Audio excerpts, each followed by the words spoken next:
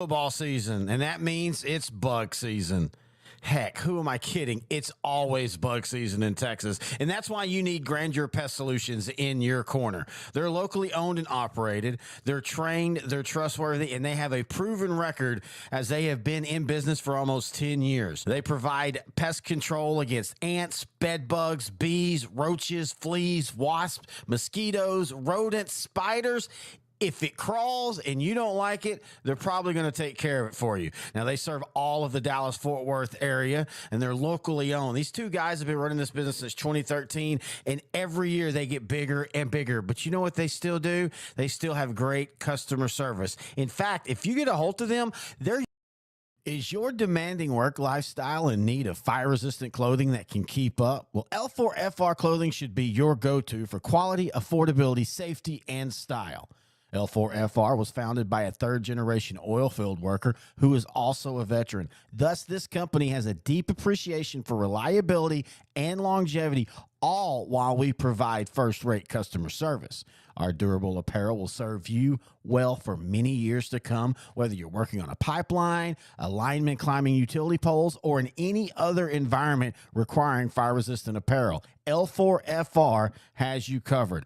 Our apparel is tough enough to resist hazardous conditions while still providing high comfort and style. L4FR provides clothing options to ensure your safety and comfort, whether you're on the job or not. To view our complete inventory of flame-resistant garments, please visit our online store at l4frclothing.com or give us a call at 817-757-4935. Si habla español. Football season, and that means it's bug season. Heck, who am I kidding? It's always bug season in Texas. And that's why you need Grandeur Pest Solutions in your corner. They're locally owned and operated. They're trained, they're trustworthy, and they have a proven record as they have been in business for almost 10 years. They provide pest control against ants, bed bugs, bees, roaches, fleas, wasps, mosquitoes, rodents, spiders. If it crawls and you don't like it, they're probably going to take care of it for you. Now, they serve all of the Dallas-Fort Worth area, and they're locally owned. These two guys have been running this business since 2013, and every year they get bigger and bigger. But you know what they still do? They still have great customer service. In fact, if you get a hold of them, they're usually going to have your quote and your job ready to go within 48 hours. That's pretty good. Now, you can call them for a free estimate at 469-809-1769. You can find them online at Grandeur4, that's the number 4, shore.com. You can also find them on Facebook. Just type in Grandeur Pet Solutions, and we are so happy that they're title sponsor for OutDrank The Coverage in 2023. All right, Terry Bennett, intern Noe here. It is time for the OutDrank The Coverage watch party. I don't even know how good this volume's doing. I got to figure that out. We're just figuring all this out on the fly. But what we're going to be doing here between now and kickoff is kind of doing an impromptu OutDrank The Coverage episode because we didn't do one earlier today. So, Noe, I will let you start while I get everything set up. Your thoughts, we'll start off with, of course, the Cowboys podcast. We'll start off with the Cowboys. What were your thoughts on the big victory against Carolina yesterday? It's what I thought it would be. Good evening to you too, Gary. Dallas wins 33 to 10 over Carolina. I thought, and Terry thought as well, that Dallas would try to be a little bit creative on offense, try to do some, little plays that they want to execute towards the end of the season, aka toward the playoff push. Um, and it was a lot closer than it should have been, but I think it was by design. I think Dallas knew that we're going to win against Carolina, Yeah. and I feel that they were just trying to practice on some plays that they should. Do you really think that? You really think that? Like, Yeah, because I really feel that Carolina is a young team yes, with a couple 100%. of veterans like Hayden Hurst and Adam Thielen. However, compared to the other teams in the league, this is a team. If you're well equipped, you should be able to beat because, like what Dallas proved, Carolina's offensive line really can't protect. In this game, Bryce Young got sacked 7 times. and hit countless times. And Yeah, I know it didn't count on the stat sheet as a sack, but that fumble that Donovan Wilson caused was basically him trying to break out of another getting hit in the backfield. Yeah, the defensive line pass wise played well. Now, the run defense, it had been looking really good the last few weeks. I thought it looked pretty good against the Eagles a couple weeks it ago. definitely looked good against the It Giants. looked good against the Giants, and joke, ha ha ha. But look what the Giants, just did to Washington. We'll talk about here. Shocker, yeah. But I'm still concerned, and I'm the only reason, and we've talked about this before.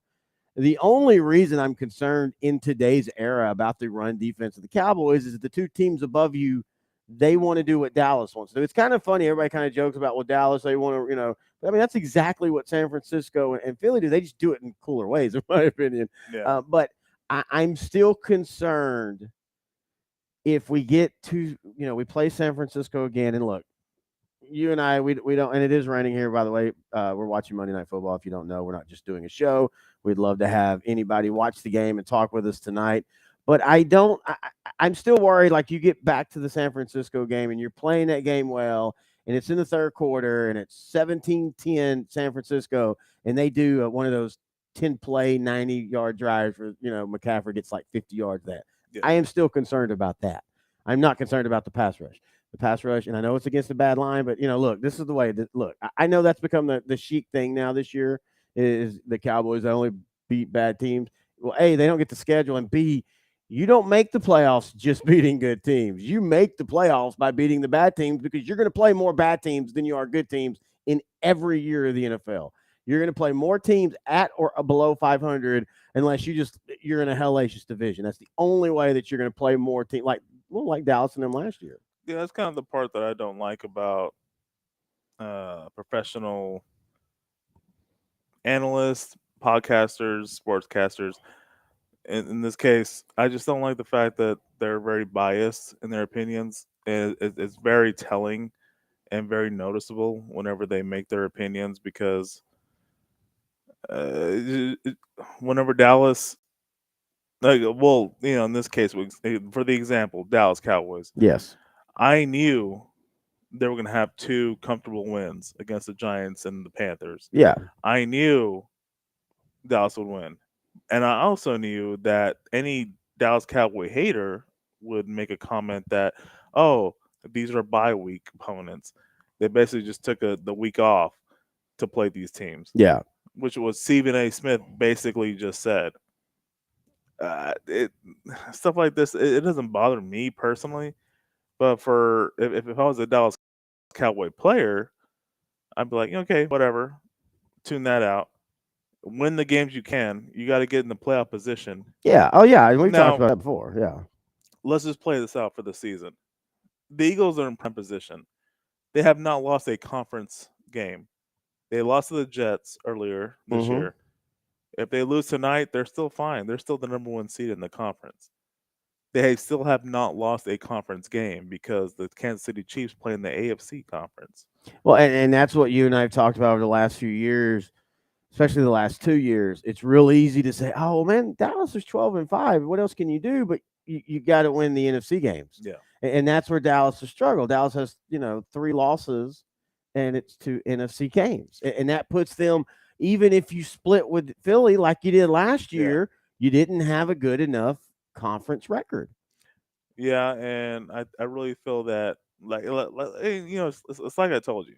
With the Arizona loss this year, you said it is what it is. This stuff happens. While I agree with you, I'm just trying to tell you this is going to cost Dallas. Like last year when Dallas lost to Green Bay and Jacksonville. Now, granted, Green Bay was, you know, 8-8 or 8-9.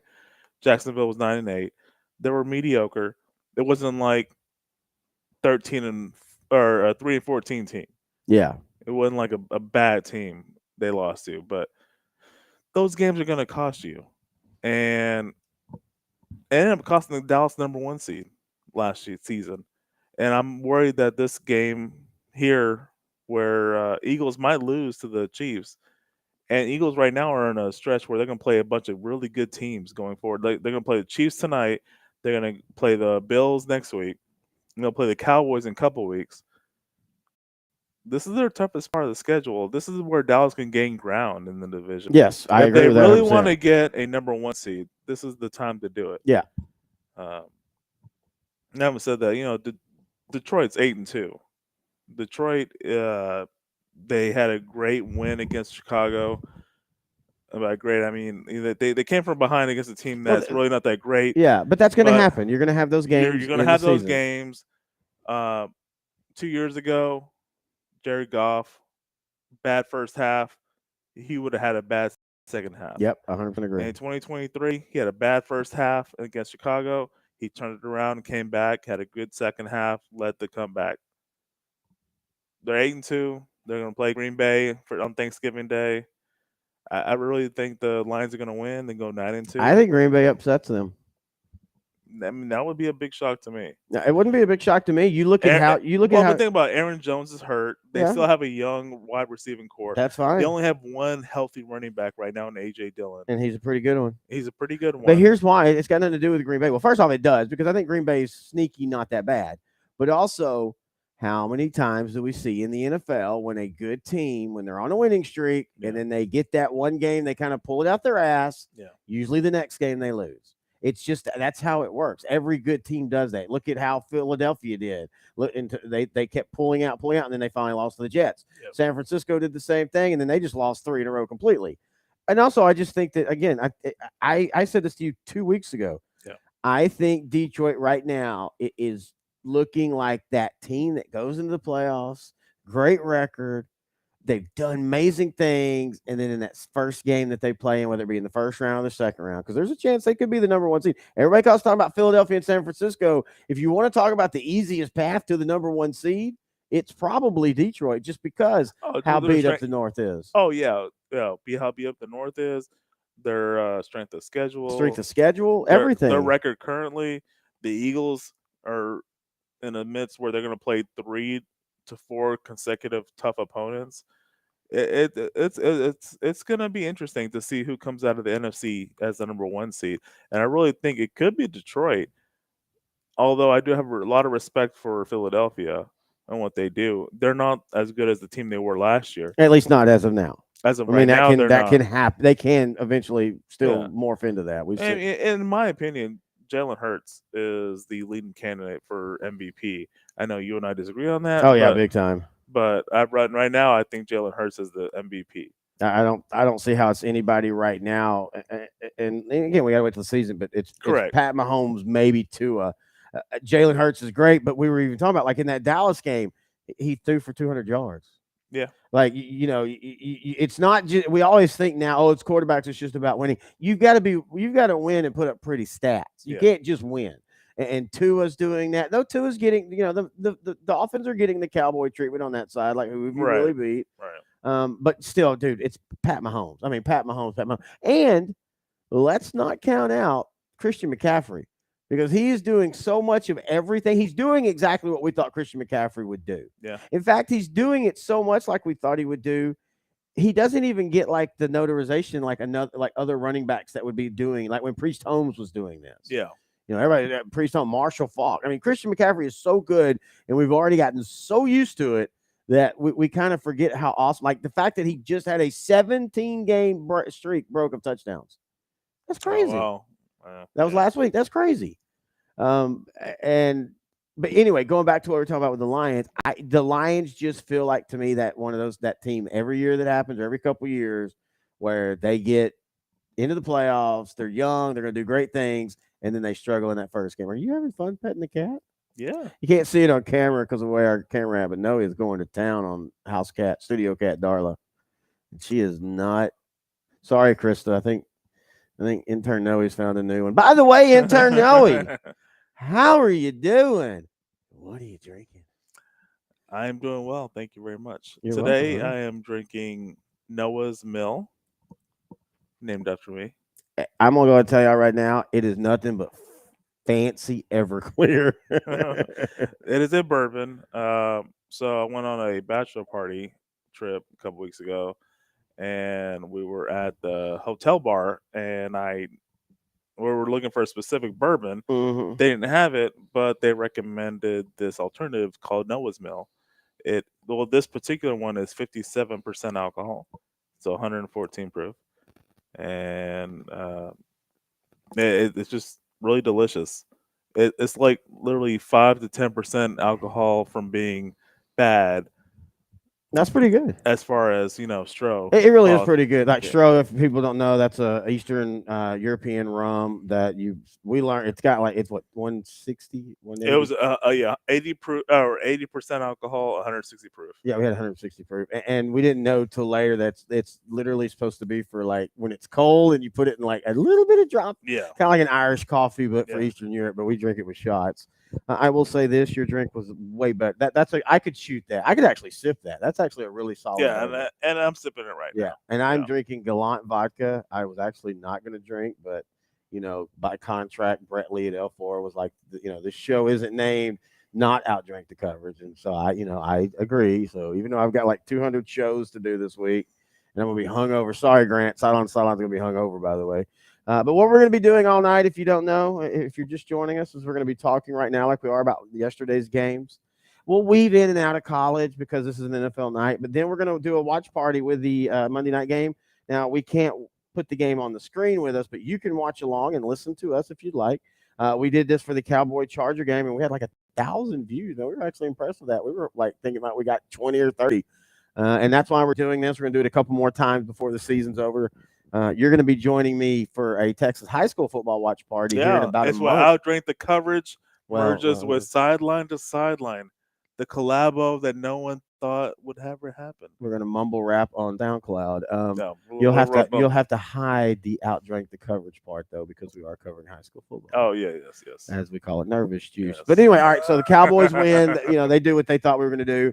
I want to talk about the other NFC East matchup, and that is one of the most what the moments, and this scares me because Dallas and Washington play on Thanksgiving Day, and it scares me because Washington looked like crap, but that's what those Thanksgiving Day games. There's history of that, where the team that loses on Sunday and looks terrible all of a sudden just plays like just amazing studs on Thursday. But on Sunday, the New York Giants. I don't know. This is one of the most confusing games ever because Washington dominated. 9 sacks. 9 sacks. And this is after they traded Montez Sweat. And yes, Chase Young. In fact, up into this game, after those trades, they had went 92 dropbacks without what they called an official pressure or sack. Pressure. They didn't even get anybody back there. But against the Giants, they went full on 9 sacks. But then the other plays, it was all big plays. And the Giants never turned the ball over. That right there was the big thing. Sacks are great. You and I have talked about this before. Sacks are great, but I'm more into the Charles Haley play. Yeah. Get back there, calls the quarterback. That's why DeRon Bland's 1 game away from breaking the all-time record. That's why Diggs 2 years ago had as many interceptions. Not because they're not good, but they're able to play aggressive because the pass rush is getting home. But for the Redskins, for the Commanders, they got home, but they were giving up big plays on the other end. But still, at the end of the day, are we going to now hear that the Giants are going to go like Washington did last year with Sam Howell, 1 good game, and Tommy DeVito is going to be the next future of the Giants? I have no idea, man. I mean, DeVito was sacked 9 times. But he looked good when he wasn't, man. But no said, turnovers. No turnovers. Washington committed 3 turnovers, 6 turnovers. 6 turnovers. 3 interceptions, 3 fumbles. That is a recipe for disaster. I'm not sure what the percentage is of teams that commit 6 or more turnovers that win a game, but I'm pretty sure it's really low. I do want to say this. I will admit I kind of might have been wrong about Sam Howell. He can make all the throws. I'm serious. Because I was real big. Like I don't understand why. Remember at the beginning of the year? Yeah. I didn't understand why they were like putting everything in this season on him. I can see that he can be possibly a quarterback that can start games. Yeah. But in saying that, he's going through those growing pains. And yesterday was a huge growing pain. 6 turnovers. They looked terrible when they weren't getting sacks. The defense looked terrible. I think we're all seeing the writing on the wall. Ron Rivera's out after this year. So they're 4-7 right now. Washington's playing Dallas on Thursday. They're 4-7. I thought they were 4-6. Are they 4-7? I don't think they've had a bye yet. Oh, that's right. That So throws us off. yeah, the whole bye schedule right now has been really tripping me out. And so for week 12, there's not going to be any bye. Everybody's playing. Yeah. But yeah, so for this week, Atlanta is off. Indianapolis is off. There was 2 other teams that were off. I can't think of them. Anyway, Washington plays Dallas on Thanksgiving. Classic NFC divisional rivalry. Classic Thanksgiving night game or Thanksgiving late afternoon game. This is going to be one of the better games. Yeah. Don't think I about agree. the record. Washington is 4-7. Dallas is 7-3. Don't think about that. It's going to be a good game. It's going to be a close game, to our chagrin. And if you wanted me to predict the score of the game, I would think Dallas would win maybe 27-23. It'll be close just because it's a divisional game. I really don't think Washington is 4-7 bad. I really think Washington is a halfway decent team. Well, I think they can be at times 7-4 good, but at times they're 2-5 bad. Like they look when they're bad, they're bad. What do you think is the reason? Is it because of players, or do you think it's because of coaching? I just think it's consistency. I mean, that's the thing you and I was talking about. The difference between a bad team, a good team, and a great team is consistency. Can you go out and do it every time? Yeah. I think it's close early, but I do think. I mean, we can make all jokes aside. Dallas right now, outside of Arizona, and in this game losing, and then last year struggling against Houston but winning. Dallas has played really good against bad opponents, and they've low-key played great at home. They finally have done something that we kind of wondered if they'd ever do in that stadium with that big audience and so many of the opponent's fans always at every game because fans sell the tickets. I get that 100%. But we wondered, would they, have home field advantage, and that's what they're having now. I think it's close early next week or Thursday, but I think it's one of those where Sam Howell hit a couple big pass plays, but he'll also cough the ball up a couple times. There'll be a couple sacks, and then Dallas is able to kind of – because that defense for them is not good right now. Like without Sweat and Chase, that back end all of a sudden is not as good as people thought it was because they have no pass rush. The run defense is meh. So I really do. I feel like Dallas, it's going to be another one of those, kind of like yesterday, kind of slow early. They're kind of just going to weed it out, don't make mistakes, and then – you look up and it's going to be 35-10 and something like that. But anyway, let's go to some of the other NFL games. I don't even know if I have the right. Yeah, I do. Okay. I think the biggest news, of course, is last Thursday night's game. 2 really good players for the AFC. One of them leading or not leading a team to the playoffs, probably not now. And another one in Mark Andrews. That is the difference, in my opinion, of a team like the Ravens being an AFC conference title, champion or losing in the championship game and making the Super Bowl. Even though what's his name, Isaiah Likely, he had a good game last year. I remember when Mark Andrews was out. He did. But the biggest one, of course, is Joe Burrow. He tears his ligament in his wrist. He's out for the year. And I do think it's now fair to go, okay, everybody has talked about Lamar Jackson outside of his MVP year. Oh, he gets hurt. He's a running quarterback. He gets hurt. It's time to look at Joe Burrow. I mean, Joe Burrow has tore a knee. Yeah. He's now had a wrist ligament. So that's his 4th year, and he's 2 of those years he's going to miss multiple games.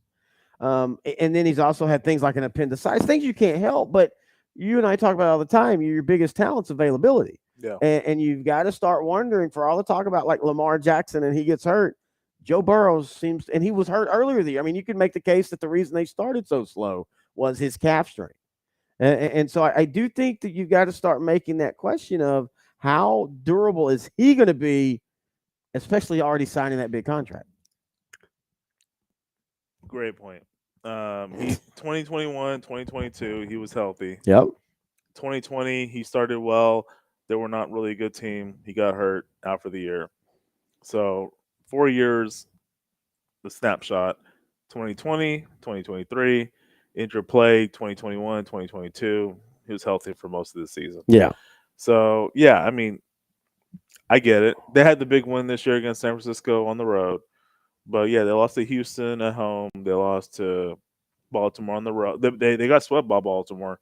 I'm not really sure what's going to happen with this team. They might as well just tank and That's what go. you and I are talking about. I think this would be a great little reset for them. No, Get a top 10 pick, get some offensive line depth, I really think that'd be their best option short term. and it also might help you. You can let T. Higgins go because he's about to hit a big deal, and you get another good wide receiver on a rookie contract. Yeah, because at this point, because they have him, obviously Jamar Chase, they have Tyler Boyd. They're gonna pay Chase. Higgins is a great talent. I'm not sure if they're willing to pay him that I level. think if the money's right, I just don't know if they can afford him. I mean, he is Now, legitimately to me, a 1B receiver. yeah, I think you can make the case that with Godwin and both Godwin and Mike Evans kind of being hurt, Michael Thomas has not been consistent enough. Brandon Cook hasn't been consistent enough. You can make the case that Higgins is the best number 2 wide receiver. Maybe Lockett, but he's kind of not been as consistent as he was. yeah, Michael, what's his name out at Mike Williams out at Chargers? He's out. yeah. Uh, Paku, he's kind of faltered a little bit in the last few weeks. He's not getting as many targets. And plus, he's a rookie. So yeah, I think you can make the case that T. Higgins. I think T. Higgins is up for a 5-year, 70, 80, $90 million type He deal. might be in line for a wide receiver one salary. Yeah, And exactly. that might be the problem for the Bengals. Yep, I agree. Uh, yeah, so I think they just ride out this season. I really don't think they should be focusing more on Super Bowls. They need to focus on their defensive coordinator, Lou Anamuro, resigning and staying with Cincinnati. He's an excellent coordinator, and I think he will be able to scheme whatever defense they need to succeed consistently. He's done a lot with less, so I really like that about him. On offense, uh, just continue to build an offensive line around Joe Burrow. They did a really good job this year. They tried last year, didn't work as well, but they still succeeded. This year, they have a better offensive line than they did last year. Well, But outside of that, like at some point, Tyler Boyd's not gonna be able to be that big play number wide receiver 2 threat. Right now he can like get you 3 games out I of the year that he'll get you 100 yards and a couple of touchdowns, but that's really about it. That's his ceiling. I gotta ask is I mean I know he's older, was he 31, 32? I mean No, is he's not even 30. I oh don't think. really? So Yeah, is he? I mean maybe the only reason he hasn't been a number 2 is because he just happened they drafted T Higgins and T Higgins happened to be a yeah. revelation. That's exactly what I happened. kind of think maybe Tyler Boyd could still be a number 2 in the right spot. Yeah, but just not for Cincinnati. Yeah, not for Cincinnati, but I mean, But the Bengals are in a situation when they decide, hey, how do we want to structure this team? If it was me, I probably would just give him the contract he wants, just so I can have Jamar and T Higgins. yeah, Tyler I Boyd's would I 29. would probably lowball Joe Mixon because you do have some options Well, yeah, and at running back running back. as we talked about with running backs, they're replaceable now. Though he started slow, but he's quietly had a pretty good game, a pretty good He season. has. Um, but with T Higgins, I still think I love T Higgins, and I would not hate it if the Cowboys picked him up as a. But I think he'll want number 1 Yeah, position.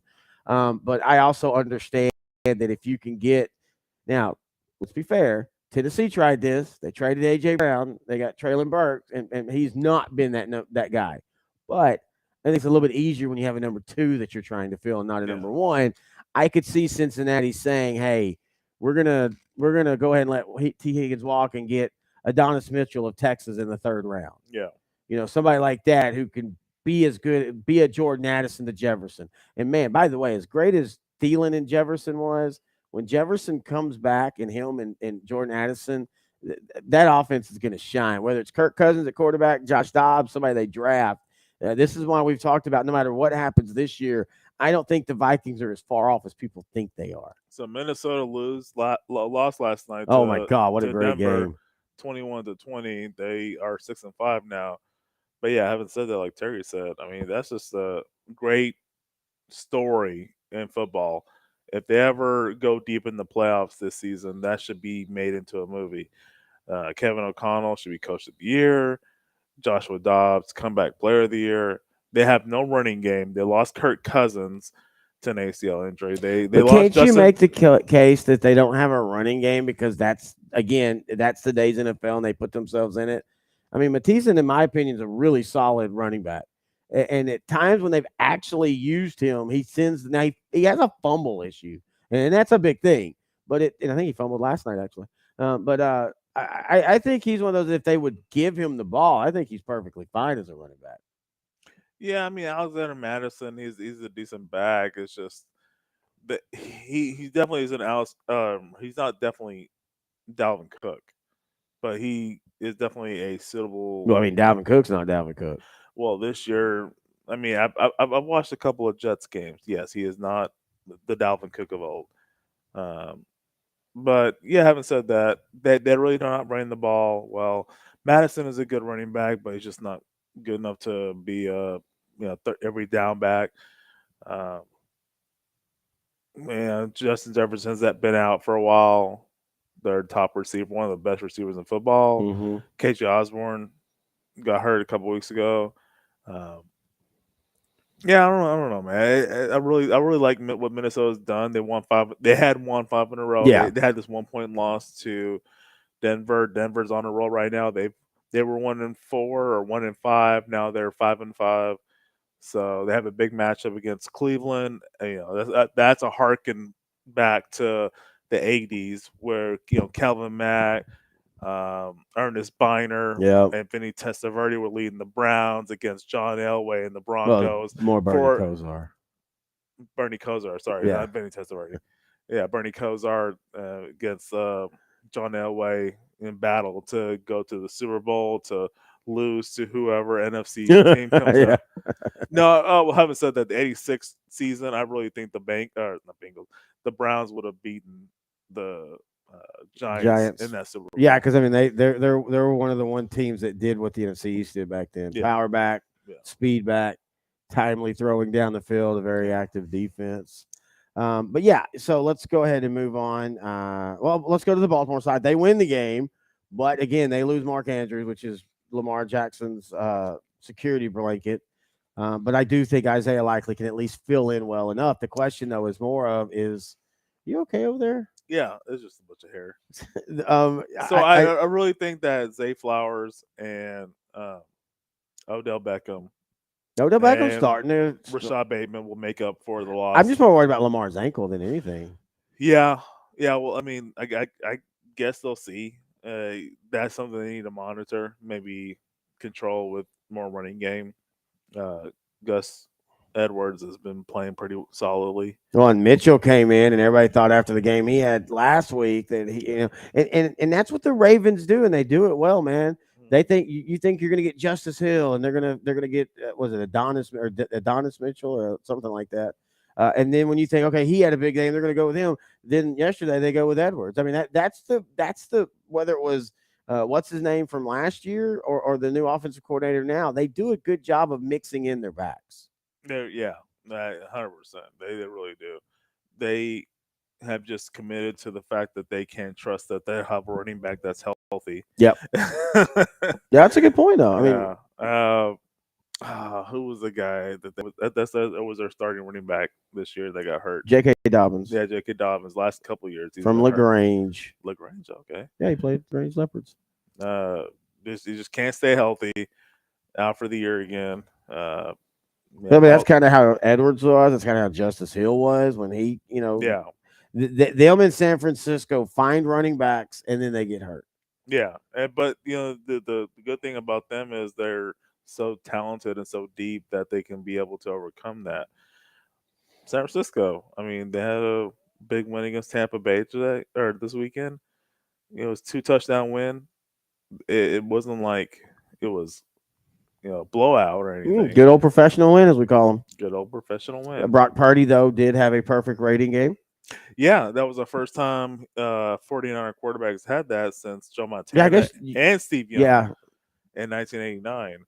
I'm not sure if it was this. I don't know if Steve Young threw that many balls in the game he had a perfect game in, but Oh, probably, but they threw the ball all the time. they did. But I mean, it might have been a game where they just didn't need to. Mm. So they might have just been a blowout, and they were able to just throw minimally and run more. Um, oh man, I'm looking at this game right now. Philadelphia, Kansas City, can't wait for it. Looking at it, I think storm. I think the weather is going to play a big role. It looks like it's just raining pretty hard right now. They're showing on Monday Night Football on ESPN.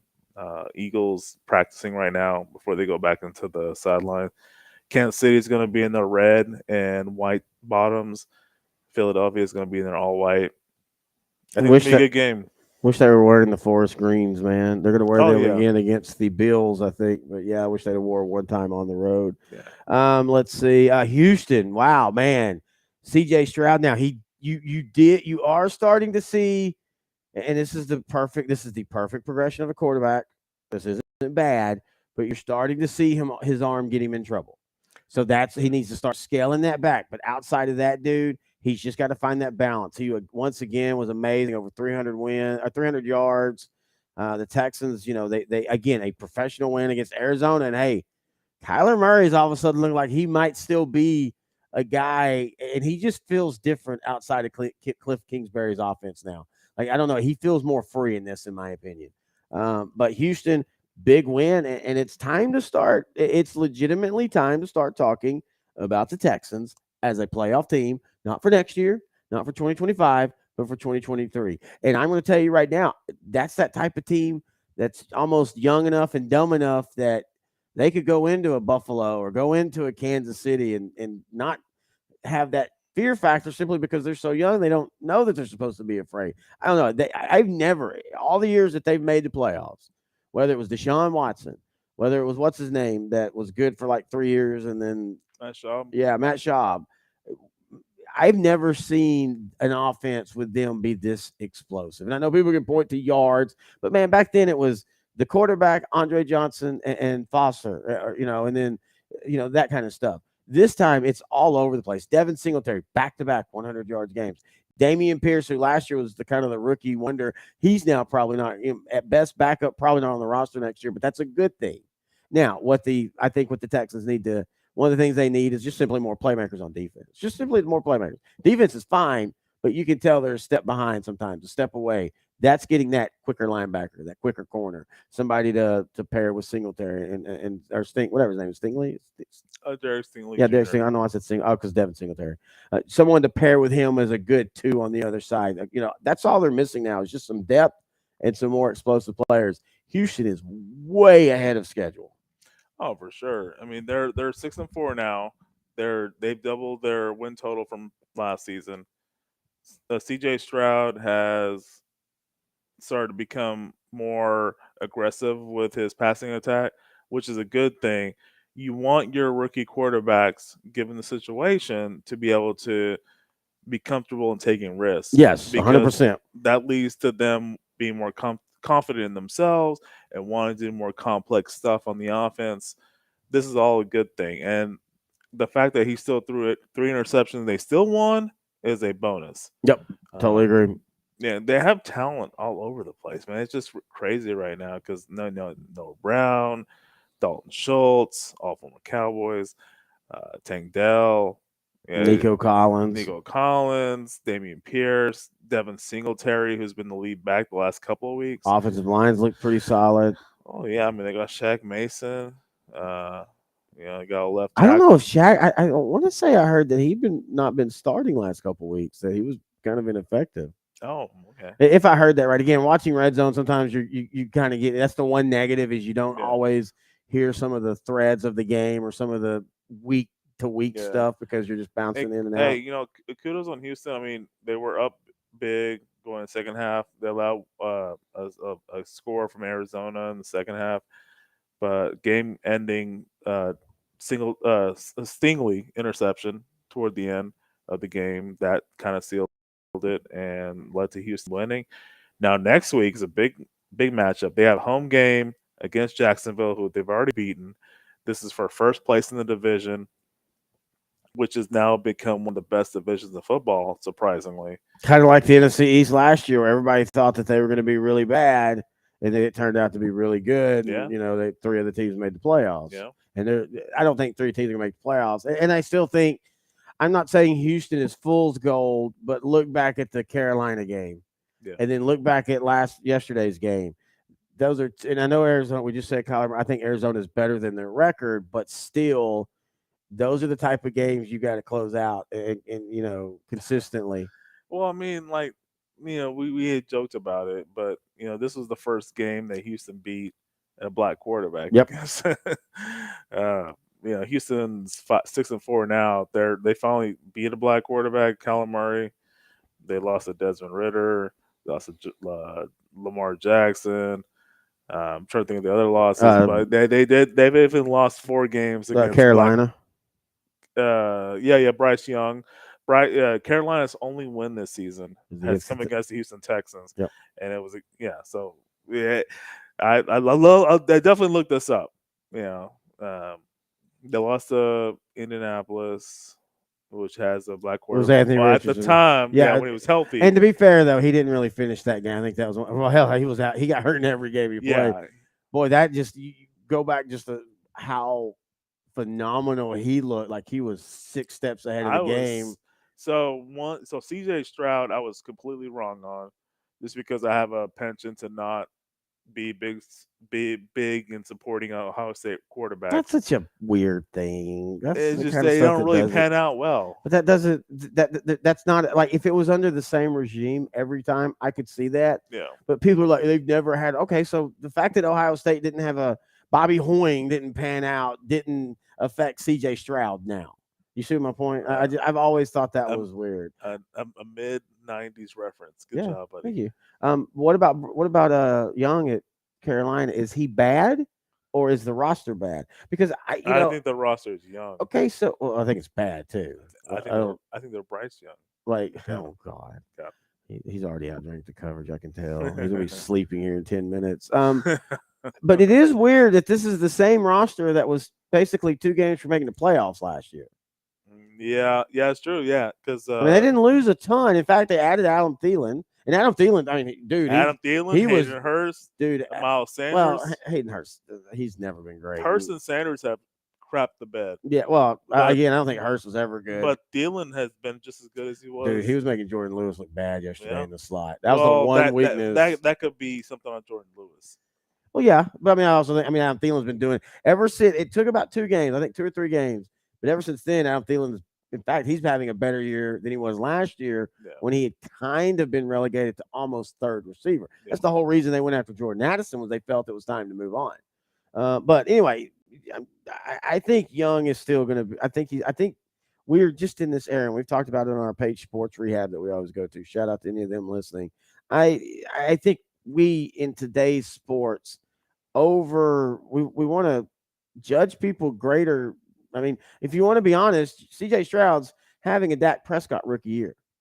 Like he's taking the world by storm. Dak Prescott, oh my God, he's ahead of the game. I think he's more aggressive than a rookie Prescott. Well, I mean, not at first. That's why he didn't throw interceptions for Now he's being more aggressive, and he's thrown 3 interceptions. Again, that's my point.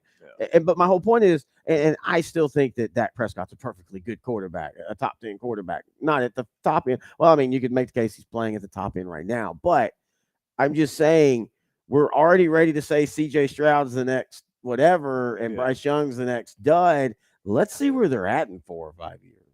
Carson Wentz, dude. We thought in 2017 that holy crap. I can remember you and I having the conversation of holy crap, Dallas is in trouble because Philadelphia might have finally got that superstar quarterback. And now look where he's at and look who they have. So I do think that we're really too quick to judge in today's sports world. It gets a little annoying at times, but that's just how it is. Yeah, I remember us, in the early 2000s, Chad Hutchinson left. After he left Dallas, he went to Chicago and had one game where he had, not a Brock Purdy game, but decent, but it was like 3 touchdowns, over 60% completion. Pretty great day for him, and they were extrapolating that to. Oh, he could probably be a fringe Pro Bowler. Yep. So Yep. I completely get that. Man, how You, about the Chargers, dude? oh man, you hate Brandon Staley. Like you have a hate for him. You really Honestly, do. I mean, I'm not saying it's all wrong right. or not, So but you have a Brandon Staley, head coach of the LA Chargers, they're 4-6 right now. They went to Green Bay. They were in control, in my opinion. They lost on a Julian Love, Julian Love, Jordan Love game-winning touchdown pass to Romeo Dobbs. great play, by the way. 23-20. Packers and I think 4 or 5 game winning or losing streak. Yep. Chargers lose. They're both I think 3-6, 4-6. Brandon Staley's been under pressure about. So Brandon Staley, the head coach of the Chargers, he's also doing the defensive play calling, Mm-hmm. and he's been kind of gotten under pressure because the defenses hasn't been playing up to par. Now, you and I would see that as well. It's a team sport, Yeah. so we look at the offensive side as well, and they have also not played up to par. And we kind of noticed it when Dallas played the Chargers on Monday Night Football. Their offensive coordinator is Kellen Moore, who used to be the Dallas Cowboys And I think offensive for the coordinator. most part, he's called pretty good games this year. Yeah, I mean, if you look at the Miami game, the Detroit game, Even the Dallas game at times, he even the had some Dallas good. game, like he's not a bad offensive No, coordinator.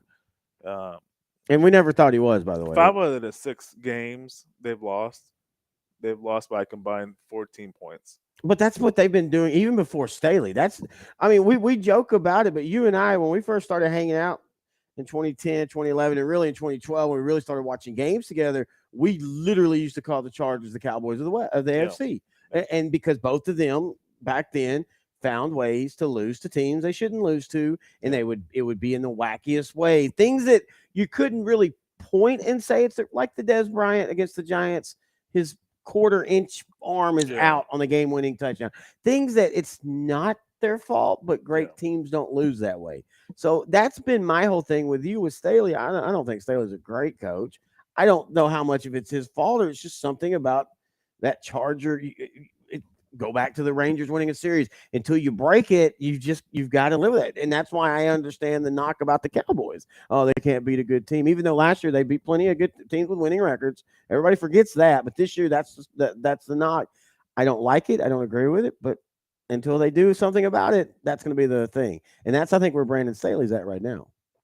Yeah, I think he is. I think he's starting to get frustrated. He was taking out on reporters, which is I don't really agree with, just because they're just doing their It's just jobs. it's a no-win situation. You're gonna even if Yeah. you're right, you're gonna look bad doing it. It makes him look bad in the sense that if he's shitting on these reporters that are just doing their jobs to feed their family, it almost comes across like, oh, I kind of agree with you, but I want to keep my job, so I'm gonna crap on whatever you're saying. Well, yeah, or they're just they get defensive. You don't want coaches, man. I'll tell you, They dealing with would it rather lose doing it their way exactly, than win doing it and you someone don't else's they don't way. like to be called out about it. When you call them out, they get offensive, even if it's just a benign question that a fan's wants to ask. Yeah. I don't see him surviving this offseason.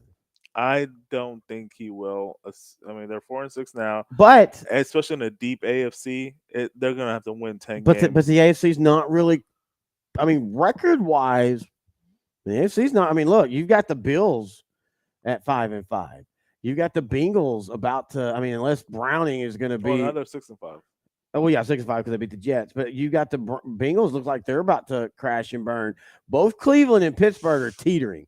I mean, yesterday felt like almost an elimination game early. Yeah. But both of those teams, I can see, in the next 6 weeks, winning 4 of 6 or losing 4 of 6. Yeah. You've got the Colts. I mean, so I don't know if it's that deep, at least record wise. I still think overall. Well, I don't know. Is the AFC overall better than the NFC? That's a good question, actually. That's a really good question. I would say yes for right now without thinking about it. Yeah. But not 100% sure. But so my point is, as much as we were bitching about them, it would also not shock me to see the Chargers win 5 in a row and be all of a I sudden. mean, they have the talent. Like for me, Well, that's what you and I were talking about. Quentin Johnson, he was not like on draft day when we did our live show. I was not a big fan of him. I know he had a great career at TCU. They went to the championship last season. I just didn't feel like that his skill set would translate well into the NFL. So far, I've been proven right. Yeah, but again, we haven't even I got know what you're gonna say. Yeah, Receivers take a little bit more time. The special ones can get it immediately, but most really good receivers they need at least a year. I remember DK Metcalf. I was big on him coming out of Ole Miss. He needed almost the whole year. I really didn't see him produce until the playoff yeah, game that season against I think when Seattle made it to the playoffs in 2019. They went to Philadelphia. They were a week 9-7 team, but they were still the division champs because Dallas crapped the bed that 2019 season. They were the yeah, team that would win 50-0 against a bad team, but then lose 19-3 against a bad or a semi good to great team. yep. Um, so yeah, there was just one of those teams where like that the DK Metcalf he was okay for the season, but then he really started playing well in the playoffs, and that carried over to 2020 and then going forward. So most receivers they usually take a half a year to be able to figure it out, and then they start getting good. But Quentin Johnson to me, I mean, just like with Keenan Allen in that game, he just had a bunch of drops. I don't know. I just never thought he would be a great fit for the Chargers. I really felt that the Chargers get a receiver, they should have got Zay Flowers or Jordan Addison, who are available to the Chargers. But kudos to the Ravens and the Vikings for getting such a stud, stud talents like I'm them. still not 100% sold on Flowers. I do like Jordan Addison. I think Jordan Addison, and I think there's a world where Jordan Addison might make Jefferson expendable Yeah. at whatchamacallit. You know what? We're gonna take a quick break. We're about 15 minutes till kickoff, and then we'll come back and talk a little bit more stuff right here on OutDrank the Coverage, the live Monday night football watch party. Football season, and that means it's bug season. Heck, who am I kidding? It's always bug season in Texas. And that's why you need Grandeur Pest Solutions in your corner. They're locally owned and operated. They're trained, they're trustworthy, and they have a proven record as they have been in business for almost 10 years. They provide pest control against ants, bed bugs, bees, roaches, fleas, wasps, mosquitoes, rodents, spiders.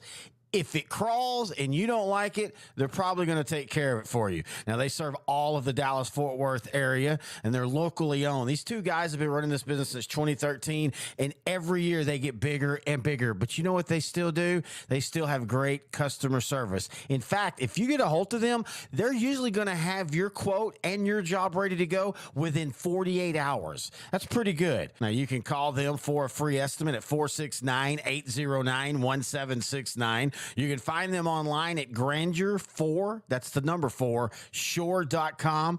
You can also find them on Facebook. Just type in Grandeur Pet Solutions, and we are so happy that they're title sponsor for OutDrank the Coverage in 2023. Is your demanding work lifestyle in need of fire-resistant clothing that can keep up? Well, L4FR clothing should be your go-to for quality, affordability, safety, and style. L4FR was founded by a third-generation oil field worker who is also a veteran. Thus, this company has a deep appreciation for reliability and longevity, all while we provide first-rate customer service.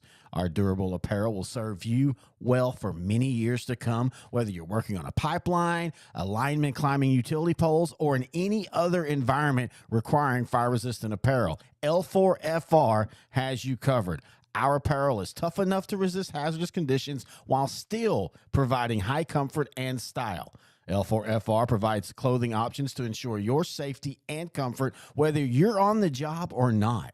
To view our complete inventory of flame-resistant garments, please visit our online store at l4frclothing.com or give us a call at 817-757-4935. See Abla.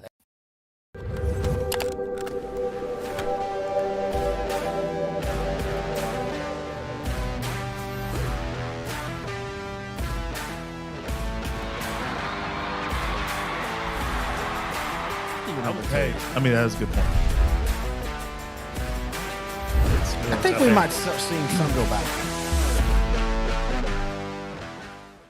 No, just a shot. Terry Bennett back here. Intern Noah's getting our OutDrank the Coverage drinks as we're about to toast before kickoff. Hey, tell your friends if they want to watch this with us. We're going to be here till the end of the game. Halftime will kind of continue, and we'll talk through the process of the game. We'll talk, of course, the game, but we'll also talk some of the other NFL stuff. That's what we did last time when we did the Monday Night Watch Party, Cowboys Chargers. That turned into a great game. Cowboys won with a late field goal, 20-17, which oddly enough was exactly the same score the last time they played the Chargers, and that was another at the end of the game winning field goal as well. So just kind of an interesting little side note there. That's what we do here on OutDrank the Coverage. We can't show the game, so you're going to have to watch it and then just tag along with us and join us. We're on Facebook, OutDrank the Coverage, YouTube, L4 Media. Here we go. We're going to do a shot on the air. I'm gonna bring my headset up just a little bit. My fiance understands now why I will need a lot of chocolate milk in the morning because she's watching us. Here we go, OutDrank the Coverage as they're showing coverage plays. Great timing.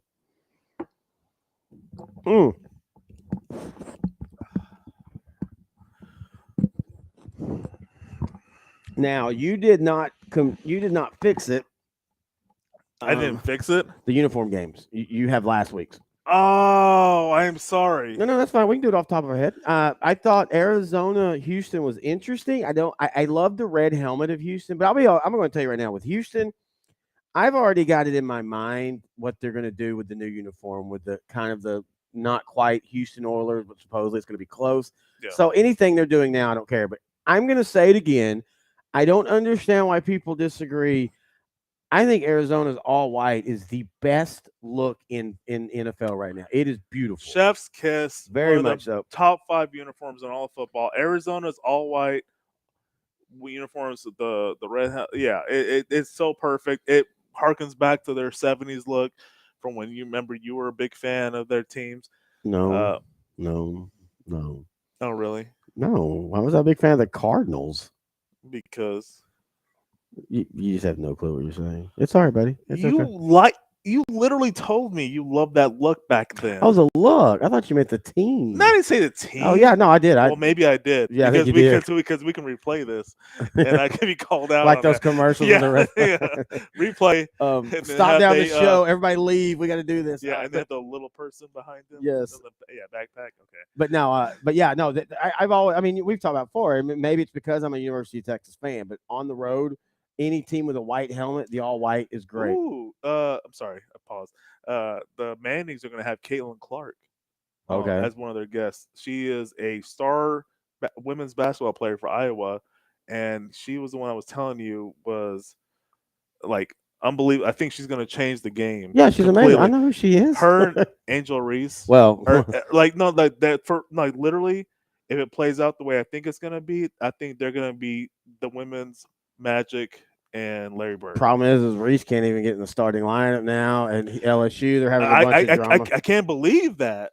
Because LSU came out number 1, lost. Yeah, lost to they lost their first game, dropped. Now South Carolina's number 1 in the rankings. Now South Carolina's a great team, but well, apparently Reese and I have no clue, so I'm just literally going off what people are saying. Yeah. But apparently she's let the fame and all that get to her, and she's kind of having a big. Oh, that's fixable. I mean, she's already been to the promised land. She knows what it takes. She met me. Anyway, the vodka promised land. Yeah. I was going to say right now. Yeah, but I really think that she'll be fine, and LSU will be fine. And they're well coached. They're one of the greatest coaches of all time. So. But her style can rub really quick on people like her. Like we talked, Grenier has that issue with her. Well, I mean, but they won a couple of championships at Baylor. They won the first championship at LSU last season. That was a great story. Story. But anyway, that was the highest rated championship final, it was the highest rated game for women's basketball ever. I think, yeah. But it was because they're letting the women be themselves. They're letting them show some character, some personality. And I thought it was Caitlin Clark and Angel Reese trading like the old John Cena. You can't see me. Well, I was about to say, I thought Caitlin Clark coming out afterwards and saying that's what we do. And that's the thing I've tried to explain to older people when it comes to talking crap and stuff.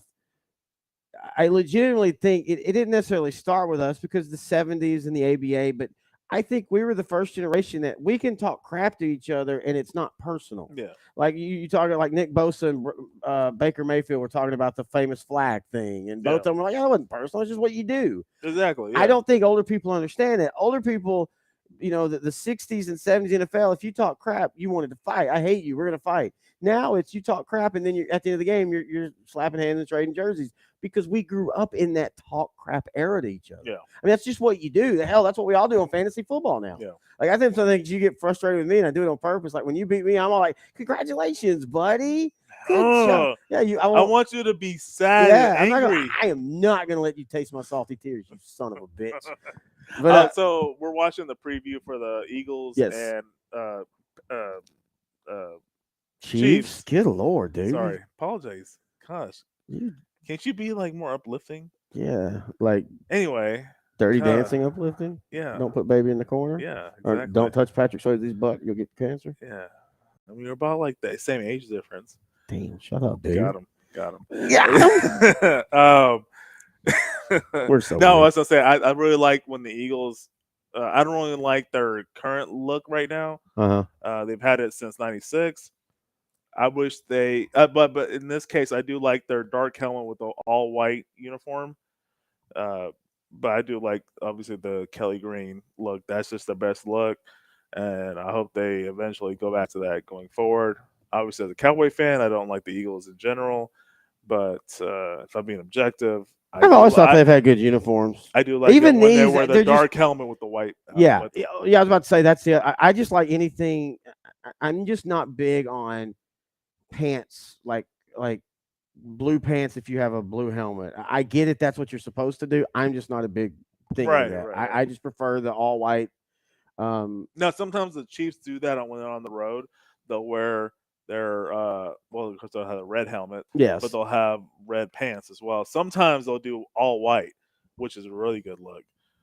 Back in the day, they used to do it, but I remember like 6-7 years ago, they would wear red pants with their white jersey. Yeah, and they still do that here. They still do that a lot, actually. And I will say this: I think we're in the best era of uniforms because teams we're getting exactly what we want.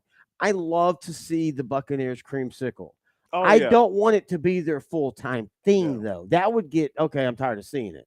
So them wearing it 2 times a year. Now, I will say this: I think the Eagles should go back to their old green. I just think it was a better look. Yeah. Even when they changed it to this, perfectly fine look. But even then, I was like, it's not the same. It doesn't stand out.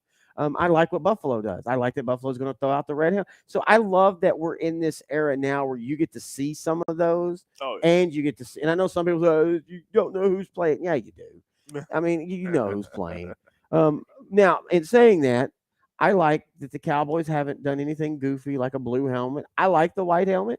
I do wish they would do the white helmet with the regular white jerseys and the white pants. I don't think they need the blue. I just don't see the need for that, what they wear. I do like that at Thanksgiving, though, they kind of wear their retro look. Yeah. I want them to go back to 93 retro or 94 retro look, though. I would love to see the old 75-year anniversary. Well, yeah, just the blue star and the whites. I wish they would go back to that at least for a game. I think with Dallas, I wouldn't mind. You had mentioned you wouldn't like it, but I think I wouldn't mind if they went with the blue helmets with the white. I don't think it look good. Gray jersey.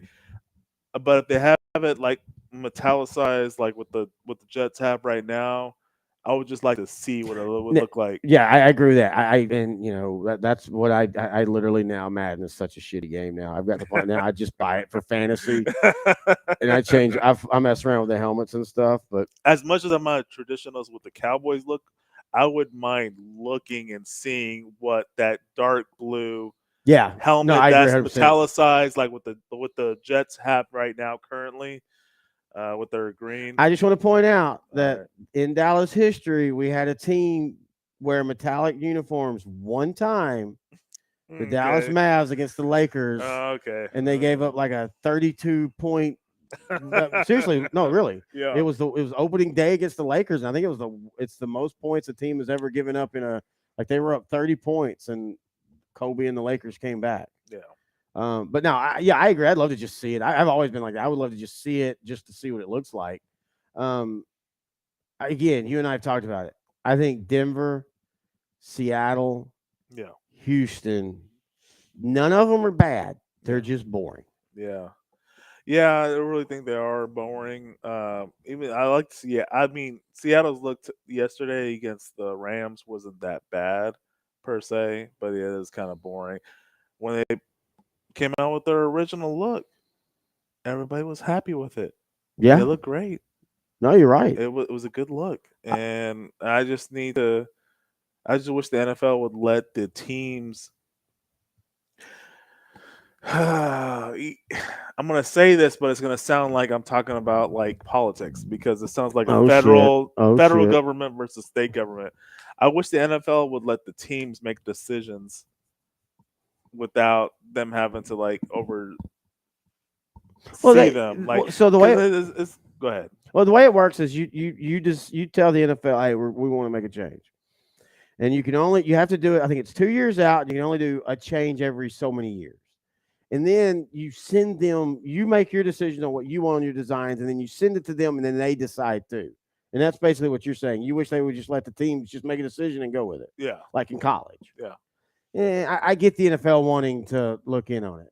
I get that because I think I think there's probably some really, really It ugly. makes sense. It Yeah, would be consistent because they're all about consistency. for consistency and protecting the shield. Yeah, You never want to disrespect the shield.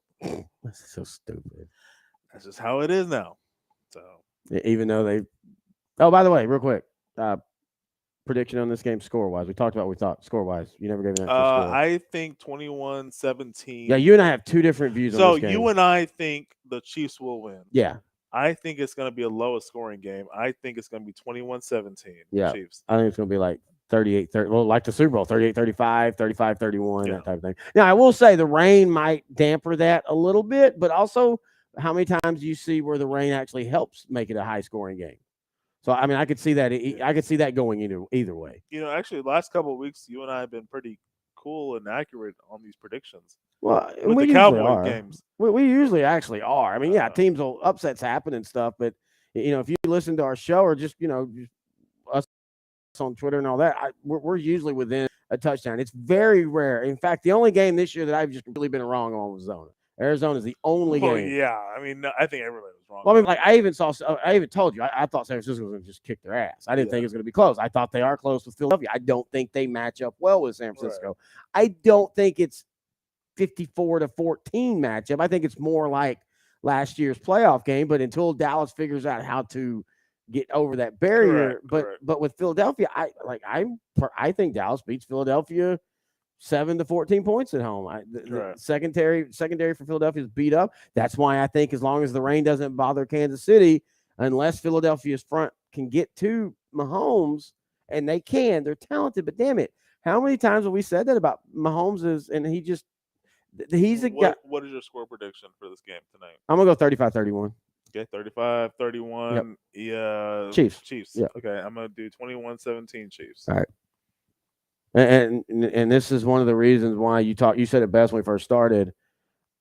This is the Eagles are about to go through a stretch where they might lose 2 or 3. They could also win all 3. I could see that easily. Well, after this game, they're going to play the Bills. They're going to play the Cowboys.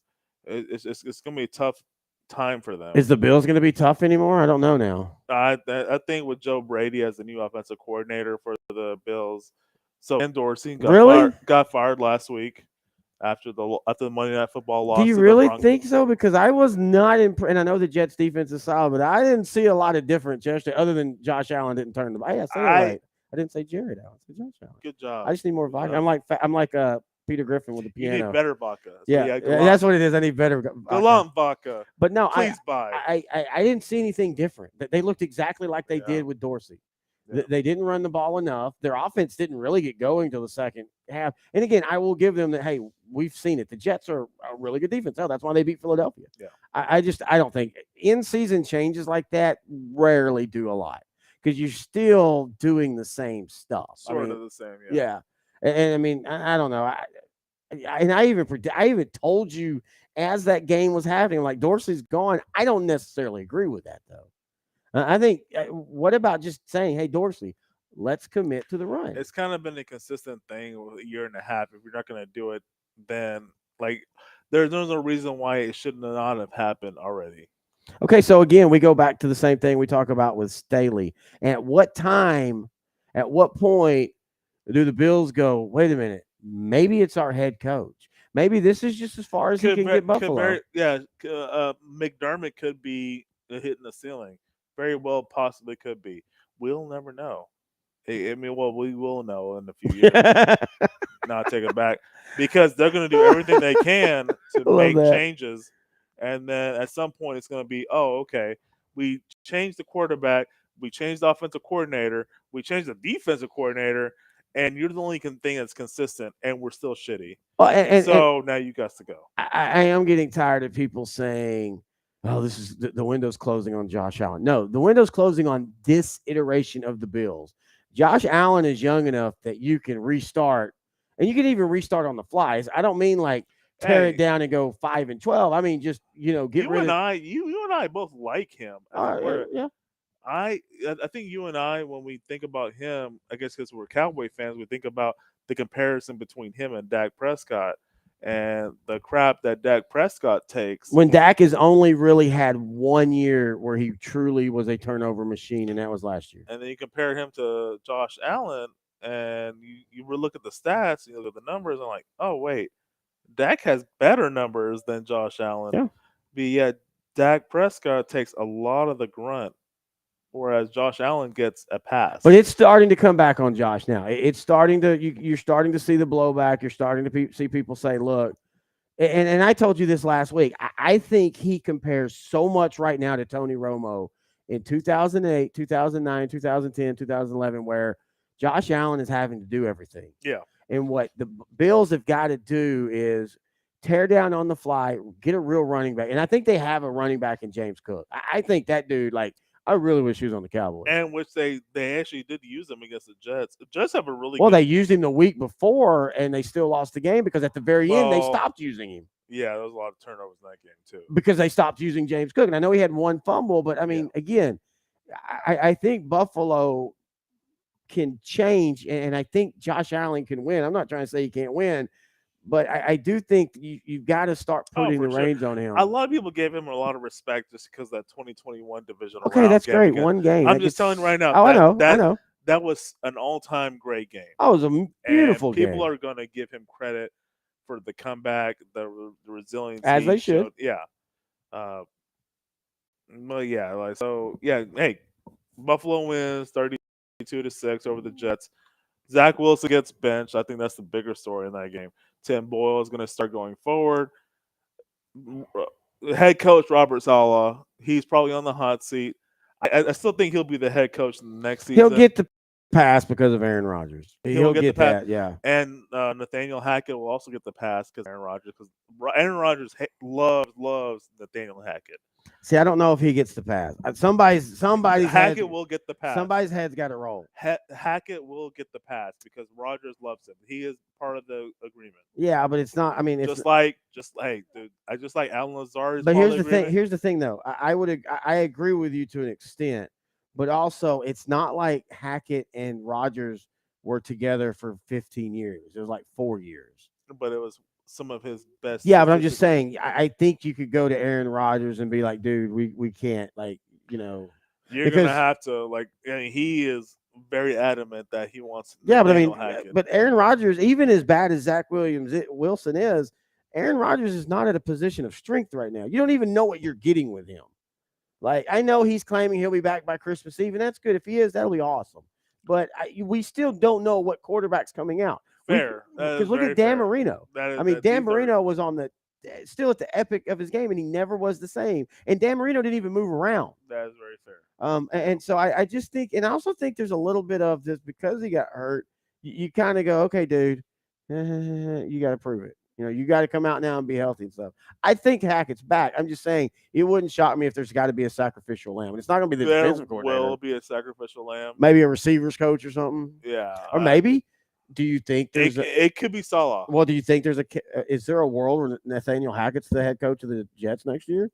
Because then he becomes like the next Josh Daniels. If they fire Saleh now or like with the next few weeks, and they won't fire him to the end of the year. They won't fire him. But I'm saying like that is a scenario. If I think fire him before the end of 3 games before, and then Nathaniel Hackett goes on a 3-0 run, and they're almost in the playoff chase, then yeah, that I would don't be think. I don't think Aaron they. Rodgers' wet dream, and Yeah. and then the Jets will go into 2024.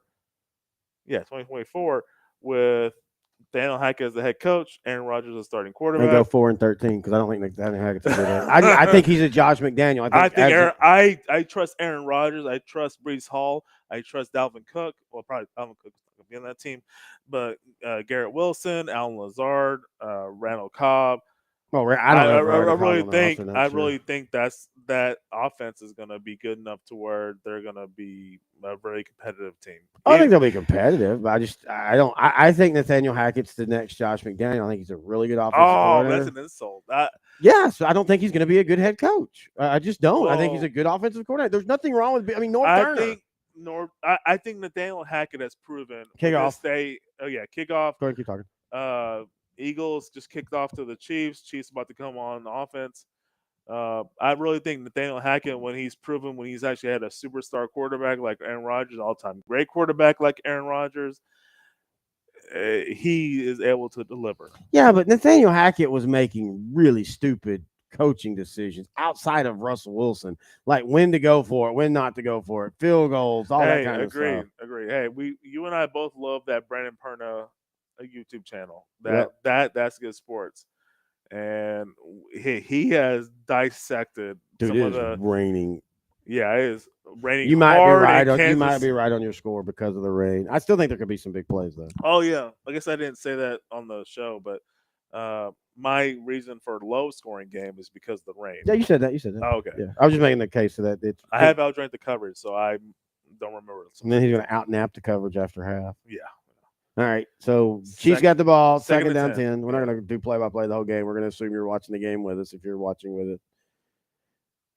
Mahomes and there's that pass rush we're talking about. If they can get to Mahomes, if you can get to any quarterback, Hassan Reddick gets a sack, makes it third down. But this is the Chiefs' way too. They all look like crap for 3 drives, and then you look up and they've scored 21 points, and and it's like, where'd that come from? Hey, that is the modern day sports. Like, it think really about is. the Golden State Warriors in the prime.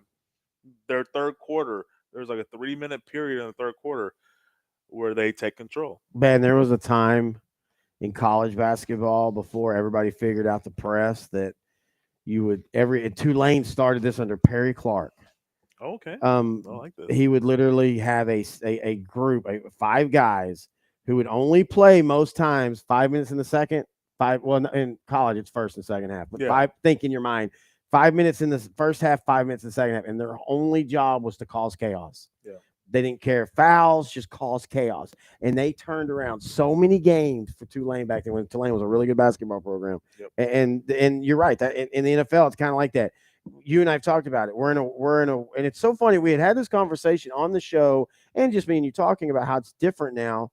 Quarterbacks suck, but the reason they suck is because everybody plays a very soft shell and tries to pass rush.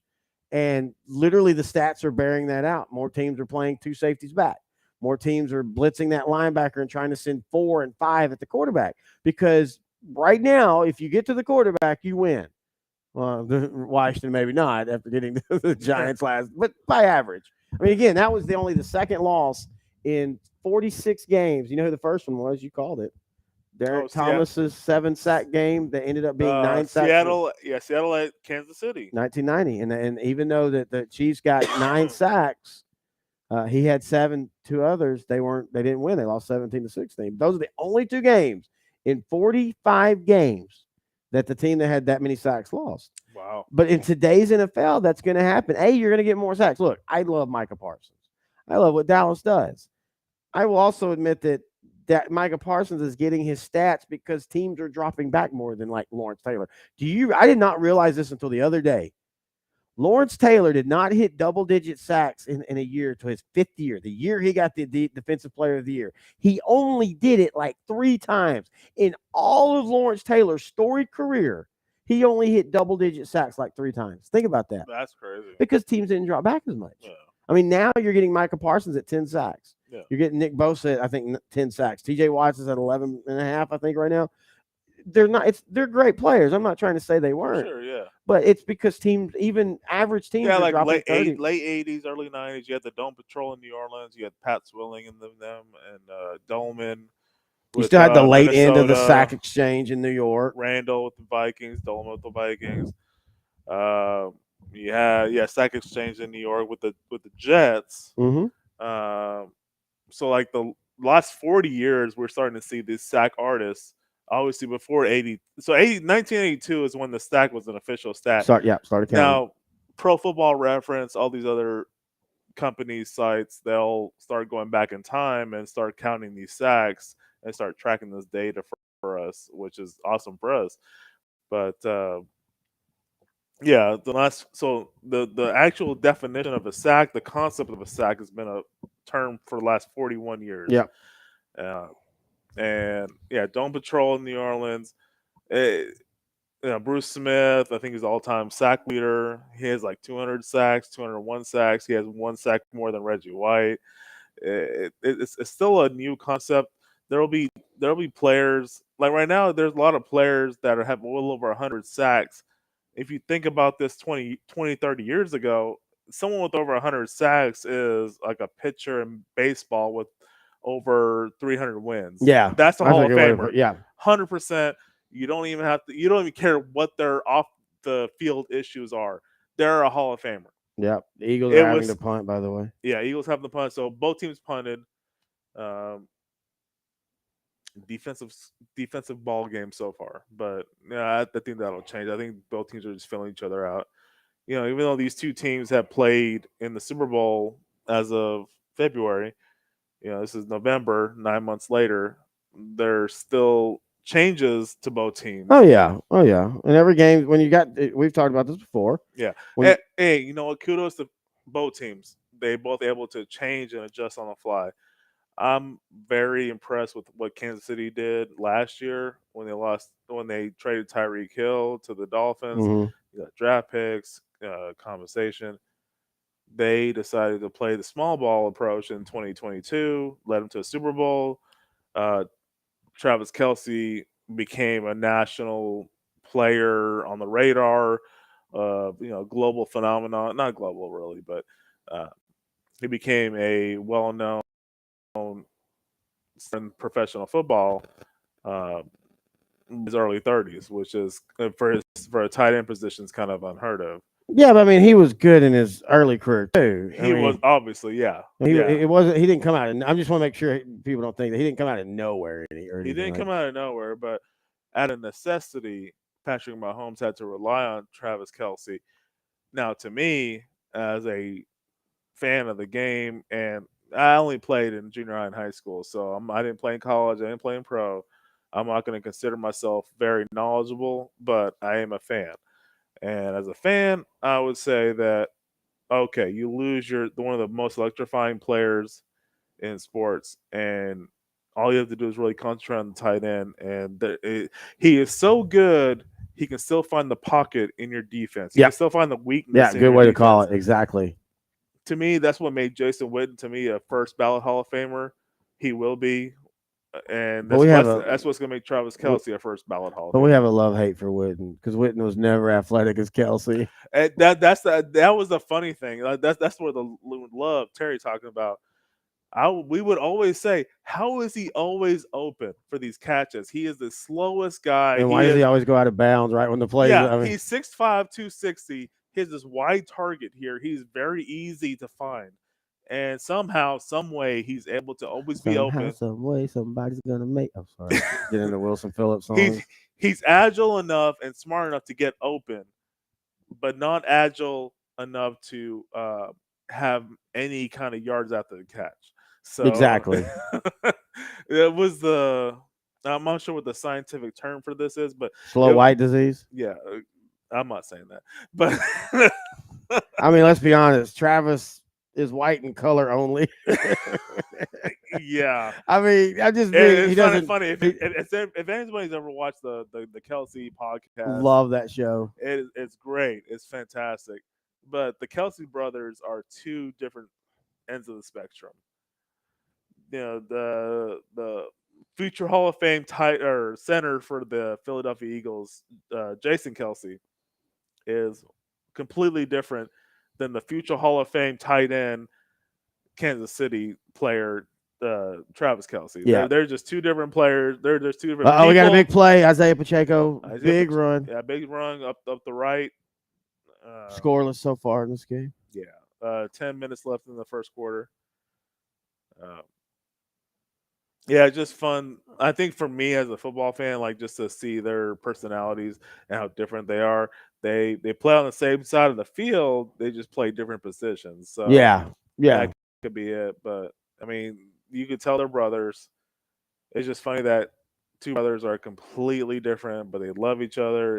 It's kind of a beautiful thing. Oh no, it actually really is. I love their podcast. It's fun to listen to.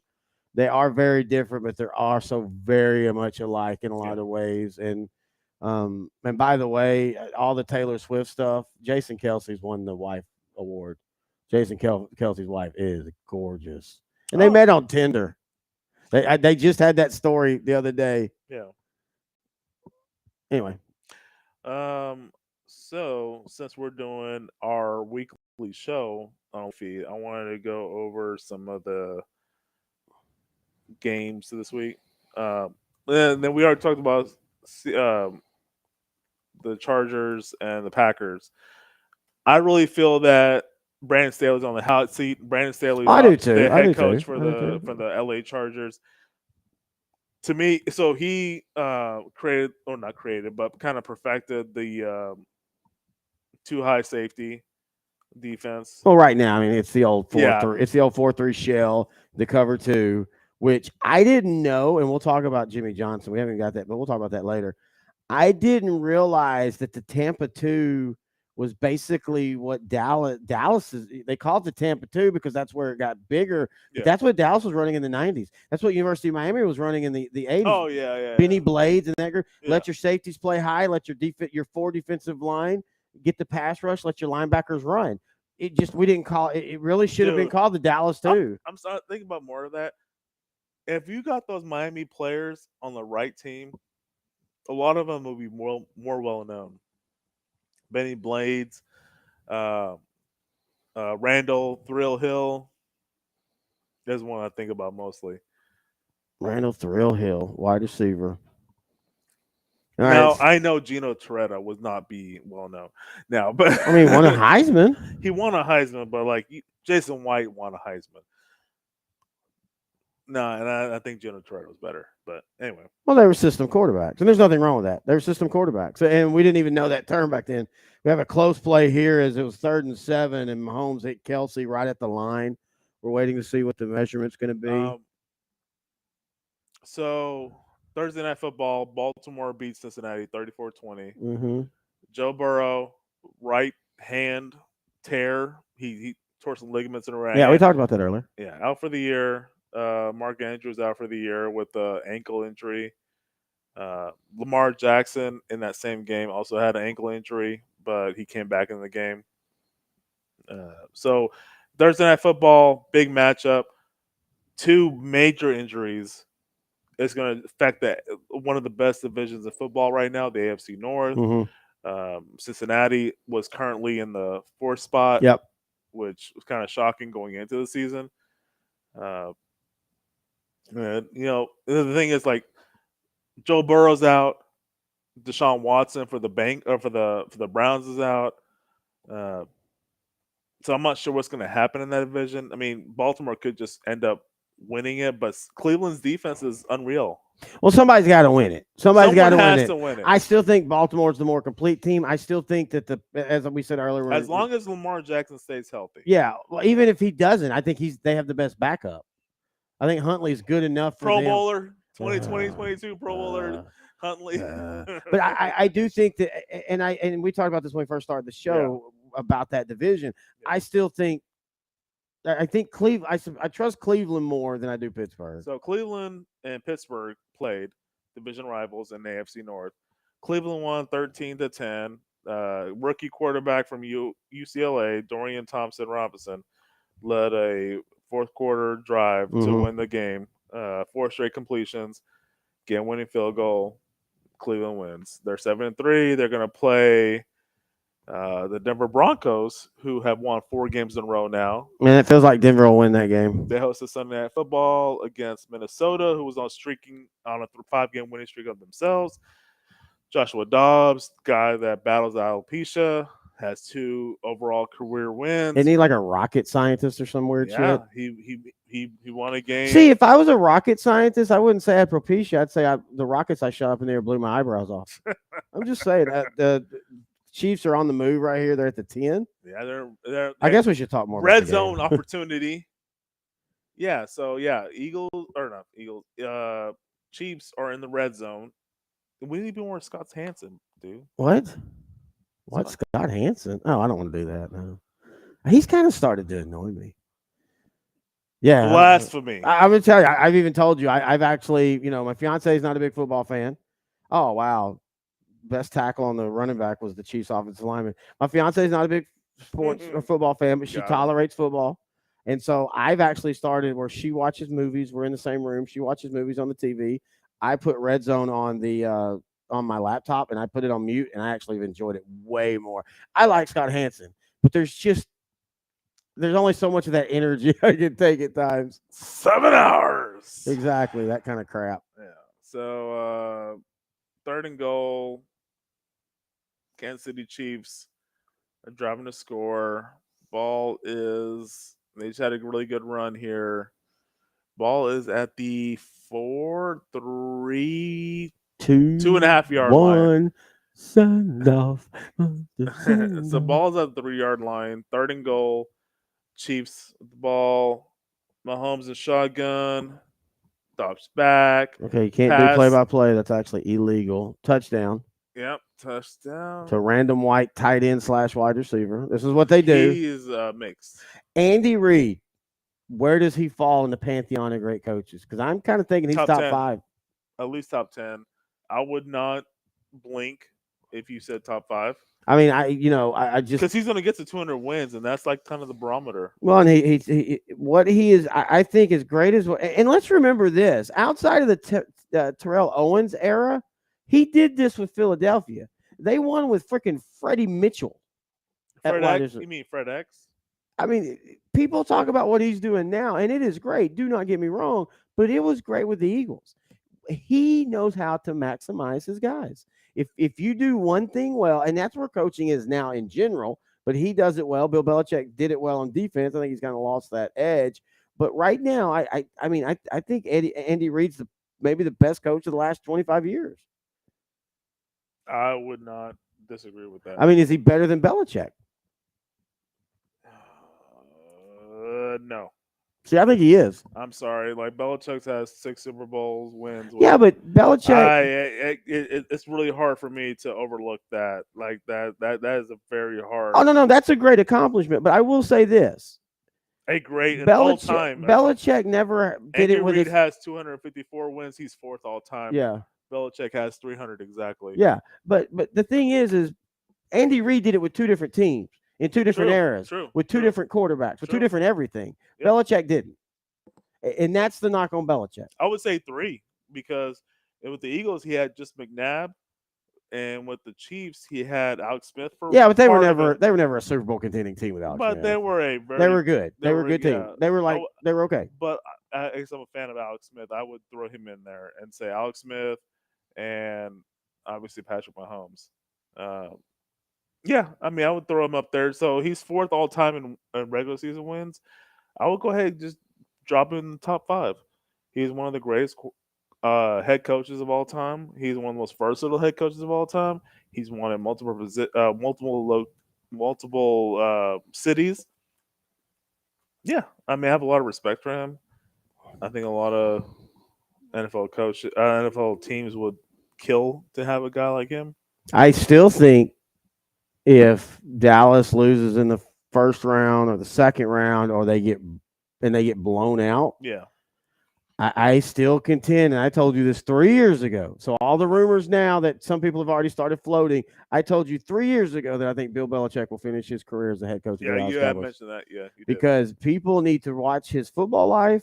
people need to go back and watch when they were doing the 100th anniversary NFL team and all that. He was a big Lombardi fan, or not Lombardi, Landry and fan. Staubach, and listen to him on that. Remember, they did the committee, and he was, and when they would get to Staubach, he is literally the one that got Staubach and Landry on those teams, because he was like, I am not, there's certain people I can argue with and we can debate, but I can't, like Roger Staubach's one of the greatest quarterbacks that ever played, and it just gets lost at because he was doing things that Bill Walsh turned into the West Coast offense and things like that.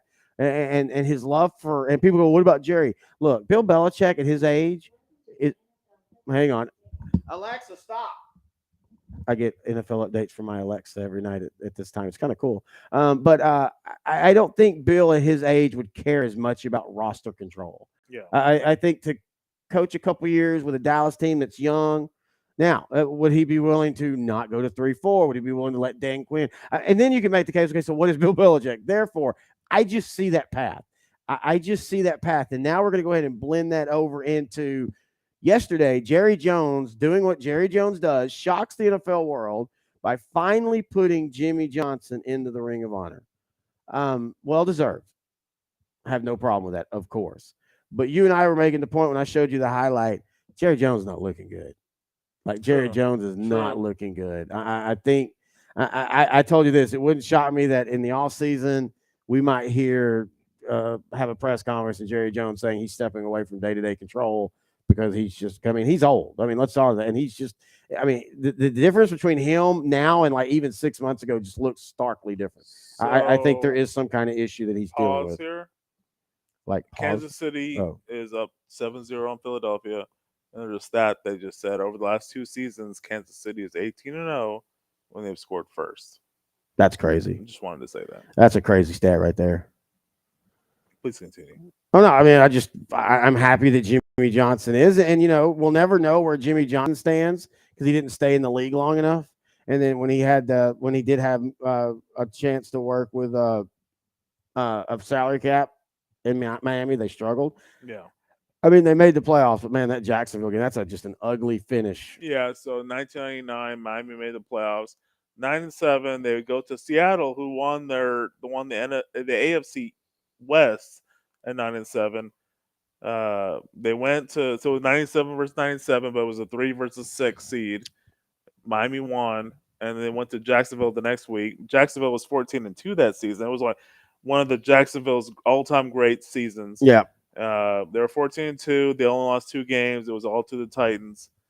And Jacksonville beat them. I think it was like 60-something to 7. It was a shellacking. And it was the last game that Jimmy Johnson ever coached. It was the last game Dan Marino ever played. It was just an end to an era of Miami football. Yeah, it really was. That's a great way to call it. It was an end to an era of just amazing football, but never quite. And that's where you and I talk about this, and I say this on the show, and I know I'm coming off as old man get off my lawn, but the era we're in now, to where basically in sports debates, if you haven't won a championship, you're trash, is annoying to me. Yeah. Like you and I have talked about this. Memories of football and great and teams of past and seasons of past. It's not just about who won the Super Bowl. It's about the Clevelands that could never quite get past Denver, the Denvers in the 80s who couldn't beat the NFC teams, the Miami teams who looked like it after 1984 that they were going to be a AFC power for years to come, and they never quite broke through. Buffalo 4 years in a row of being all that. That is the I don't know, the meta of the football world. And now you go into these Facebook message boards and all that, and it's just like, oh, well, they didn't win a championship. They suck. They're trash. They're terrible. I don't want to talk about them. And it's like, how are you enjoying? And I even said this on a Cowboy page. One of the Cowboy fans was like, it's stats don't matter. And all that matters is championships. And I'm like, that's that's a boring way to watch sports. Like, yeah, the champions are great, but you've got to enjoy the path to it, or the teams that don't. I still think fondly of the 2007 to 2015 Cowboys. Man, they were fun to watch. No, they didn't break through, but they were fun to watch. This era of the Cowboys, I don't know where we're going to be, but it's fun to watch. Well, you know what? This is the first time the Cowboys have been to the playoffs in back-to-back years since 98, 99. So And for all those, including myself, that have been not the most positive on Mike McCarthy, you have to know that he's been the best coach for the Cowboys, technically, literally, in 25 years. Mm-hmm. He deserves, as much as I hate to say this, he definitely deserves another season, no matter what happens this year. No, I agree. Well, If he's the best coach in the last 25 years, based off the fact that he's had consecutive playoff appearances and the way the season is going, they're probably going to make the playoffs again. Probably not as a wild card. Eagles are probably going to win the division again. They'll be the first repeat winners. I still don't. Until that happens, in 19 years, I still until that happens, I don't think so. it really doesn't matter. Like honestly, it doesn't matter. I don't know, dude. If you're at 12-5 again and you lose in the second round again, well, I don't know if Jerry. I'm not saying you're wrong. I'm just saying I don't know if Jerry Jones can do that. If it was me, if it was me making the decision, yes, it'd be different. You already know my thought on that. He has improved. He deserves the chance after last season to have another season like this season, but he has to make the NFC title game. Whoa, that was interesting. So Jalen Hurts called out a play and called out so nowadays, back in when we played, back in the old days, your offensive line, your center made your calls, your stunt calls, your black, like he would tell the offensive tackle who the mic was and all. Yeah. Well, now quarterbacks do. So Jalen Hurts is saying who the mic is, and Kelsey's like, no, it's not. Listen to me and give Hurts credit. He did. That's why Jason Kelsey is the best center in football right now, and will go down as one of the best centers to ever play the game. Hey, I 100% agree. Yeah, he is one of the greatest centers of all time. Excuse me. Sorry. Yeah, I really think that. Look, his daughters were watching. Oh, that's she's cute. working snaps. That's very cute. See, there was his wife. Wyatt Kelsey, Jason's daughter, on November 5th, was over here doing snaps. Somebody got to tell her that ain't going to happen in real life, though. Sorry. Is because she's a woman? Go play WNBA. Wow. Here we go. I'm not saying that's right. We just got over 1,100 viewers, subscribers on this channel. Yeah, we have. We're really happy about that. And now you just reduce that. Oh, great bailout by Hurts. Devontae Smith. We got a flag in the secondary. 2020 Heisman winner, Devontae Smith. Nobody counts that. Wow.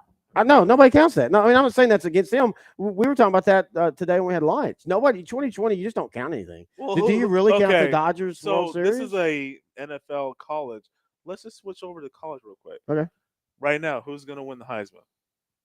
Jordan Travis got hurt, and he's out for the season. I couldn't tell you who would actually win. I really don't know. Jaden Daniels' LSU team's only lost 3 games. Jonathan Brooks is hurt, and I think he had an outside chance. Ollie Gordon's failing lately. Gordon III had a bounce back game this week. Yeah, but Oklahoma State won 43-30.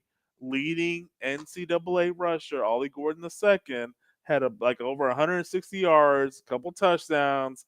I think he had 3 touchdowns all in the second half. Oklahoma State, they're not going to probably play Texas in the Big 12 championship game, but they're in a position to where they're 8-3. They could end up the season with 10 wins, and that would be a vast improvement based off of how they started the season when he won't even be top 5. But when they were getting stomped by South Alabama at home 33-7. Hey, South Alabama was good against Florida State for about 5. Dude, I gotta pick a bone with you on that. Oh, okay. Bone me. Telling me you're like, dude, Florida State's quarterback's out. South Alabama's up 13-0. I'm like, holy shit, Texas has a chance. It was North Alabama. Or North Alabama. I go to look at the score and it's like 5 minutes left in the first quarter. I'm like, oh God, dude. First of all, it was 13-0. It was still 5 minutes left in the first quarter. So what was the final score? 40-13. Florida State won. 40-13. That's irrelevant. But yeah. So Florida State plays. I'm just saying, man. I'm just saying. Wow, we got 200 watching on YouTube. We do appreciate it. You're welcome to chat in the line if you'd like to. Oh, I should have done my makeup. Oh, LBM. What do you mean that's basketball, not the same? What are we talking about? Sorry, I didn't see your chat earlier. LBM said that's basketball, not the same. I don't, what in context of what were we talking about? What We're are you all. talking about? That's what I'm saying. That's what a chatter said. That's basketball, not the same. So what are we talking? What were we talking I about? think they've outdrank the coverage. Well, no, we were talking basketball earlier, dude. Dumbass. I think you outdrank the coverage. I think if Oh, I think if we weren't, yeah, we did. we talked a lot of basketball. Yeah. I think if Cause you were, we talked about we talked about NBA too. the women's basketball, and we talked about men's basketball. Yeah, we talked about NBA too. I think if we were not doing a show, because I'm about to tell on you. So me and Tell on me, me and okay. intern Nelly go watch football games together. So I go over to his house this year to watch Cowboys. Oh wow! This The one dude- time you come over, okay. This dude outdrinks the coverage so hard that he is asleep before the Cowboy game even starts.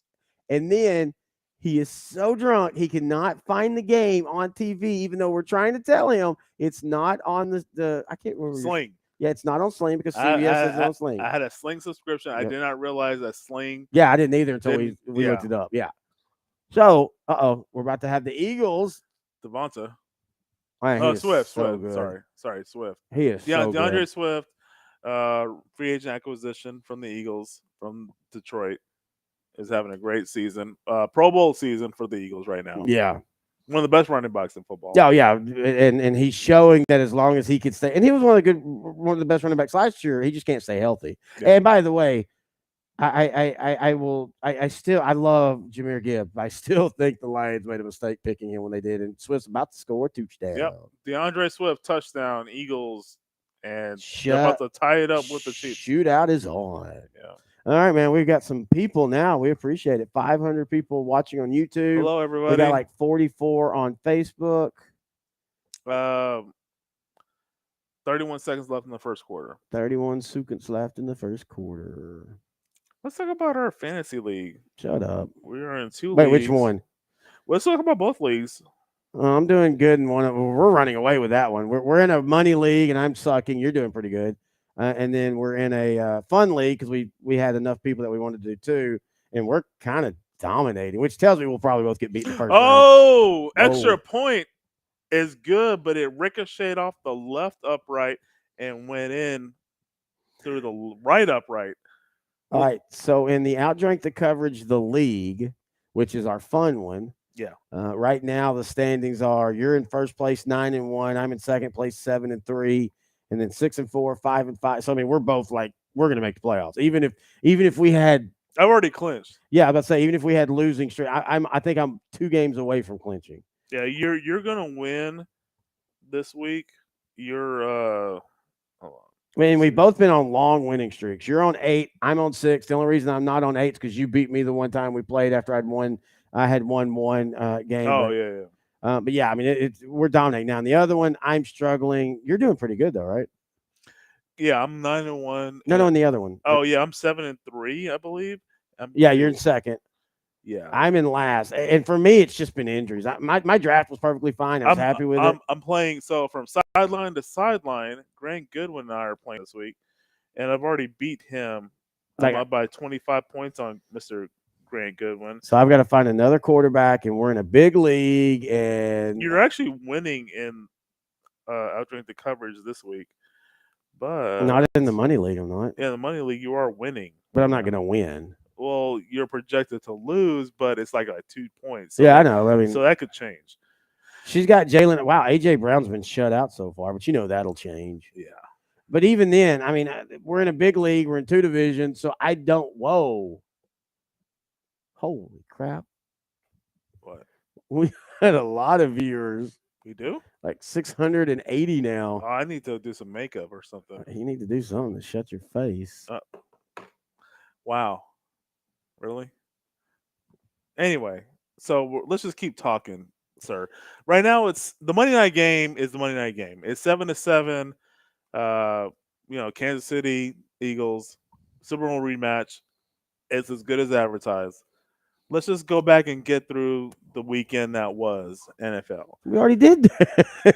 We did not. Yes, There's we a did. lot of games we have not gone through. Because they weren't. And we worth have it. not talked about college football at Dude, all. We've got time. It's okay. There is. If we don't get to college, this is an NFL show. It's okay. It's okay. Wow. Let it go. Let it go. It's not Frozen. Andy's mad about something. Yeah, Somebody stole because his he didn't get his sandwich. McDonald's, That's just like I didn't get my McDonald's. because I fed you pizza in, you little bitch. Wow, All right, let's the see. language. Oh, he's saying he's mad about the Oh, Watch that the was volume. a hold. You watch the volume, man. You're blowing out the mic.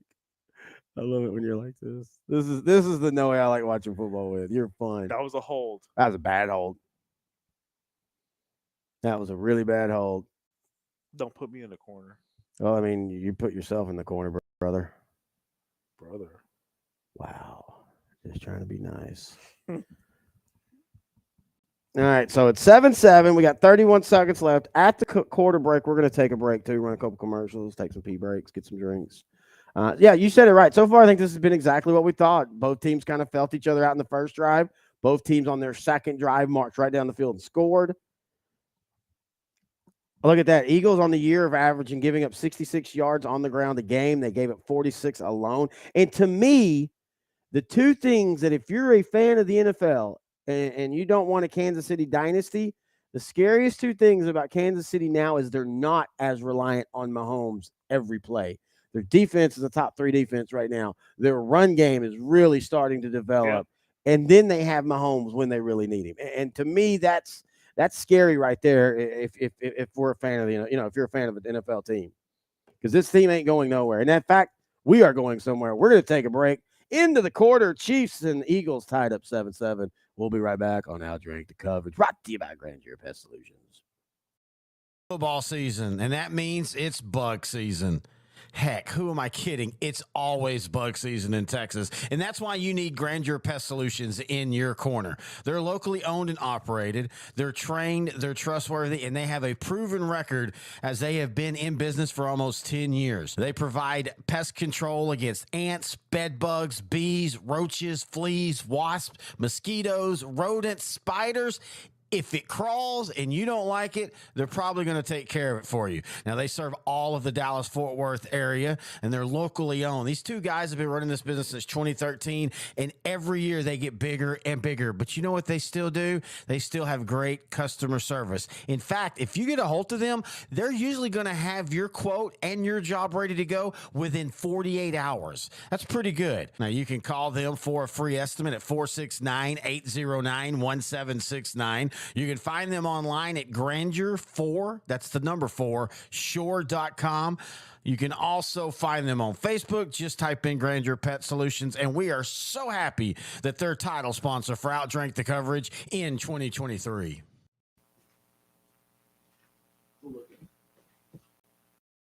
Is your demanding work lifestyle in need of fire-resistant clothing that can keep up? Well, L4FR clothing should be your go-to for quality, affordability, safety, and style.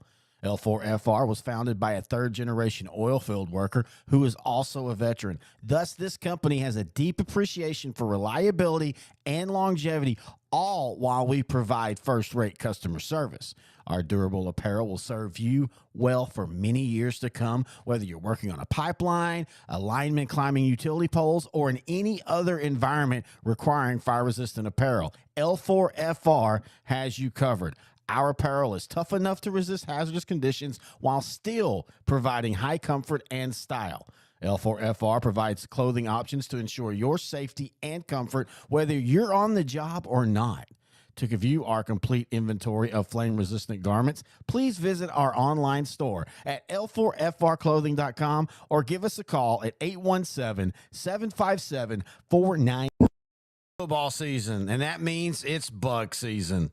Heck, who am I kidding? It's always bug season in Texas. And that's why you need Grandeur Pest Solutions in your corner. They're locally owned and operated. They're trained, they're trustworthy, and they have a proven record as they have been in business for almost 10 years. They provide pest control against ants, bed bugs, bees, roaches, fleas, wasps, mosquitoes, rodents, spiders. If it crawls and you don't. Terry Bennett back here as we start the second quarter, 7-7. As the Chiefs on the drive right now, what I was pointing out right before the quarter ended, the Eagles are averaging on defense, giving up 60 yards on the ground. The Chiefs got 46 on that first drive. And there were times in that Cowboy game, especially in that second half, Yeah, I think no, it's right here. It's right here. It's right here. It's right here. In that second half, especially that very first drive that Dallas got the ball back in the second half, Pollard had some really good runs.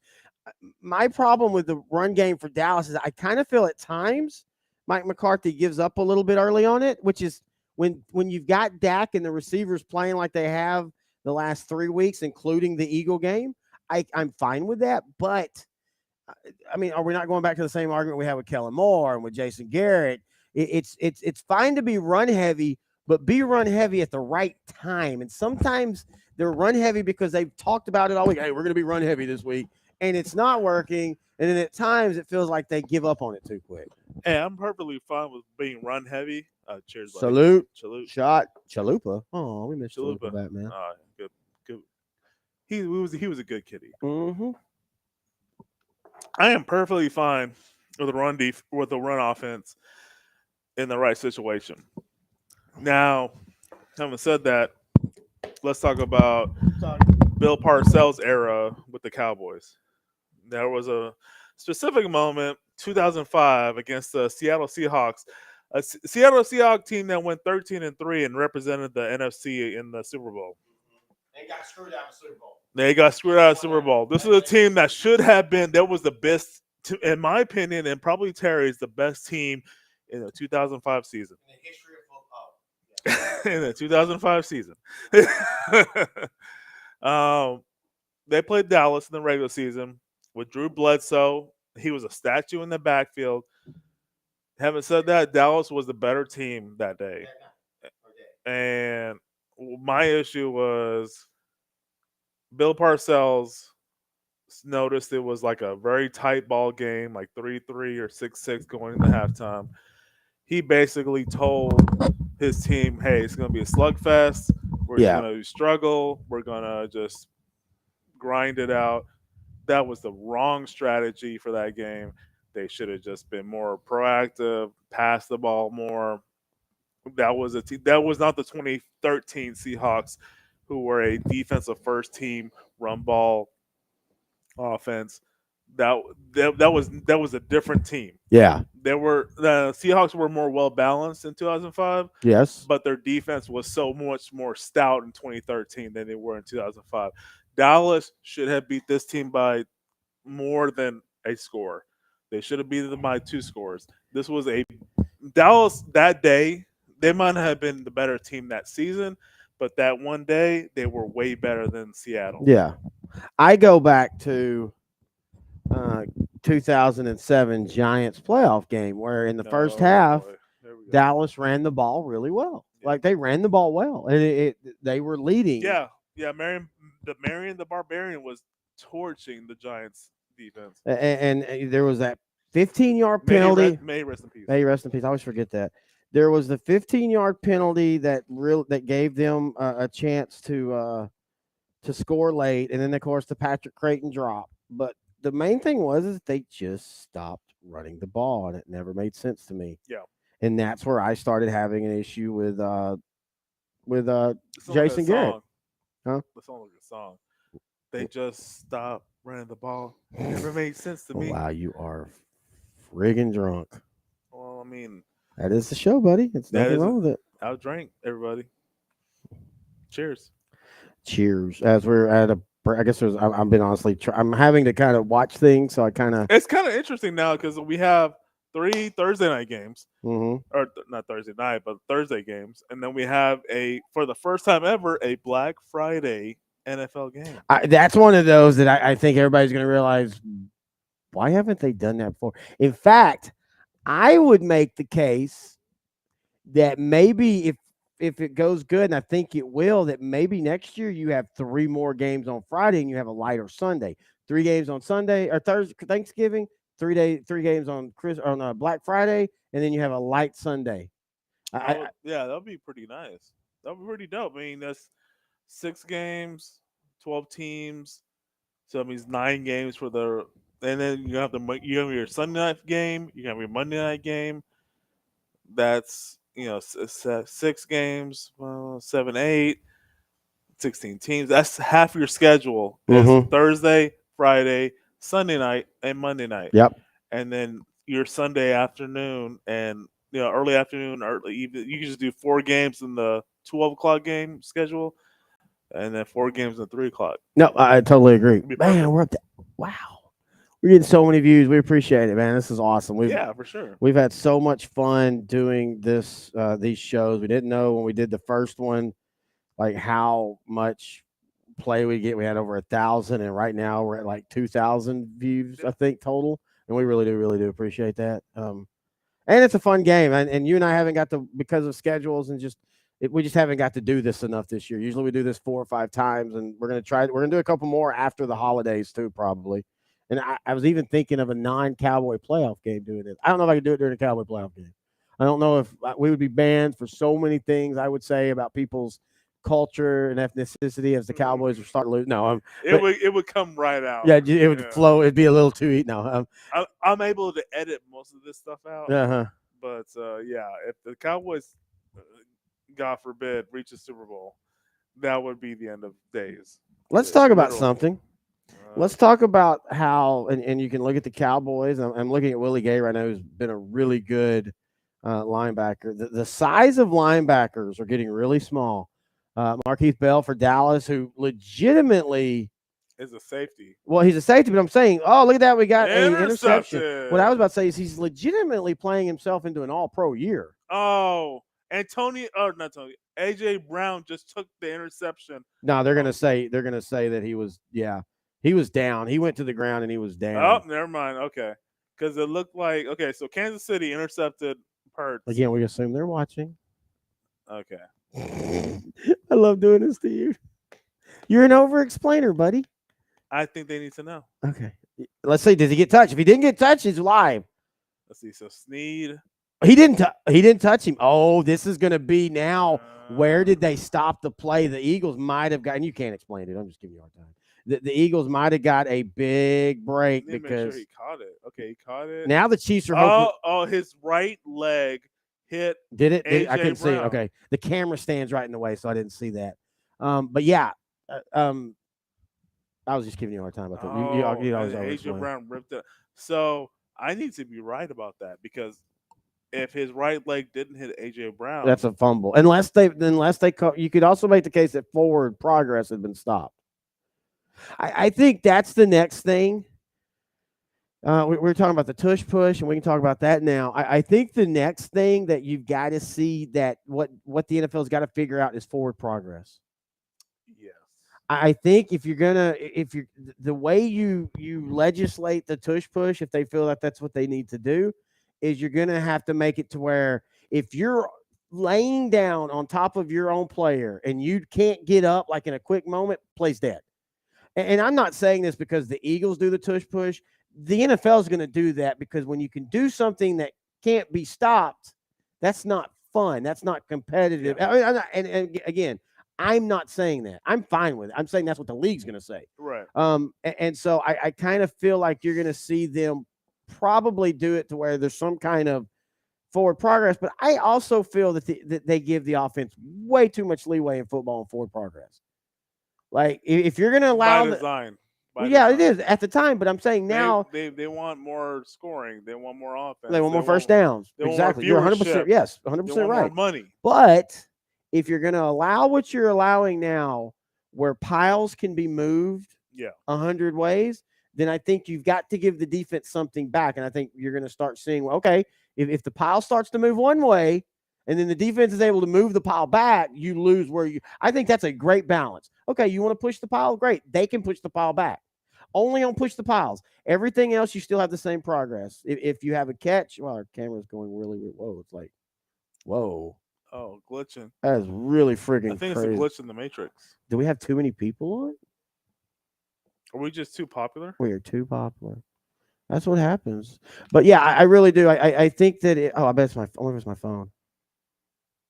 Wow, I think that's what it was. I think my phone was hitting the USB cord.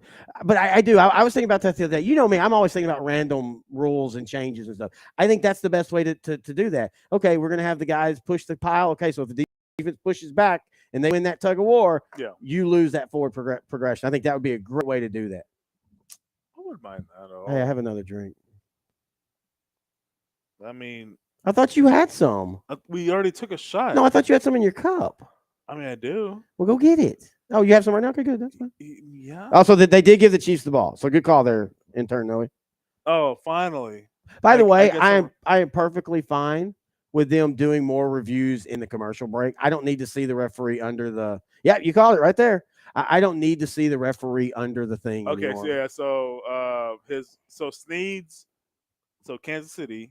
I'm gonna over explain. Fuck, hey, Whoa. fudge you. Sneeds' right leg hit AJ Brown's left leg, causing him to be down by contact. Yep. Which means Sneed got the interception, but he couldn't advance past that Yeah. point. Which he did anyway. He went backwards. So 2nd and 7, Kansas City with the ball. Mahomes running. I will say this. It's going to create a 3rd and short situation. I will say this. Right now, even through the touchdown drive, right now, the Chiefs' offensive line is struggling. They are, and then I'm seeing AJ Brown and Jalen Hurts talking on the sidelines. AJ Brown does not look too happy right now. I think AJ Brown feels that he needs to get the ball at a certain angle, possibly. I will never. That will always be one of the most confusing things is Tennessee giving him up. Oh yeah, it just makes no sense. It just makes no sense. They got nothing in return in comparison.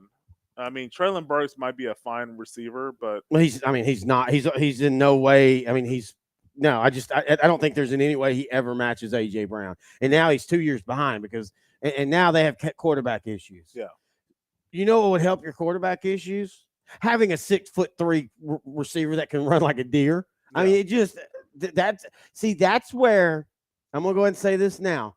I don't like Mike Vrabel as a head coach. I think he's very overrated. And I think right there, he tried to do a Patriot thing and get rid of a star before his contract's due because we'll just draft someone that'll do the same. That is something Belichick would do. And Belichick, and the thing that people don't understand is, again, this is where I talk about it only worked because Belichick had Brady. Yeah. That's the only reason it worked. He could tinker with everything else about the team because he had a guy that had that Mamba mentality. Like your Kobe Bryant in the NBA. Overrated. Wow. I mean, he was. How was Kobe Bryant was overrated? He was a volume shooter who won, and I know he won a championship. He won with 2 different teams. Yeah, that's great. Okay, he won a championship. Very rare. Yeah, but with one of them, he had Shaq and Prime Shaq. And the other? Okay, he won a championship. Great. Championships. Okay, that's great. That doesn't make you okay. So now 2 championships. No, Okay, he was a volume shooter. Sucks. He won with Paul Gasol, who was an all-star NBA player. Yes, a future Hall of Famer. Yeah. Well, the NBA Hall of Fame is really, or it's called because it's the Basketball Hall of Fame. Nate Smith. I know whatever. One day you scored like 20 on the park. I think you're up for nomination next year. It's really. I had like elbow, like tennis elbow, just shooting free throws. Well, that wasn't because of that. That's because you found Pornhub. Yeah. But no, I'm sorry. Kobe O'Bryant was a star. I'm not trying to say he wasn't, but I do not think Kobe O'Bryant, he's now Irish. I don't think Kobe Bryant is in the talks with Michael Jordan or LeBron James, period. I think they are way above him. Okay. I'm sorry. I think you've been having too much of that gallant. Fuck. No, I've always felt this way. Kobe Bryant became known as this clutch shooter because he always took the final shot. But when you go and look at the stats, he was actually not a good clutch shooter. He didn't win. And LeBron actually has a higher clutch rate. He really does. And I'm not even a big clutch rate? It's like 2 attempts in his career. Let's see. That's a good question. As we're talking basketball. I remember the Mavericks finals in 2011, and he would get a triple double. Hey, to his credit, he would get a triple double before the 4th quarter, but then he would just start dishing the ball in the 4th quarter. Yeah, he had the shot. He would just give it to Wade or Bosch and try to let them win the game. He wasn't trying to win the game. He had a bad series. Okay, again, so 1 year but that's kind of like his career. But it's not. Again, perception. I can look at other years and here we go. Stats right here. LeBron James is more clutch than Michael Jordan, Kobe Bryant, and Stephen Curry. Boom. And that's stats. dude. That's stats, clutch rate. This era of we can talk. We need to have a whole another podcast about basketball because I have my opinions about this current era of basketball.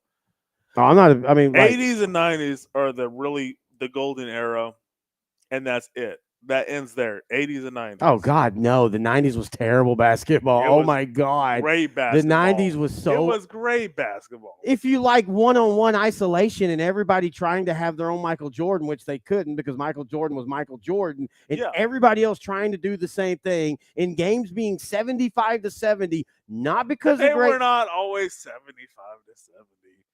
That is Dude, average scoring in the '90s was way lower than the '80s and 2000s. This That's not is- even debatable. That's like facts. Nah, it's just Dude, you have I grew up in that era. That's why I love it. That's fine. I I'm said fine. 80s and 90s because I didn't really grow Well, up dude, in you the- can't. I Nobody. didn't grow up in you the can't- 80s. nobody can I didn't- deny- I was not the Showtime Lakers. But nobody can even if you're trying to deny anybody, try to deny that the '80s wasn't the golden era of basketball. Some people would. I don't. and I've I- never heard And that. I'm okay with that. But the '90s was ugly. They would be wrong. The '90s was ugly. I'm sorry, it was. Everybody I'm tried not to. sorry. They, First of all, sir, why? That's boring. it was great basketball. No, It was great. how is 85-80 with both teams shooting 25% because all they did was they would dribble the was ball. great Hang on, let me finish. They would dribble the ball down, and one dude would sit there and do this for 10 seconds and then try to make a move, and he'd miss. They'd rebound It it. was great strategy. Oh, we got a big play. Oh, an interception. Intercepted in Wow. the end zone. This gonna be. You're right, dude. You're calling it on this one. Defensive showdown. Good job. Uh, I'm sorry. I did not expect this. I I- didn't expect this part. bro. The '90s was terrible basketball. Yeah, You and I can have fun with the debate on Kobe. I recognize that he's a great player. I just don't think he's a top Oh. 5 by any stretch. fired with the interception. The recent Oh, the guy from Tennessee, the yeah. trade. Yeah. So should I go ahead and go in the backstory, or just I should assume everybody Everybody knows that the Tennessee Titans traded a good safety away. Okay, because you just kind of did the backstory. I just well, see how I did that in concise one sentence. Oh, okay. Are you on your period tonight? You're a little bitchy. I don't appreciate the way you're talking to me right now. But no, Listen here. listen. The '90s was ugly basketball. It really was. It's not ugly basketball. It's beautiful basketball. How, so explain to me. I'm seriously asking. And I watched, dude. I've told you that my roommate in college was a basketball player. Yeah. Me and him met 2 years before, like 97, 98, 99. I watched probably 60 different, games. You gotta take that or No. I've watched, I watch games every night. Yeah. We went to Chili's on the TNT Tuesdays and Yeah. Thursdays, all that. The '90s basketball outside of Jordan was Yeah. boring because everybody was trying to ISO up. Everybody was dragging the clock down to 5 before they'd make a move, and games legitimately were 85-80, not because of great defenses, because offenses were stagnant. That's not enjoyable basketball to me. Like, to me, the '80s and the 2000s, the whole reason I love the Mavs of the early 2000s is they got out and ran. The whole reason that Luka and the Mavs frustrate me up into this year is they don't run. Now this year they're running better. That's basketball. Running ISO to me is just not basketball. I just don't like it. It's not enjoyable. I don't watch. If I wanted to watch one-on-one, I'd go watch N1. Miss that. I miss the N1 mixtapes. Well, thank you for sharing with me your archaic views of basketball. I think technically yours would be archaic if you think the '90s was fun basketball. The 90s were excellent. Okay. basketball. So what? Excuse me. I'm dealing with bronchitis. Give me. You've given me a platform, so I'm giving you a platform. Explain to me what made the '90s basketball enjoyable. Strategery. How- Number one, and that's the first and end. The one and end all. It's strategery. It's strategy. Well, I know what you mean, but what is strategy about one guy taking the ball for 24 seconds of the shot clock and running it down to 5 seconds and then trying That's to an dribble drive? oversimplification. That's is what not it exactly was. What it was. That is temple basketball. That is Don Chaney. That was the ISO basketball of and Pat That was Riley. Don Chaney. That was Pat Riley. I would say this with the Knicks. He was adapting to the strengths of the Knicks. I would say that would make Showtime head coach Pat Riley one of the greatest coaches of all time because he was willing to adapt his style with the Lakers to the '90s style with the Knicks, with considering the talent he had with John Starks, with Patrick Ewing, Anthony Mason. with Anthony Mason, Oh, Derek Harper, really Derek good. Halper, who they got eventually in the later in the '90s. That Okay, was so I just want to put in. All I put in on Google was 90s NBA scoring down. Look why did scoring drop in the 90s? Red Auerbach explains why NBA 90s had oh such low no scoring. no no no! I will never listen to anything Red Auerbach has to say about that. Why? Red Auerbach's the all-time great coach. About this, I will never listen to him. Okay, but Because just he's gonna say some bullshit. but these are others. Why were NBA games so low scoring in the 90s? That's why the 90s were low scoring. The 90s were low scoring, and it wasn't. That doesn't mean that was bad. It was because it wasn't good defense. It was bad offense. There were some stars in the '90s. I didn't say there wasn't stars. There's going to be stars there's stars in every era just because somebody's got to rise to the top. So, you have Olajuwon. Great you player. have O'Neal. You have player. Stockton. You have Malone. And I would argue that Malone and Stockton were one. Hang on. The trendsetter, Penny Hardaway. You have Grant Hill. Okay, you just literally talk about two guys. Scottie Pippen. Okay, two guys that were injured their whole career. But I would argue that Utah. Let me finish. There's like a plethora. Because there's got to be stars. A word I learned today. A plethora. Whatever. You got to have stars in every era because somebody rises to the top, even if it's a low top. I was like Randy Savage. The cream. The cream rises to the top, especially when Elizabeth starts rubbing my cream. Rises to the top. But no, I'm just saying that the 90s basketball, it was a bad era. That's okay. That happens. I just and again, I recognize that Kobe's a great player. I recognize that Kobe's a great player. I'm not trying to say he wasn't. Golly, man, sack him, dude. Both defensive lines are just absolutely eating right now. Yeah, Chris Jones. I'm just saying. Jalen Hurts. The 90s was boring basketball, and I still watched it. Don't get me wrong. I loved it. Like I told you, I watched probably 60 to 70 games a year. And then Kobe O'Brien, I keep saying that. Kobe Bryant was a great player, but Kobe O'Brien. He is not Irish. He grew up in Italy. Kobe Bryant he learned Italian. Was not anywhere as good as Michael Jordan or LeBron James. He was a voluminous shooter. That's all. That's what he did. I will give you Michael Jordan. I will not. Are you? I gotta take it. You're not a LeBron James fan. I like LeBron James. I think he's a great player. He's an all-time great player. But I think Kobe Bryant is better than LeBron James. Wow, that blows my mind. Well, usually you have good sports. Oh, here we go. We're about to fight in your own house. I mean, those fighting words. I'm about to roll up the sleeves. Well, we always have OutDrank the Coverage naked wrestling. Oh, wait, what? Huh? What? What? I'm sorry, what? I'll see you in spring. Dude, I am so excited about how many people that have got to hear us talk during football with Kobe O'Brien. And we have actually been thinking about doing a weekly, not a daily by any stretch. We just don't have even if we had the advertisers, I don't know if I could talk basketball, baseball, and hockey daily. But having a weekly or every 2 weeks OutDrank the Coverage non-football podcast. Oh, please. We could talk about it daily. I wouldn't want to. I know we could. I wouldn't want to. It gets boring after a while. I still like basketball. Like I said, late 90s, early 2000s. I watched every basketball. I watched college. I watched pro. I don't like how. And by the way, I don't like how the game's played now. And I've told you that. I I think you and I agree a lot on a lot of stuff with or sports in general. Mm-hmm. So I think it would get boring at some point.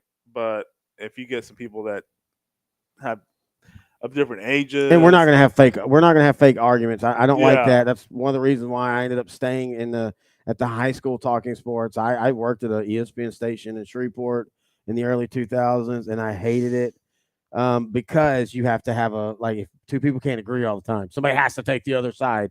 And I get that for an exercise in debate, but when you're doing it on sports, I just don't like it.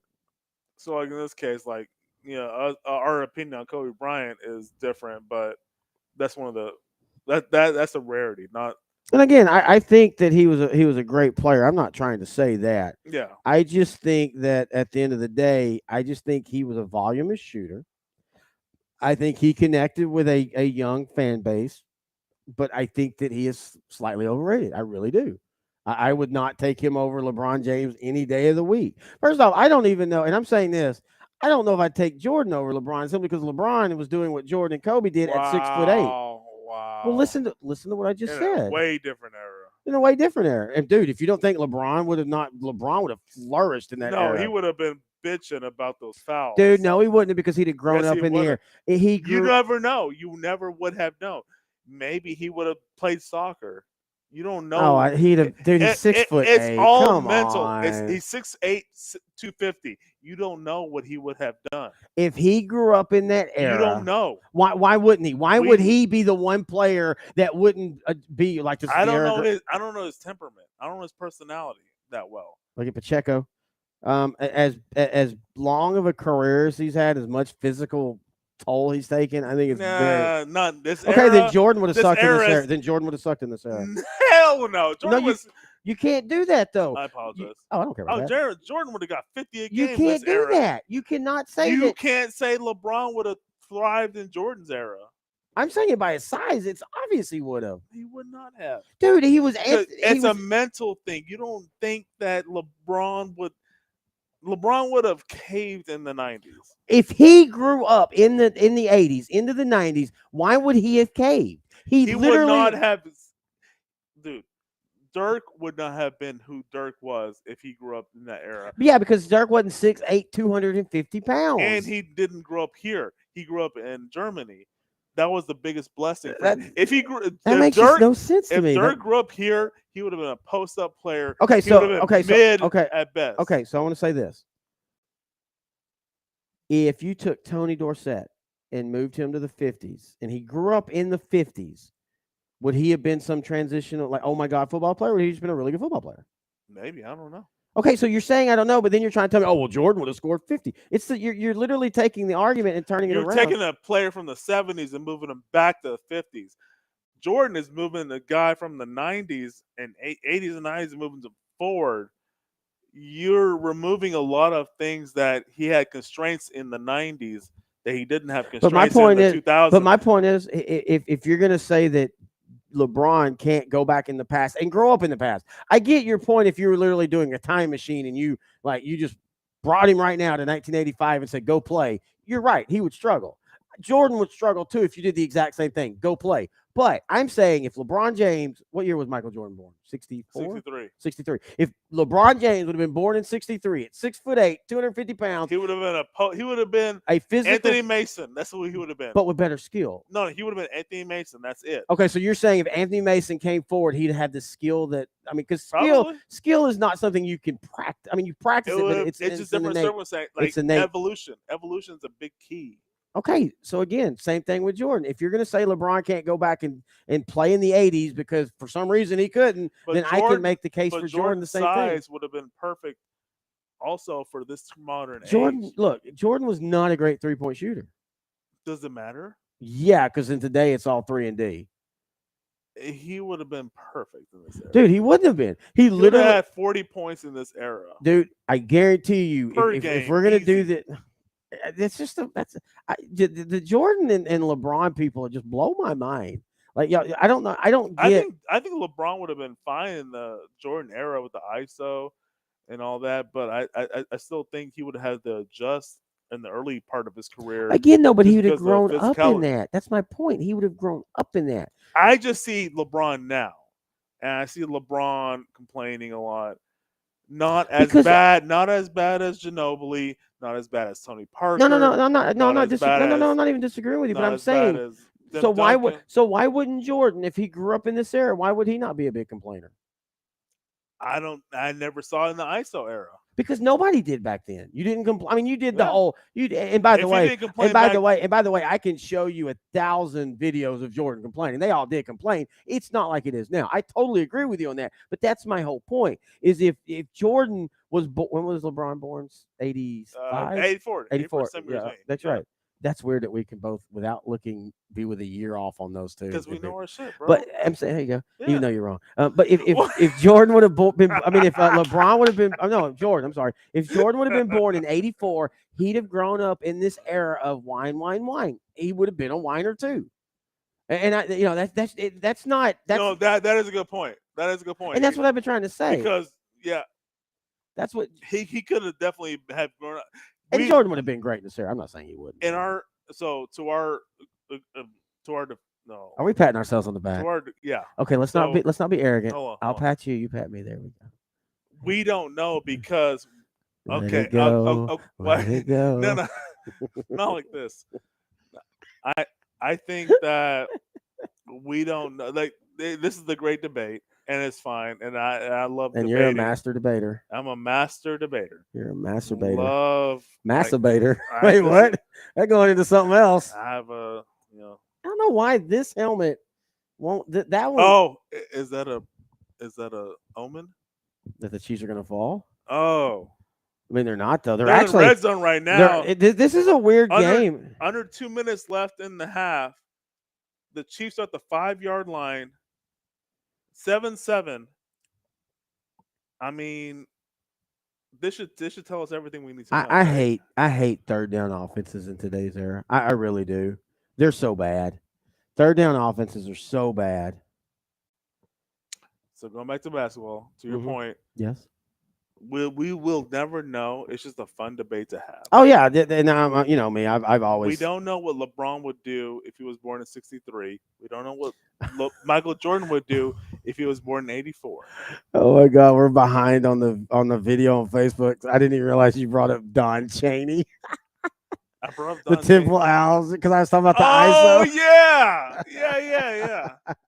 I used to remember as a kid watching Temple play. They were always in preseason top 25 team. Oh yeah, and it was a 36-second shot clock back then. Yeah, something weird Kelsey like that. just scored a touchdown. 13-7 Kansas City, 1:45 left. Oh my God. So with the Temple offense, it was a 36-second shot clock.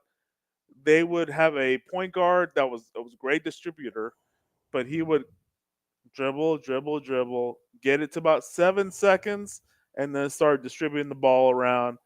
But that was a Temple offense. Like, so Temple and UMass back in the early to mid 90s, that was it. Like, if they ever played each other, it would be 52 to 49. No, you're right on that.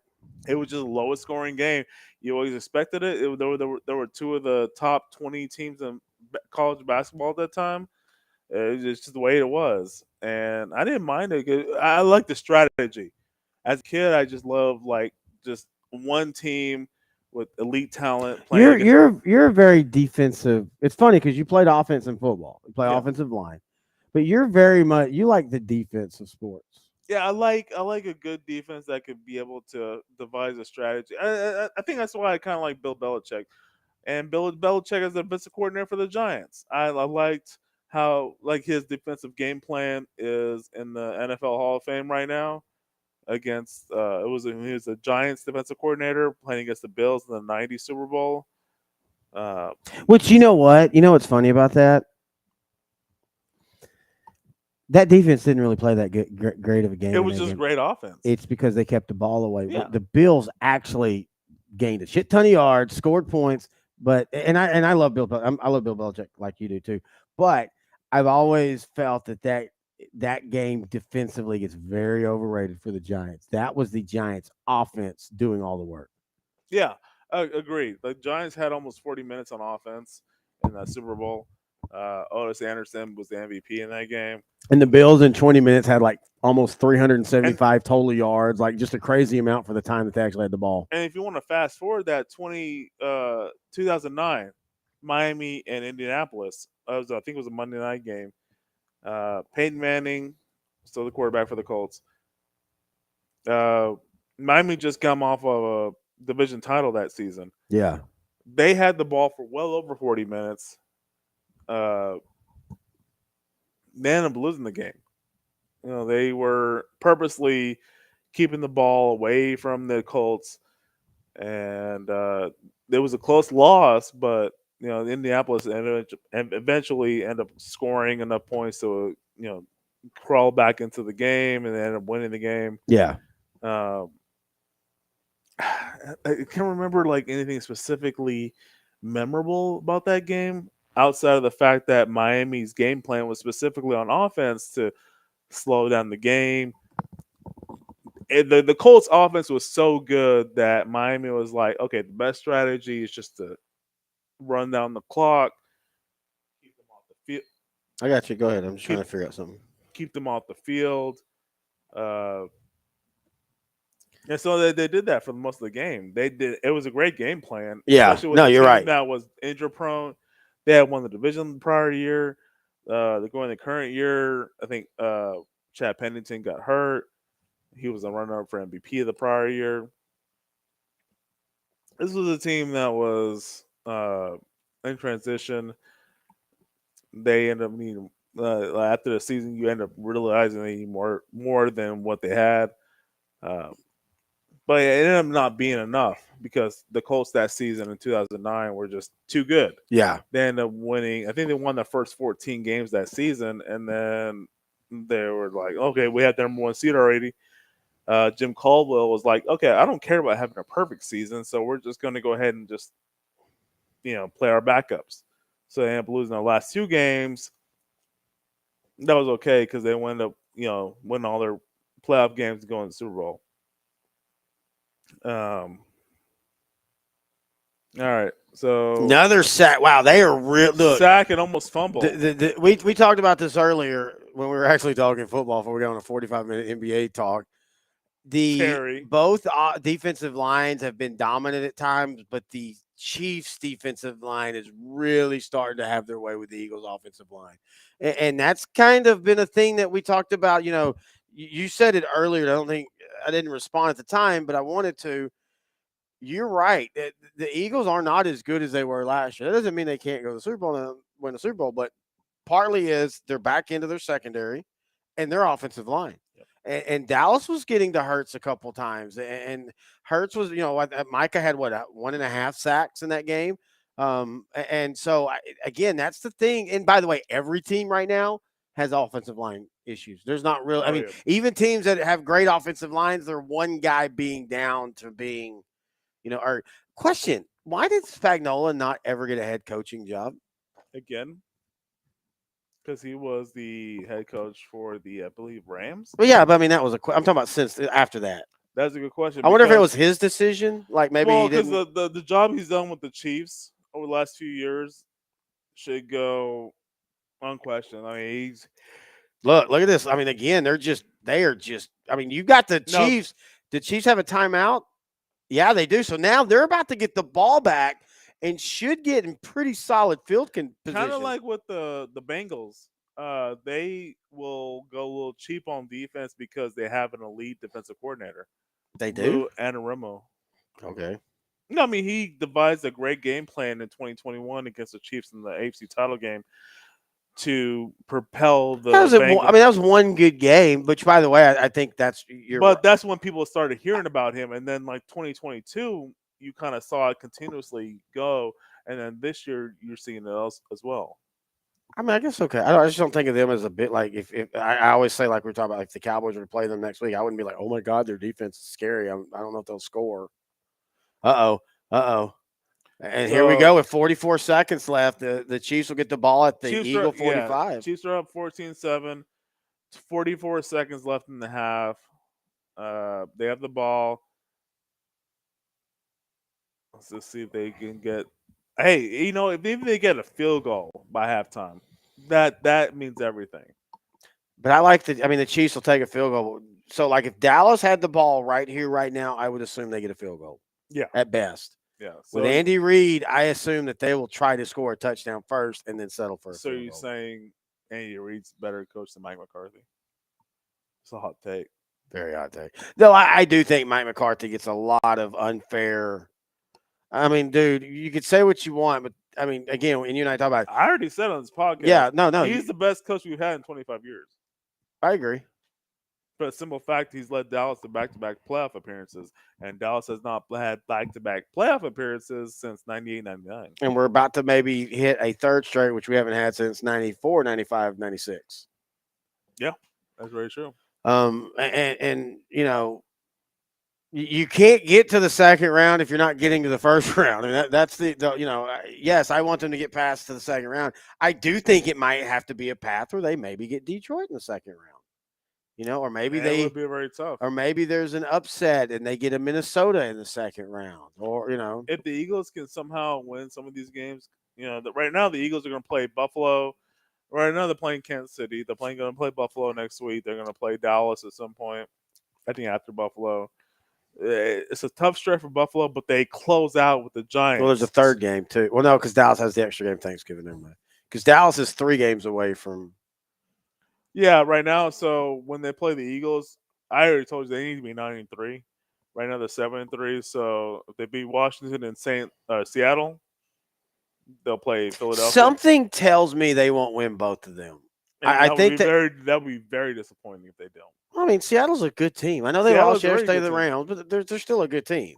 But if Dallas playing at home and they've not lost a game at home in a while. Well, that's also part of why I think I could see them losing one of those. That's a hard streak. Great teams don't have 13-game winning streaks at home. I mean, great teams. That's a hard thing to do. And it just something tells me that they beat that Washington, and Seattle has just enough. Like if you get, and Washington does too, by the way, but Seattle especially, if you get Geno on a good night and you're not really getting to him, I know they lost to the Rams. And again, this goes back to the argument. Look at that. They were struggling because of a flag, yet they're still able to get a big play. Christian Watson. And we won't see Watson for 3 games after this. Yep. That's what they do so well. They find the guys that can do there's a little argument. This is why I wish we had the volume, but you won't shut up, so we can't do that. Oh, by the way, the Dallas Stars are. Oh, we're going to hockey now. Well, they're playing.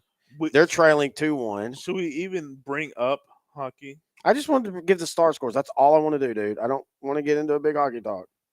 God, you and your black people and their hockey. Wow, here we go. And now the show is ending. I gotta admit, that cracked me up. Black people and their hockey. I mean, when we first met, all you wanted to talk about was Guy Lafleur. And I'm like, God damn it, I don't want to talk about Guy Lafleur anymore. I want to talk about Grant Fuhr. I want to talk about Joe McGinley. Why do you want to talk about them? Let's talk about how P.K. Subban's the most overrated player in the history of hockey. Former Norris Trophy winner. Not a really good player. He did seem like he started reading the press clippings later in his career, though, especially when he went over to New Jersey. That was supposed to be oh my God, change the foundation of New Jersey, and he kind of went. Yeah, took the money. All right, we've got timeouts. There was an argument. Now we've got it. It's 1st and 5 after the penalty. That they got to be careful because they don't have a timeout. And see, here we go. Why do you cut inside? I don't understand. And we talk about Andy Reid's a smart coach, all that. Why do receivers and all cut inside when you have no timeouts and that's frustrating. And now they're going to kick a field goal. And I just saw an Eagle defender do something that is brilliant. What do you do? The nose tackle, as Mahomes clocked it, he dove and tried to intercept it. Oh, that's funny. So I am calling it now. There will be a moment sometime in this NFL year where that happens again. It's because this is on Monday night. Everybody's watching this game. Somebody's going to be like, why haven't we tried that? And try that. All right, here we go to end the half. Harrison Bucker, 43-yard attempt. 2 seconds left in the half. And the kick is up, and the kick is good. All right, it's halftime. It's 14-7 or 17-7 KC. We're going to take a break, get some drinks, go to the potty boom, and all that fun stuff, and we'll do that when we come back. OutDrank The Coverage, the Monday Night Watch Party.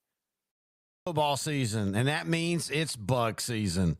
Heck, who am I kidding? It's always bug season in Texas. And that's why you need Grandeur Pest Solutions in your corner. They're locally owned and operated. They're trained, they're trustworthy, and they have a proven record as they have been in business for almost 10 years. They provide pest control against ants, bed bugs, bees, roaches, fleas, wasps, mosquitoes, rodents, spiders. If it crawls and you don't like it, they're probably going to take care of it for you. Now, they serve all of the Dallas-Fort Worth area, and they're locally owned. These two guys have been running this business since 2013, and every year they get bigger and bigger. But you know what they still do? They still have great customer service. In fact, if you get a hold of them, they're usually going to have your quote and your job ready to go within 48 hours. That's pretty good. Now, you can call them for a free estimate at 469-809-1769. You can find them online at Grandeur4, that's the number 4, shore.com. You can also find them on Facebook. Just type in Grandeur Pet Solutions, and we are so happy that they're title sponsor for OutDrank The Coverage in 2023. Is your demanding work lifestyle in need of fire-resistant clothing that can keep up? Well, L4FR clothing should be your go-to for quality, affordability, safety, and style. L4FR was founded by a third-generation oil field worker who is also a veteran. Thus, this company has a deep appreciation for reliability and longevity, all while we provide first-rate customer service. Our durable apparel will serve you well for many years to come, whether you're working on a pipeline, a lineman climbing utility poles, or in any other environment requiring fire-resistant apparel. L4FR has you covered. Our apparel is tough enough to resist hazardous conditions while still providing high comfort and style. L4FR provides clothing options to ensure your safety and comfort, whether you're on the job or not. To view our complete inventory of flame-resistant garments, please visit our online store at L4FRclothing.com or give us all season, and that means it's bug season. Heck, who am I kidding? It's always bug season in Texas, and that's why you need Grandeur Pest Solutions in your corner. They're locally owned and operated. They're trained, they're trustworthy, and they have a proven record as they have been in business for almost 10 years. They provide pest control against ants, bed bugs, bees, roaches, fleas, wasps, mosquitoes, rodents, spiders. If it crawls and you don't like it, they're probably going to take care of it for you. Now, they serve all of the Dallas-Fort Worth area, and they're locally owned. These two guys have been running this business since 2013, and every year they get bigger and bigger. But you know what they still do? They still have great customer service. In fact, if you get a hold of them, they're usually going to have your quote and your job ready to go within 48 hours. That's pretty good. Now, you can call them for a free estimate at 469-809-1769. You can find them online at Grandeur4, that's the number 4, shore.com. You can also find them on Facebook. Just type in Grandeur Pet Solutions, and we are so happy that they're title sponsor for OutDrank The Coverage in 2023. All right, we're at the half right now. It's the Chiefs 17, the Eagles 7. Been a really fun game. The rain and stuff has been affecting everything. But we're in a break right now. We're taking our bathroom breaks and all that, but we got a second half coming up. And we'll be back before. We're not going to be the whole half, but we will be for a couple minutes. And if you just see the stuff, that just means we're on break. We'll be right back. Football season, and that means it's bug season. Heck, who am I kidding? It's always bug season in Texas, and that's why you need Grandeur Pest Solutions in your corner. They're locally owned and operated. They're trained, they're trustworthy, and they have a proven record as they have been in business for almost 10 years. They provide pest control against ants, bed bugs, bees, roaches, fleas, wasps, mosquitoes, rodents, spiders. If it crawls and you don't like it, they're probably going to take care of it for you. Now, they serve all of the Dallas-Fort Worth area, and they're locally owned. These two guys have been running this business since 2013, and every year they get bigger and bigger. But you know what they still do? They still have great customer service. In fact, if you get a hold of them, they're usually going to have your quote and your job ready to go within 48 hours. That's pretty good. Now, you can call them for a free estimate at 469-809-1769. You can find them online at Grandeur4, that's the number 4, shore.com. You can also find them on Facebook. Just type in Grandeur Pet Solutions, and we are so happy that they're title sponsor for OutDrank The Coverage in 2023. Did you just take one? Yeah.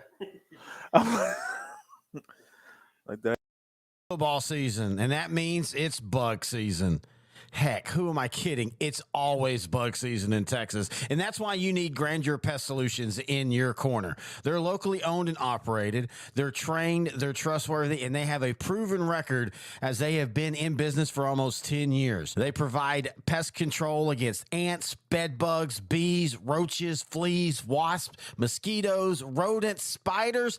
If it crawls and you don't like it, they're probably going to take care of it for you. Now, they serve all of the Dallas-Fort Worth area, and they're locally owned. These two guys have been running this business since 2013, and every year they get bigger and bigger. But you know what they still do? They still have great customer service. In fact, if you get a hold of them, they're usually going to have your quote and your job ready to go within 48 hours. That's pretty good. Now, you can call them for a free estimate at 469-809-1769. You can find them online at Grandeur4, that's the number 4, shore.com. You can also find them on Facebook. Just type in Grandeur Pet Solutions, and we are so happy that they're title sponsor for OutDrank The Coverage. Is your demanding work lifestyle in need of fire-resistant clothing that can keep up? Well, L4FR clothing should be your go-to for quality, affordability, safety, and style. L4FR was founded by a third-generation oil field worker who is also a veteran. Thus, this company has a deep appreciation for reliability and longevity, all while we provide first-rate customer service. Our durable apparel will serve you well for many years to come, whether you're working on a pipeline, a lineman climbing utility poles, or in any other environment requiring fire-resistant apparel. L4FR has you covered. Our apparel is tough enough to resist hazardous conditions while still providing high comfort and style. L4FR provides clothing options to ensure your safety and comfort, whether you're on the job or not. To view our complete inventory of flame-resistant garments, please visit our online store at l4frclothing.com or give us a call at 817-757-4935. Si habla español.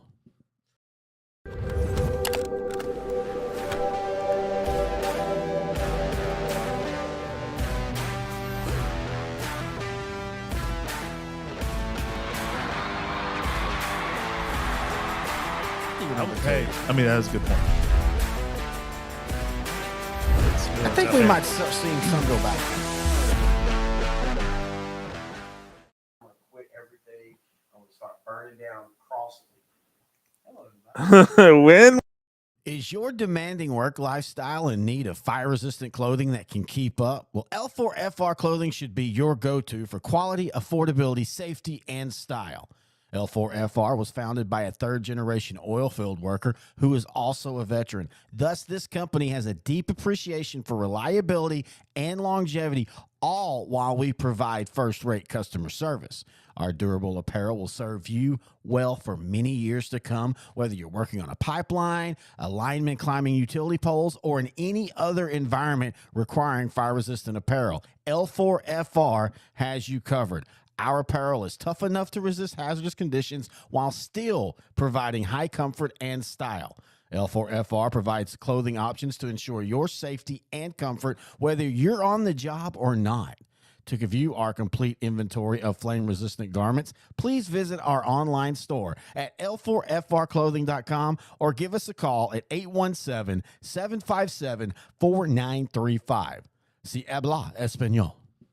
Yeah. All right, we are back here at the half. At the half, because we've been talking Packers and Lions. Do you first off, you need to put your chair down so you look like you're 4 foot. Oh my god. Like you're Hold on. no, the other way. Hold on, the other way.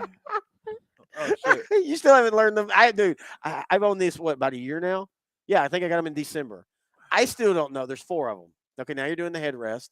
This is fucking comedy. Oh, here we go. Here we go. I've owned this for a year, and I'm the same way, dude. I still, every time I go to do the things, it takes me 3 of them. Well, I have a long torso. Yeah, sure you do, buddy.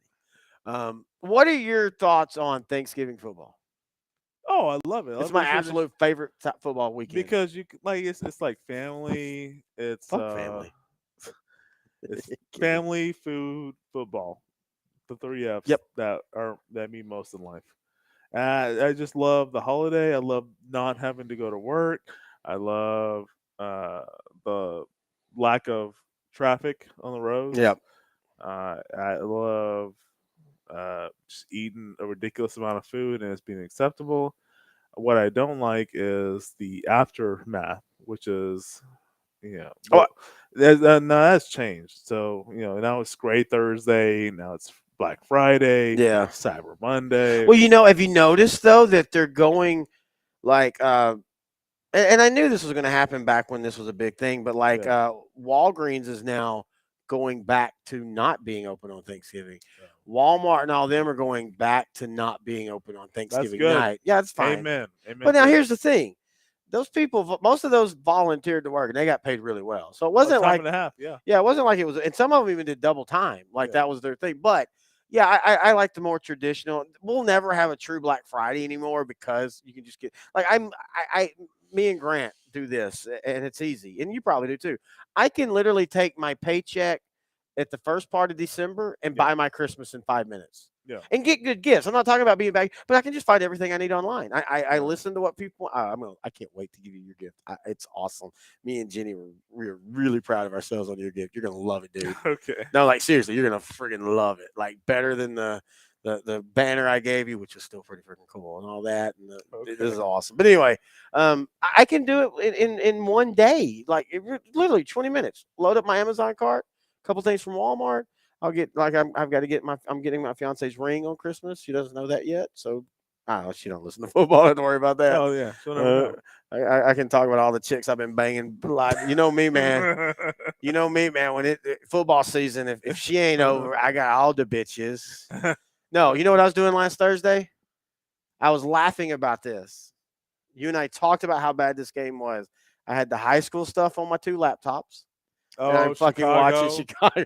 I watched every Yes. goddamn snap of that crappy game while watching the high Okay. school. Now, in fairness, I watched more high school because I had 2 games up on each thing, Yeah. and so I was watching them more. But I still had that game on. Yeah. I don't know why.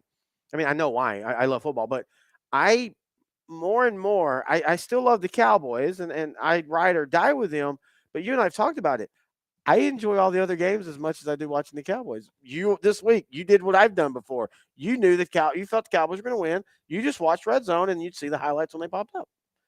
And I like doing that now. Yeah. Red Zone to me has changed football for me. I think without Red Zone, there would have been a little bit of decline, but I think Red Zone has allowed football to continue to just keep going higher and higher. Yeah. Because even go ahead, sorry. No, couldn't agree more. I mean, just layman fans. I introduced Red Zone to other people, and they just love it.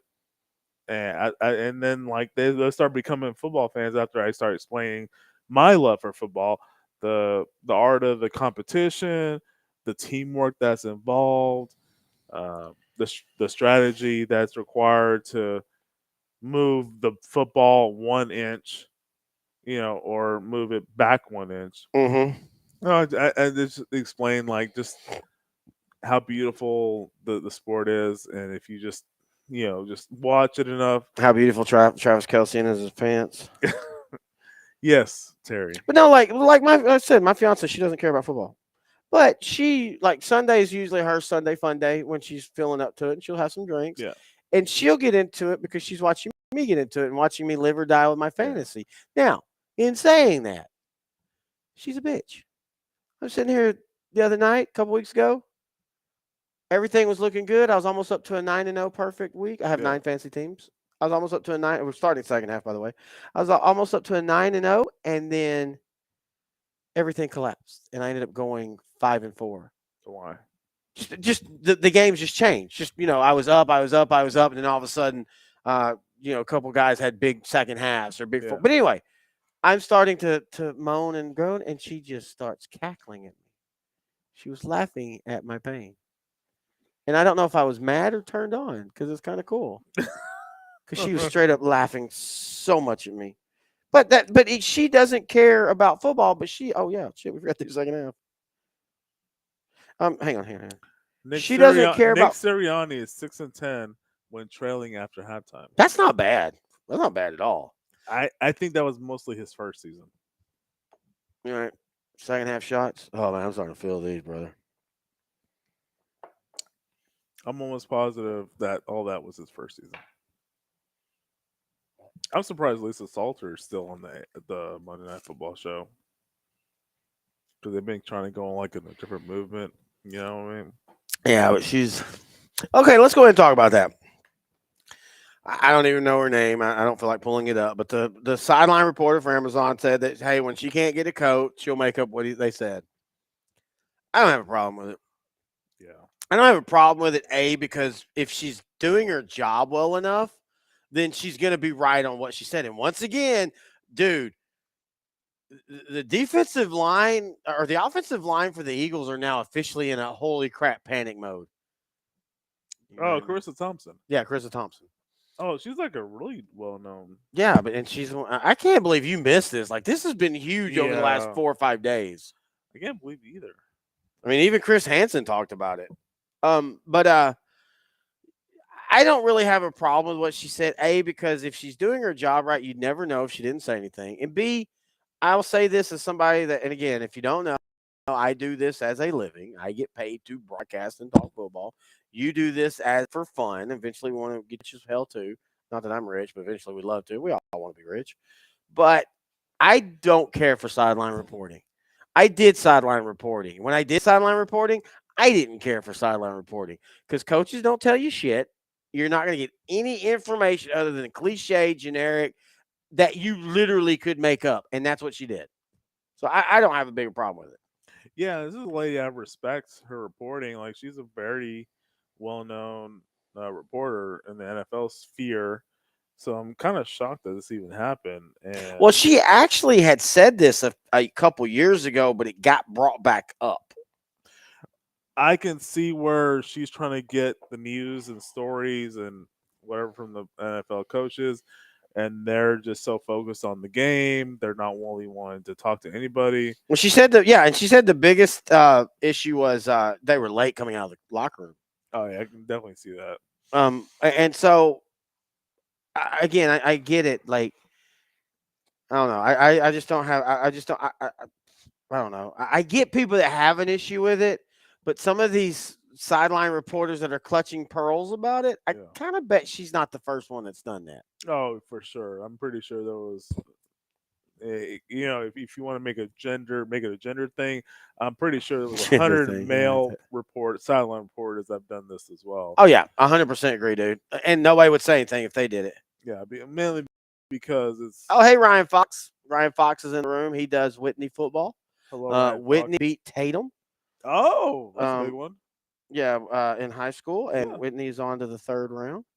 But yeah, thank you for joining us, Ryan. And right now, we have a drop in viewers. You're now the only one at the moment.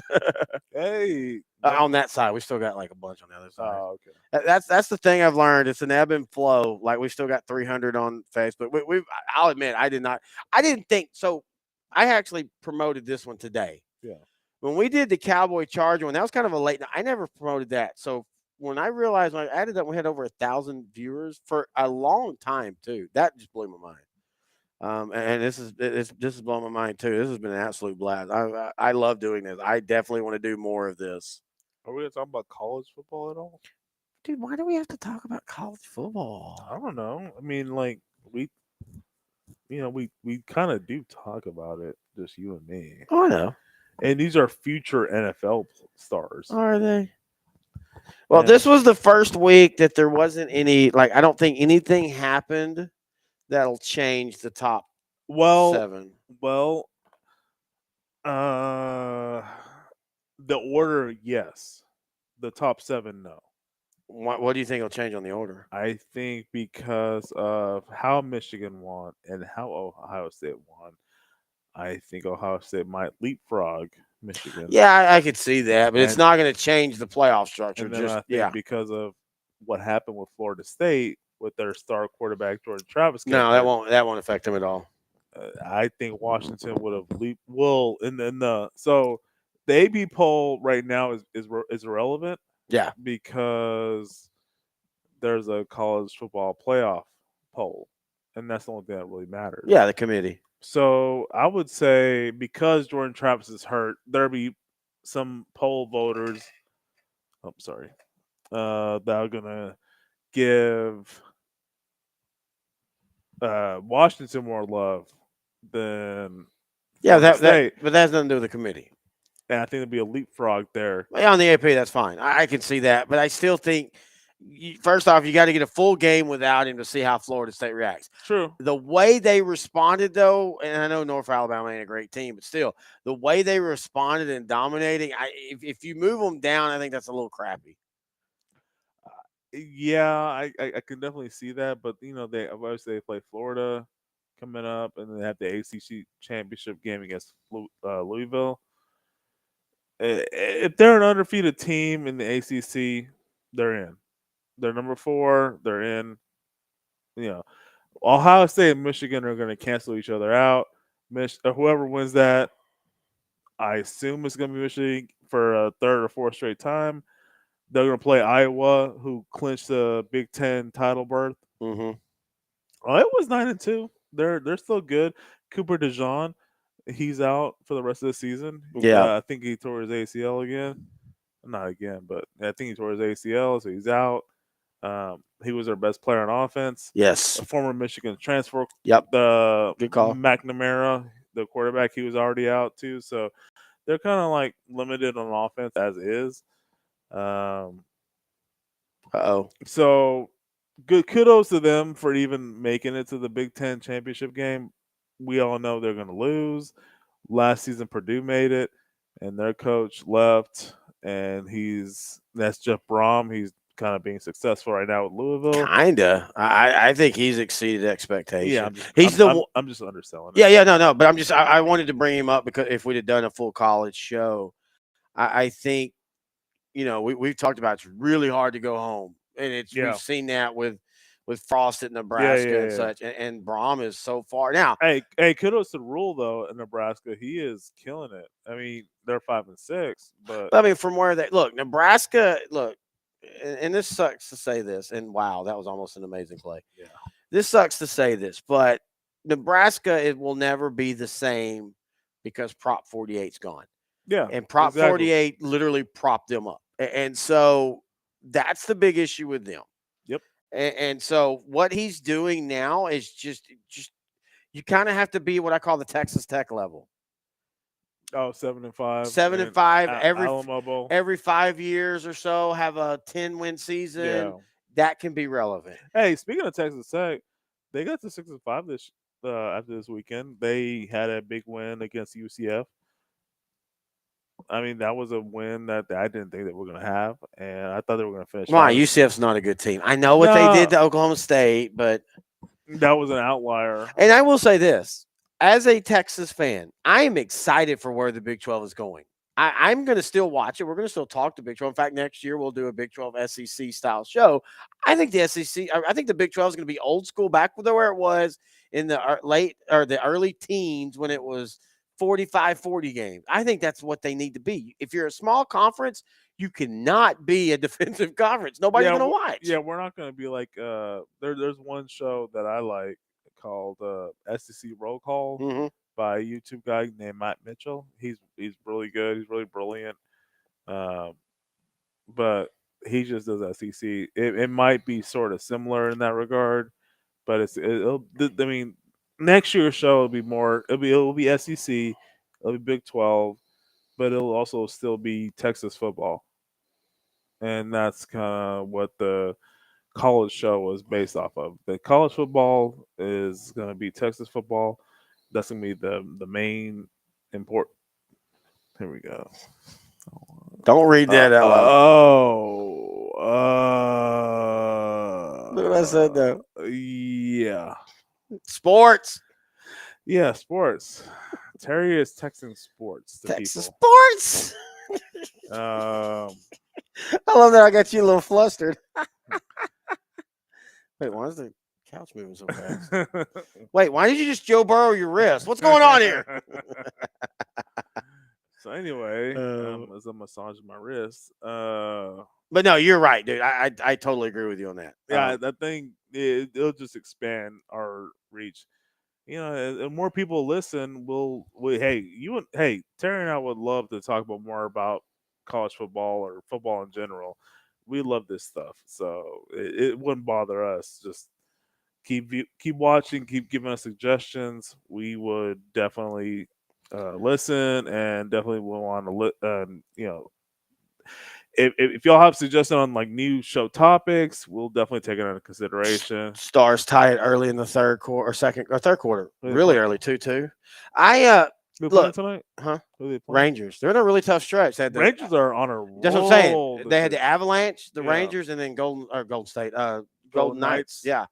And so I kind of, I honestly in myself, I was like, man, if they can just get one, like 3 points. But Yeah. what's frustrating is when you're up 3-0 against Colorado, you got to at least finish that with an overtime. Yep. But anyway, yeah. So we started earlier with 2 shows, and we'd like to go back to that, but we need more advertising. I mean, we need more sponsors. I mean, that's simply it. Just being honest, we need more sponsors. And so I would love to. I would actually love a day where we have 4 shows for OutDrank the Coverage, 2 recapping the week, and then a couple days later recording a preview for the next week. Because that's the one thing we really don't do on this show is we don't preview much. We kind of review because that's where we feel like the audience really wants to hear. And so I mean our numbers play out that way. But I would love to do preview shows too. I'd love to do more. And we're there. And hey, L4 Media, we just started this year. And where we're at, a big throw for the Eagles, out of bounds. Where we started and where we're at after a calendar year, because we literally started this channel basically January 1st. We've already got 1,004 subs. I mean, we've done these 2 shows live now. We've had a couple thousand people listen or watch or view, at least click in for a little bit. And I can't wait to see what we're going to do with the high school stuff that we're doing the same thing. And that's going to be all day Wednesday, or well, part of Wednesday, all day Thursday, most of Friday. And you're going to be there Friday for the 2 4A games. Yep. And we can't wait because this is fun. I love talking this. And you know, the more I think about it, we might do it in here. We'll see. I just like the studio. The studio is one of my fun spots. That's my safe haven. All right. Eagles now trying to get a big play on 2nd and 10, and they do a good screen pass. Oh, by the way, Devontae Smith, screen passes are coming back in vogue because what stymies the pass rush? Screen passes. But if you notice teams now with their pass rush, they just don't care. They're like, we'll give you the draw play. We'll give you the screen play because you're not going to call it back to back. You're not going to drive down the field. The percentages. Percentages. Yeah. The pass rush is dominating. And look at that. Damn. Dude, this Chiefs, I'm telling you right now, the Chiefs are looking scary damn good at this moment. Stats, they're one of the top defenses in all of football. And they're doing this against, and I say suppose it because I will make the case, and you and I talked about this. The Eagles have struggled in almost every game at points. And the Chiefs are doing what the Cowboys couldn't do. Capitalize on that. Get up 2 scores. And they're about to force the Eagles to have to punt again. No, they're gonna do the tush push. I think they're 2. Yeah, they're gonna punt, dude. Okay. Yeah, because it was 3rd. It was 4th and 4, dude. That wasn't as close as they moved the spot back because his knee touched. Come on. Is that Tony? Yep, Kadarius Toney. Whoa. Super Bowl hero. To the 29-yard line. Kansas City still up 17-7 in the 3rd quarter.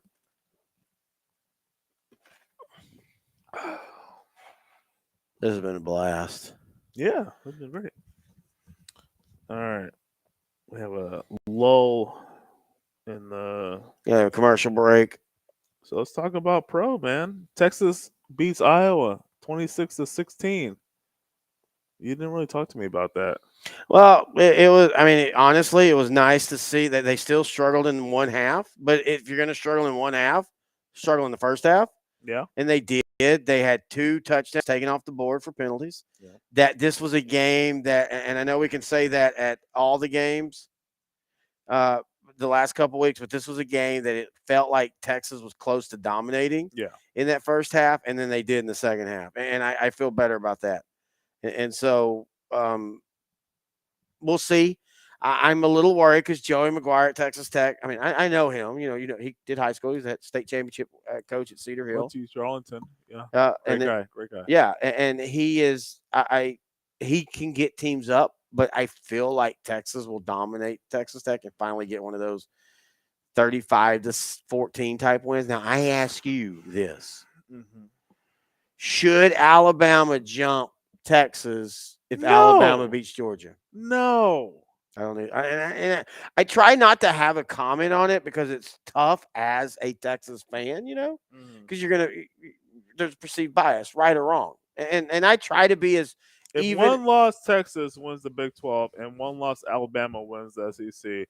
One loss Texas gets in over Alabama. They beat them. And head to head shouldn't or matter. or they don't neither make it because there's still 4 undefeated teams in 4 major conferences, And I that's can't. fine. But somebody's. I mean, Ohio State, and Michigan. Somebody's going to possibly eliminate somebody So this week. there will be a Big Ten champion. There will be an SEC champion. There will be, as long as Florida State doesn't F it up, there will be an ACC champion. There will be a Pac 12 champion in Washington, as long as Washington doesn't lose to Oregon. But because of the situation right now, because of Jordan Travis' injury with FSU, the ACC could be left out, and that could leave the Pac-12 with an or one-loss team. Oregon, hey, if Oregon beats Washington and FSU loses to Louisville, Oregon's in it. Oregon's in the playoff I can see that. without question. They had a great Without resume. question. Without question, they had a great resume. It's very hard to deny them right now. And then, like, we'll see what happens to the SEC title game. I am looking forward to Georgia continuing to win. And I don't think as much as Because- Alabama's improved, I don't think they beat Georgia. Because I'm worried that if Alabama wins, Georgia and Alabama, they might both get in. Yeah, And that would screw over Texas and would screw over. well, and I just Oregon. don't think. Look, you know my opinion on all that. I didn't like it when that happened a couple years ago 2021, and yeah. it wasn't that Georgia lost. Yeah. It was that Alabama kicked their ass. Yeah. I mean, Georgia scored 2 touchdowns. And then Georgia returned the favor. Yeah, Travis Kelce in the third quarter right now is limping off the field. He just made a catch from Patrick Mahomes. I'm not sure what the issue is, Look at his ankle. But he was limping. That hip drop tackle, dude. Leg injuries have been an issue this year, especially to the top stars in the league. So I'm not sure what's going on, but he's out this play. Penalty. All right, Chiefs, this is where you got to figure out. You got to make your plays. You can't allow them to get back in the game by penalties and stuff.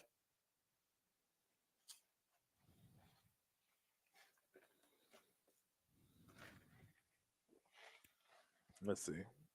Byard, the guy they traded for from the Tennessee Titans, he tackles Kelce. Kelce limps off. Again, that drop. And Kelsey's back in the game. Kelsey's back in the game. So yeah, college football, like it's very dicey right now. And by the way, they've done a good. He has a touchdown, but they've done a good job of containing him. Yeah. Oh, got a wide. Oh, overthrew it. So okay. Now I'm ready for next year. I'm ready for Texas and OU to be in the SEC. I'm ready for the expanded playoffs. I'm ready to start chanting. Huh? No, fuck you. I'll not set chant. SEC.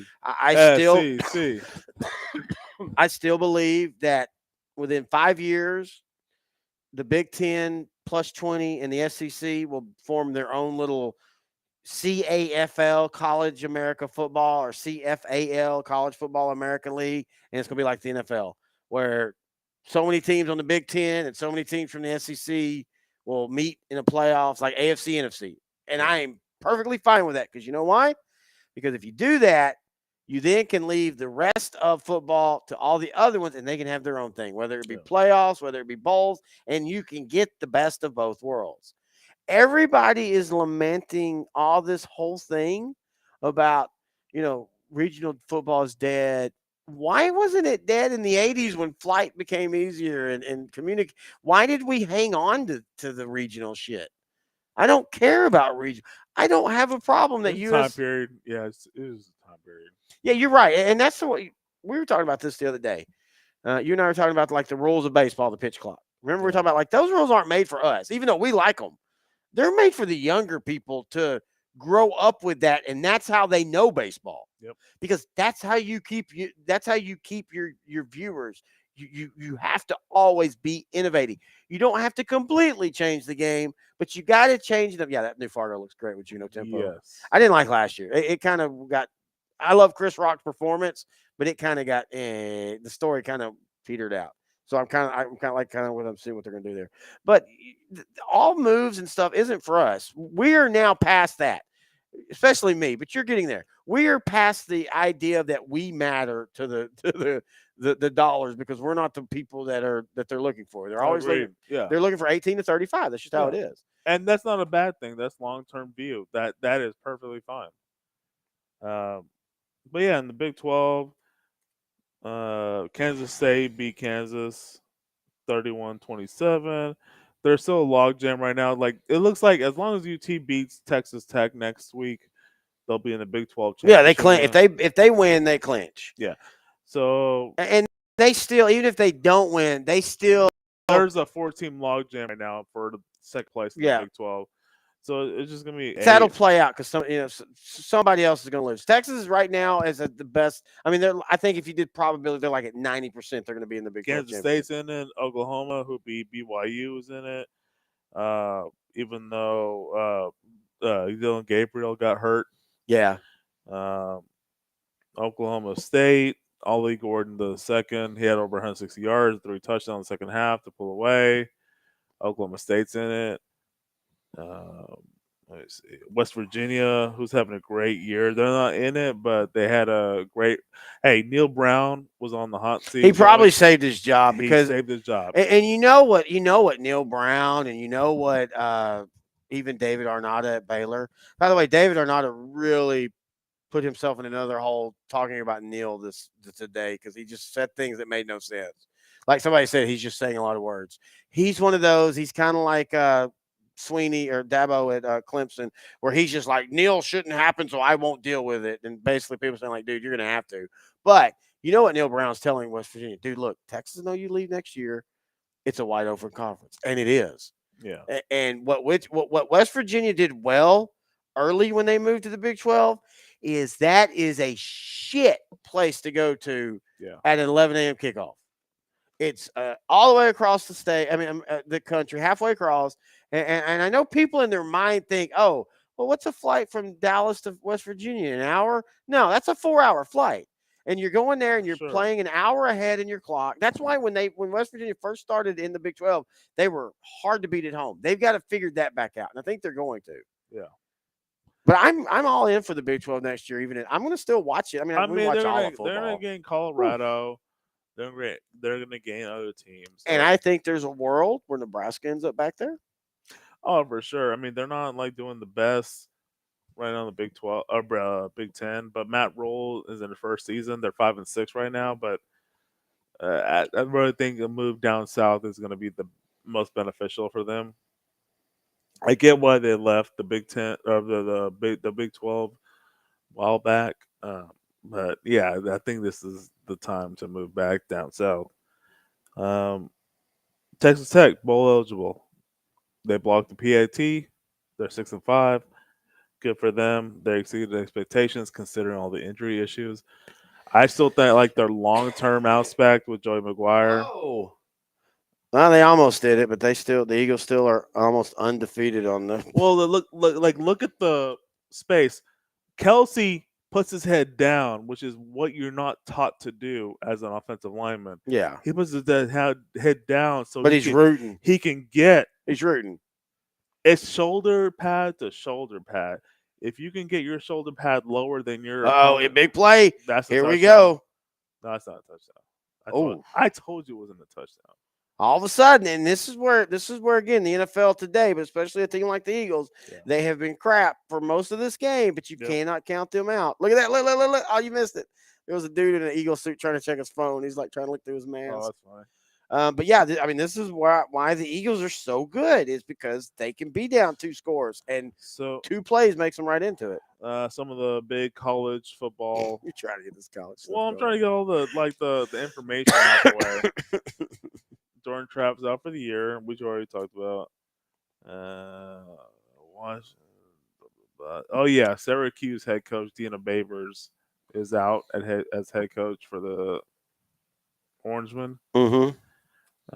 He was there for 8 seasons. Now I was saying, I was shocked that he was out, sort of, but I was not shocked about. Well, I was not shocked about Sam Pittman, only because I think they're making a huge mistake there. And if they were going to make a change, they have a guy right over here by where we live at University Park in Dallas. Oh, Lashley. Yeah. Lashley, he is 40 years old. He went to Arkansas. But again, I think more and more are saying, like, do we want to go home yet? I think there's a right time to go back home, and like you say, played at Arkansas. Yeah. I think there's a wrong time, and maybe he thinks it's it's the wrong time. I guess so, but like he's in the second year with SMU. Yeah, They're 9-2. I'm not saying he wouldn't go. I'm just saying I wonder if Yeah, that's a thing. they're tied with Toledo and UTSA for first in the AAC. They're basically guaranteed a spot in the championship as long as they win next weekend. UTSA and Toledo are playing next weekend. Mm-hmm. So I don't know. I just really feel that would be too perfect of an opportunity for Arkansas. Hurt straight up the middle. Touchdown. Wow. So 14-17. Wow. Chiefs. Hurts just ran up the middle, touchdown. A&M first game. My parents were there. Post Jimbo Fisher. Yeah, my parents were against there. Abilene Christian. Yep. A&M wins 38-10. SMU, they win. They go to 9-2. They won 38-34. That's really all the big. Tyler Shook, the quarterback for Texas Tech. He was the starting quarterback for the Red Raiders this season. He got hurt out for the year. He's going to transfer for a second time. Tyler Shook. Tyler Slough? Shook. He pronounces his last name Shook. I know. He in high school he pronounced it Slough. That's funny. Yeah, that's okay. Because after I had an issue with pronouncing Odunze for the Washington Huskies. Stars are up 4-2. This would be a big win for them. That would be a big win. Good bounce back after that collapse. Oh yeah. Anyway, go ahead. Sorry. So anyway, after I had a kerfuffle with the Washington Huskies star receiver Roma Odunze, I made sure if I ever pronounced any other player, I would make sure I looked it up before I pronounced it. Yeah, no, I totally get that. Yeah, Tyler Shook was the starting quarterback for Texas Tech. See, they even still say it even on the Tyler Shao. Oh, okay. But I'm with you, dude. You got to go. No matter what you've heard, I'm a big believer, and we've literally had this with certain players in high school, where like I'll talk to the coach. I'm like, how does he say his name? Yeah. He says it like this. So I'll go that to that's not how he says his name. Well, the coach tells me that's how the kid says his name. I don't care if it's spelled Henderson and he says it's Jabubu. Correct. You're Jabubu from now on. Correct. And so I totally agree with you. And it's just weird. Yeah. Jabubu. Tyler. Hey, we OutDrank the Coverage. Amen, brother. That's what we do. We OutDrank the Coverage. About 2,000 of y'all watched it. Thank you. We appreciate it. You're welcome. You're welcome for seeing us have stupid drunk bets or debates. So Tyler Shook is gonna transfer again for a second time. He was starting at Oregon, and then he left there and went to Tech. And Baron Morton, who's taking over, he played at Eastland, a 3A school. Nice. Know him really well. Nice. He actually he's that traditional. He's like 6'7". He's that traditional spread Texas Tech, throwing slots, bubbles, deep, all that. So I'm curious to see how he goes because he's had a really good season once he stepped in. And I'll tell you, again, I said this earlier when we were talking about, I'm worried about that game just because, Texas hasn't outdone anybody, but also because Texas is, Texas Tech plays them well. Yeah. All right, so I'm doing good on that. Yeah. So Texas Tech's bowl eligible, which is their barometer, right? Bowl eligible. So Terry's OutDrank the Coverage. Yes, sir. Well, most Red Raider fans are just happy with bowl eligibility. And that's that thing. They're trying to. I think you're going to see a new fandom with. I think the Big 12. Look, I'm not a conference crotch sucker. I've told you that before.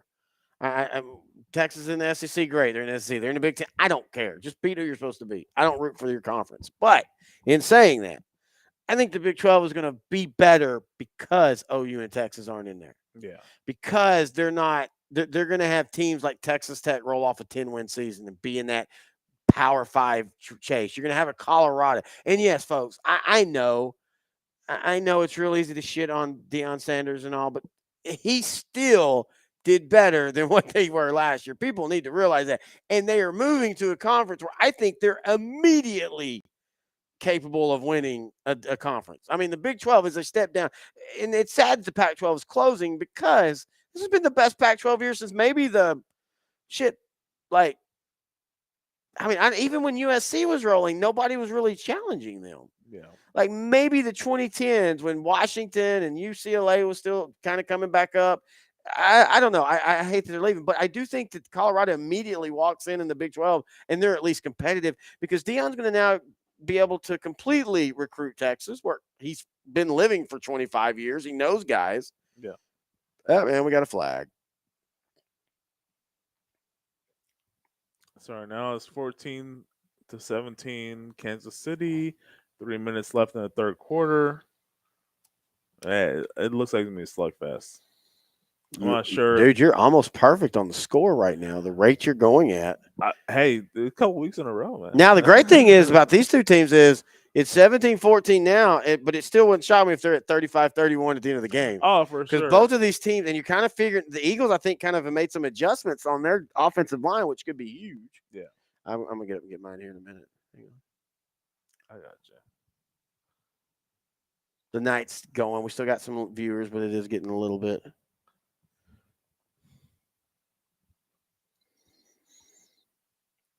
Big 1st and 20. If you're gonna get a holding call, get it on first down. Yeah. Kudos to the Chiefs. Keep talking. They are able to figure out a way to generate offense, move forward without a Tyreek Hill type player on offense, and that's just very impressive. Right now, they have no Juju Smith-Schuster. They have no Tyreek Hill. They got Sky Moore. They got MVS.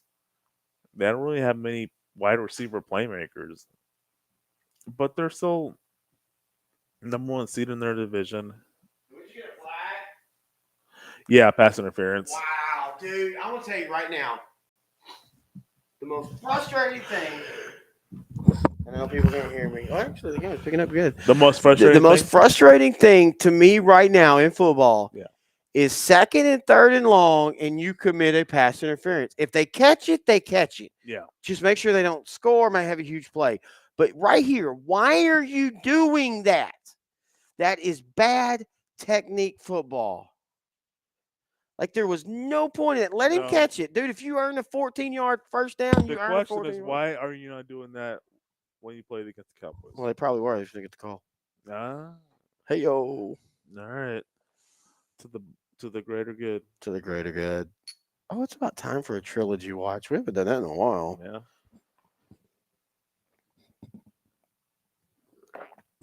Oh, man.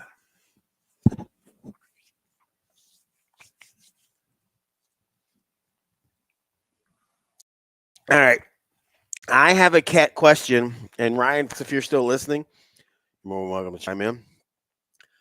What does Patrick Mahomes have to do the rest of his career to be considered the greatest quarterback to ever play? Because I don't think he has to win as many Super Bowls as Brady by any stretch. You want me to answer, or you want? No, your answer. I'm asking you. He kind of proved he's one of the top echelon. That studio cat making an appearance. Yeah. Okay. After what he did last season. Okay. I think that was his most impressive season, where he didn't have Tyreek Hill. He kind of pulled a Brady and won without. Yeah. He won a different way. But he also created an all-time, all-great tight end in Travis Kelce. Yeah. We all knew he was great, but he made him an all-time great. Yeah. In that season. I agree. That's a great point. And you kind of saw a different dimension of that Kansas City offense with Andy Reid. He was more patient. Yeah. Which is very hard. So what does he have? Like, So let's just say if he announced at the end of this year, Yeah. he's retiring, is he a Hall of Fame quarterback? Yes. All right, I agree. Here we go. Another big penalty against the Eagles secondary. 3rd and 8. Again, Darius Slay. Yep. Oh no, they're showing Rick, so maybe it was Rick. They said Darius Slay on the thing, but they're Yeah. spotlighting Rick, so we'll see. I think here we go. Yeah, it was Rick's. Who's been a really good slot guy. He did a good job against CD at times in the slot. Mecole Hardman. Ooh, recent boy, that's signing. a shitty call right there, man. Yeah. Ooh, man. Wow. I feel bad for him. I hate that. Yeah. All right, so I think if Mahomes wins 2 more Super Bowls in his career, just 2. I say just 2 like it's easy. Because he's been to 3 Super Bowls. Yes. He's won 2 already. But if he wins 2 more, if he wins 4 Super Bowls Yeah. and continues on this arc of his stats, I think he'll go down as the greatest quarterback in the history of the NFL. Oh, okay. Greatest quarterback in history. Yeah, that's what I was asking. I think he's already a Hall of Famer. Yes. But yeah, greatest, the ultimate GOAT. Yes, I would agree. But then again, Tom Brady has won 7. But again, I think Tom Brady fits into that And has been to 10 Super Bowls. greatest winner, but not necessarily the greatest physical quarterback. And I think Mahomes marries that. So he doesn't have to win. And by the way, it's not out of the question that he wins 5, 7 Super Bowls at all. I mean, this Chief team is young. Yeah. This Chief team has a defense, and we're seeing that, and they have a running game and everything. Yeah. I'm just saying, I think minimum, if he wins 2 more Super Bowls. Hey, and you know what? When Tom Brady was 30, he had only been to 3 Super Bowls. Yep. So Mahomes has already been to 3 Super Bowls. Won 2, lost 1. They're on the same trajectory. Yep. Good point. Let's just see what happens now. And you know what? I'm definitely here for it. As a Cowboy fan, I definitely want the Cowboys to sprinkle in a couple of Super Bowls in between. Yeah, you're gonna win them all the time. But I wouldn't mind if someone like his. I mean, I liked his dad when he was a pitcher in baseball in the '90s. Like, I remember him pitching for the Rangers. Yeah, and just watch. Well, our last year, Grant Goodwin and I's last year of broadcasting high school football games, we did his game against Chapel Hill, his senior year. Yeah, that was a blast. So I'm not really the worst fan of him. Like I think I really wish him the best. I really think he's good. Hang on. Ryan Fox says, I got to get my glasses. Where are my glasses? Your bifocals? Shut up. What did I do? Seriously. I can't read what he's saying if I don't have my glasses. Oh. What is he saying? He is saying, Ryan Fox, if anything, I'd say Mahomes would just have to stay healthy and use longevity and consistency to shatter as many passing QB records as possible. And then he'll say maybe win another Super Bowl. I think he's got to win at least a couple more. He's saying basically what you said. Yeah, I think he's got to win at least 2 more and keep up with the records. He doesn't have to own the records. Seriously. Well, with the evolution of football, I think he needs back. to smash them. Okay. I think with the evolution of football, he needs to smash it.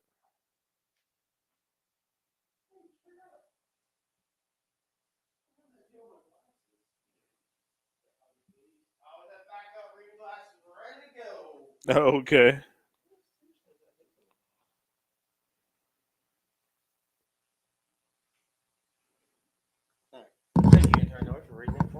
You're welcome, sir.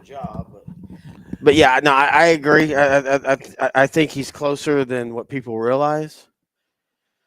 Which is a good thing, man. That's the purpose of evolution.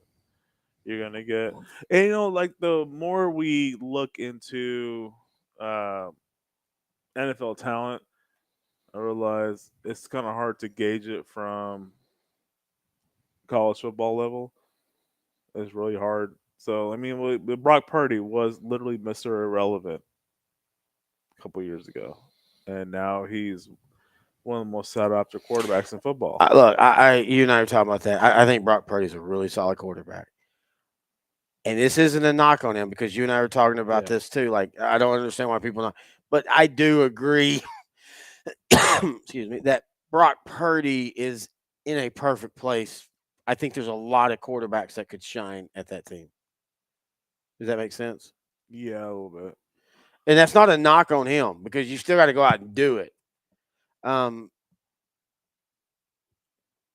you can also say, you talk about the evolution. Again, quarterbacks have taken a step back this year. Defenses are and you and I talked about this all the way like 3-4 years ago. Like, this is how football works. There's going to be a team, and maybe Dallas is that, but there's Yeah. going to be a team that's going like, hey, wait a minute. All these teams now have 6'2", 180-pound linebackers. You know what we need to Yeah. do? We need to get a fullback and a running back because people don't understand. That's what Dallas did in the early 90s. Yeah. Teams were going to smaller linebackers because you had more teams running a slot. You needed speed. Dallas even did it on their own defensive side. Their linebackers were small and quick. Yep. And so what they did was they said, hey, let's do a power running game as we start the fourth quarter here. It feels like if the Eagles are able to score, the Chiefs are able to score here, they might salt it away, but you never know. Yeah, they're really good at doing the long second half drives, culminating in touchdown that kind of just kills their opponent's momentum. So I could definitely see that happening here. And right now the Eagles are falling sick. Fake falling, if you ask me. Now what? Sorry, go ahead. I'm Brett Lee, the boss, is texting me. Oh, okay. So I was gonna say is the Chiefs are really good at when they have to lead, they'll do a long sustaining drive, culminating in a touchdown field goal. They'll definitely generate points, but the whole purpose of it, which is what I like, what McCarthy is trying to do with Dallas, is to generate long sustaining drives that end up in some type of points of some sort. It looks like that's what Andy Reid's doing right here. So the problem with that, though, and Dallas has been trying to do this now since 2014, basically. Yeah. The problem with that is the longer you have plays on offense, the more you have a chance of a false start, a hold, a blown block. And that's literally what defenses are doing now. They're saying, okay, we want you to go on 18 play drives. From 2000 to 2012, 13, 14, and 15, it was about throwing underneath. And then about 2016, you start seeing offenses going over the top. So what are you seeing now? Defenses are playing back. Yeah. So they're making you be more efficient. And the great thing is that can work, but it's making you be more efficient. Meaning that out of a 15-play drive, you better be great on at least 12 of them. Yep. Hope you don't have a blown assignment or a penalty that makes you 3rd and 15. Yep. Or if you do get 3rd and 15, be able to convert it. And I'll say this again. I know people, it's who they played. One of the things I've been impressed with Dak and the passing game is the able to convert the third downs. He leads the league in third down passer completion, in third down conversion rate, in third down yards, in third down yards per pass. They're going down the field, and that's impressive. Now, it's going to always be the question, can they do that against the good teams? And that's a fair thing. Stars are now at 5-2. Oh, really? This will be a big win for them. Yeah, we're in commercial break right now. Chiefs are up on the Eagles. Terry's on his phone. Talking to my bosses. Stars are now up 6-2. Holy crap. Rangers must have went empty net. Right now, I'm looking at Terry's Christmas tree. Isn't it nice? He has a star on the star. Yeah, there's the bulb died. We got a cowboy star on top. It's really pretty, but the bulb died as we were putting the tree up. Commercial break is over. Okay, so I got to ask you, are you concerned the Stars score 6 goals and Jason Robertson doesn't have 1 point at all? Not an assist, not a very goal. happy about that. I'm a little worried, though, because he has started really slow this year. I would rather him start slow during the season and then pick up the playoffs. Oh, short. What do you do? Hang on. So it's 4th down and about a yard. Go for it. You kick the field goal. You're up 6. There's a lot of damn. I didn't realize there was that much time left in the game. Go for it. I thought we were down to like the last 5 minutes, Go dude. for it.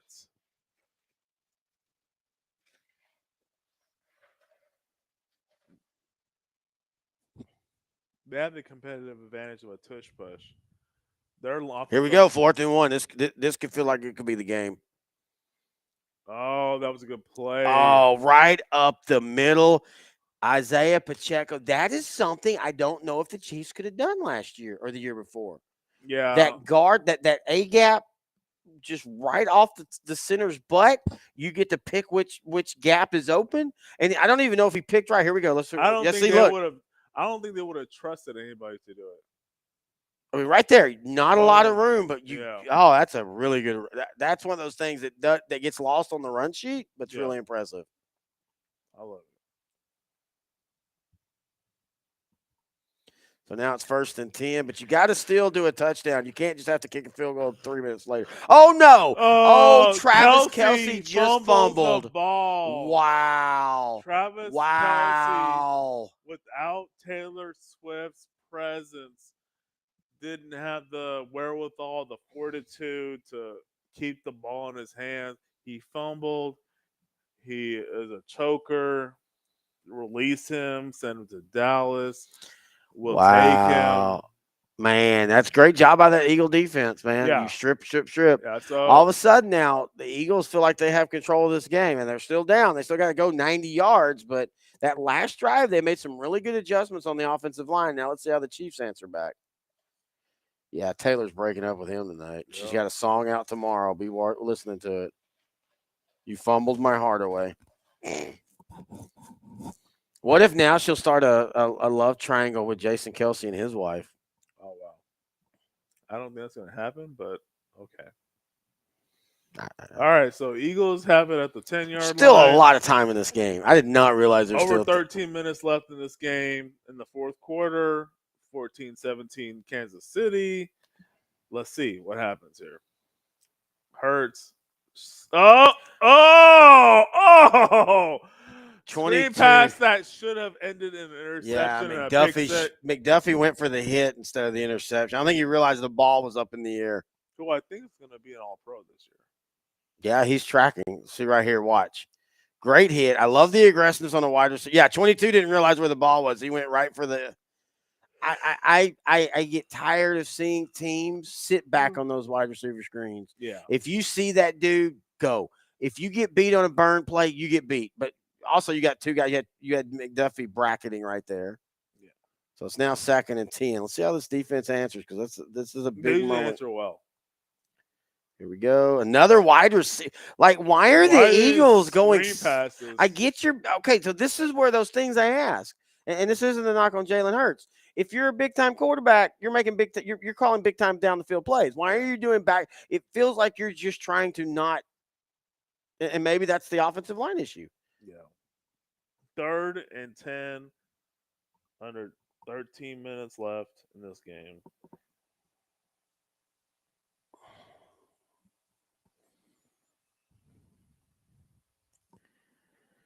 Crowd's going crazy.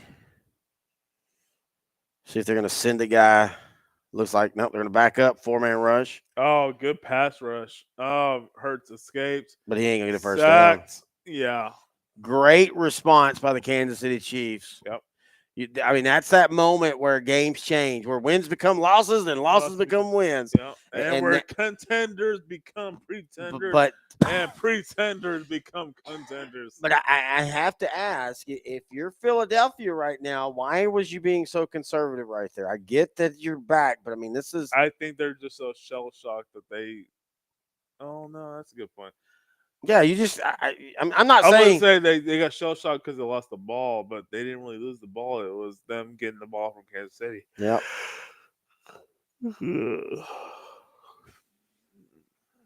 You gotta say this about Tony. He's fun to watch. Tony is fun to watch. Half of it is going to be good and half of it's going to be bad, but it's still fun to watch for the third party fan. Yeah.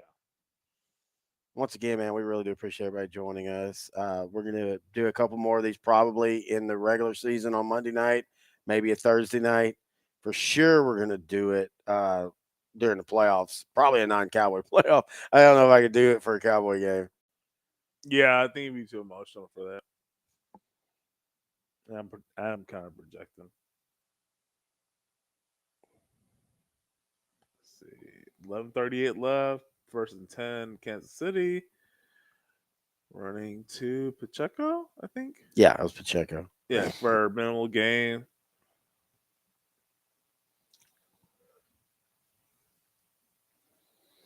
All right, so what were your thoughts on Texas State, man? You know, they shocked the world. They beat God, who was it Texas State beat? They did. Baylor? Yeah, they beat Baylor, right? Yeah, Texas State beat Baylor at the beginning of the year. Maybe. Dude, we talked about it on the show. I mean, okay. But then this week they get beat 77-31. That was a little shocking. I mean, Arkansas State's a pretty solid program, but I didn't see Texas State getting like it feels like they kind of regressed after that big upset win. Yeah. Okay. Sorry. I don't really don't think that's. I mean, Texas State. Yeah, they're 6-5 overall, 3-4 in conference. Oh shit, that's pretty good. Yeah, but I mean, again, they I was thinking 9-3 actually at one point. no, that's a different team. Yeah, I think there's a yeah. Oh, beautiful throw, Yeah. first Yeah, down. Texas State. Yeah, I remember they lost to Arkansas State this weekend. That's what I'm saying. I mean, they 77-31. they beat Baylor and then lose to, Yeah, and it's not even losing; it's losing by how bad they did. yeah, it wasn't like they gave it much of an effort. Yeah, Arkansas State, they're not the worst team, but they're about the like both teams are. They're both 6 and it's just again, it's not the loss; it's the 77 points. Yeah, and like you said, like they beating Baylor is a big deal for them, and that's a big deal for their program going forward. Let me see. So Pacheco got a catch. So, who do you think is the new A&M coach? I think it's Jeff Traylor. Jeff Traylor, really? Yeah, he just interviewed for it. Well, I mean, there's a lot of people going to be interviewing for it. I mean, what he's done at UTSA has been phenomenal. I think you need to go with a more of a Oh, here we go. Okay, go ahead. what? What? Nah, I think what he's done at UTSA is phenomenal. I'm sure you do. Why, I'm not a Roadrunner fan, dude. I just think it's phenomenal. Okay. I do think A&M needs to hire somebody like him that's more. I think they need to go on the younger side for sure. Well, Jeff Traylor's really young. That's what I'm saying. Like, I think they. Well, I think they need to go with a non-splashy hire. I think they need a grinder. Yeah. I think that's what A&M is missing. They need to go for a good recruiting young head coach. And that's exactly That what is Jeff Traylor. not Chad Morris. Well, now Chad Morris is completely. I actually feel bad for him. He effed himself over big time. Well, and I don't know if He effed himself over big time. I don't know if he effed himself. Just things hasn't gone right for him at his jobs. Like even going back down to Allen, just he's lost whatever mojo he had. And look, coaching is like playing; it's confidence. And if he lost his confidence, I think that's a lot of it. He just lost his confidence. And I don't know if he'll ever get it back. I mean, he'll always have a job. He'll always find a job. He's got enough skins on the wall, especially what he did offensively at Clemson and what he did at SMU for a couple years. But for Traylor, I just feel like Traylor. So to win in Texas and to be good in Texas, it's unique. It's not like other states because you have got to have a great relationship with high school coaches. Agreed. That's why Joey McGuire at Texas Tech is eventually, I think, going to be really good. High school coach. Jeff Traylor, former high school coach at Gilmer, been there forever. Did they just punt? Wow. I thought they might go for it. Went out of bounds. You look at even Steve Sarkisian. He's not a high school coach in Texas, but he's done a really good job and that's why Tom Herman failed at Texas. Yeah. The Texas coach wouldn't get behind him. I think Jeff Traylor at A&M, I legitimately think he puts them in national championship contention within 2 years. He is a great coach. And yeah, I know him, so there's a personal thing. Yeah. But he's a great coach. And more importantly, I think what he does well is what A&M needs. Somebody that can deal with the boosters, can deal with the Texas high school coaches, can go into Texas high school locker rooms and get respect from the coaches, which basically then means the players will get respect. Yeah. I mean, if players see this guy getting respect from other people over time, they're like, oh, yeah, I think I want to stay there. Exactly. And your coach is telling you that, hey, this is a good guy. This is where you should go. I think that's really big. Philadelphia has the ball, 1st and 10, under 9 minutes left. They're down by 3. Oh, Block. You have to start giving credit to Kansas City's defense. oh yeah, their offensive line, our defensive line is up until that last drive is dominated. Eagles made a good adjustment on that drive. The Chiefs have now made a adjustment back. Yeah. Right.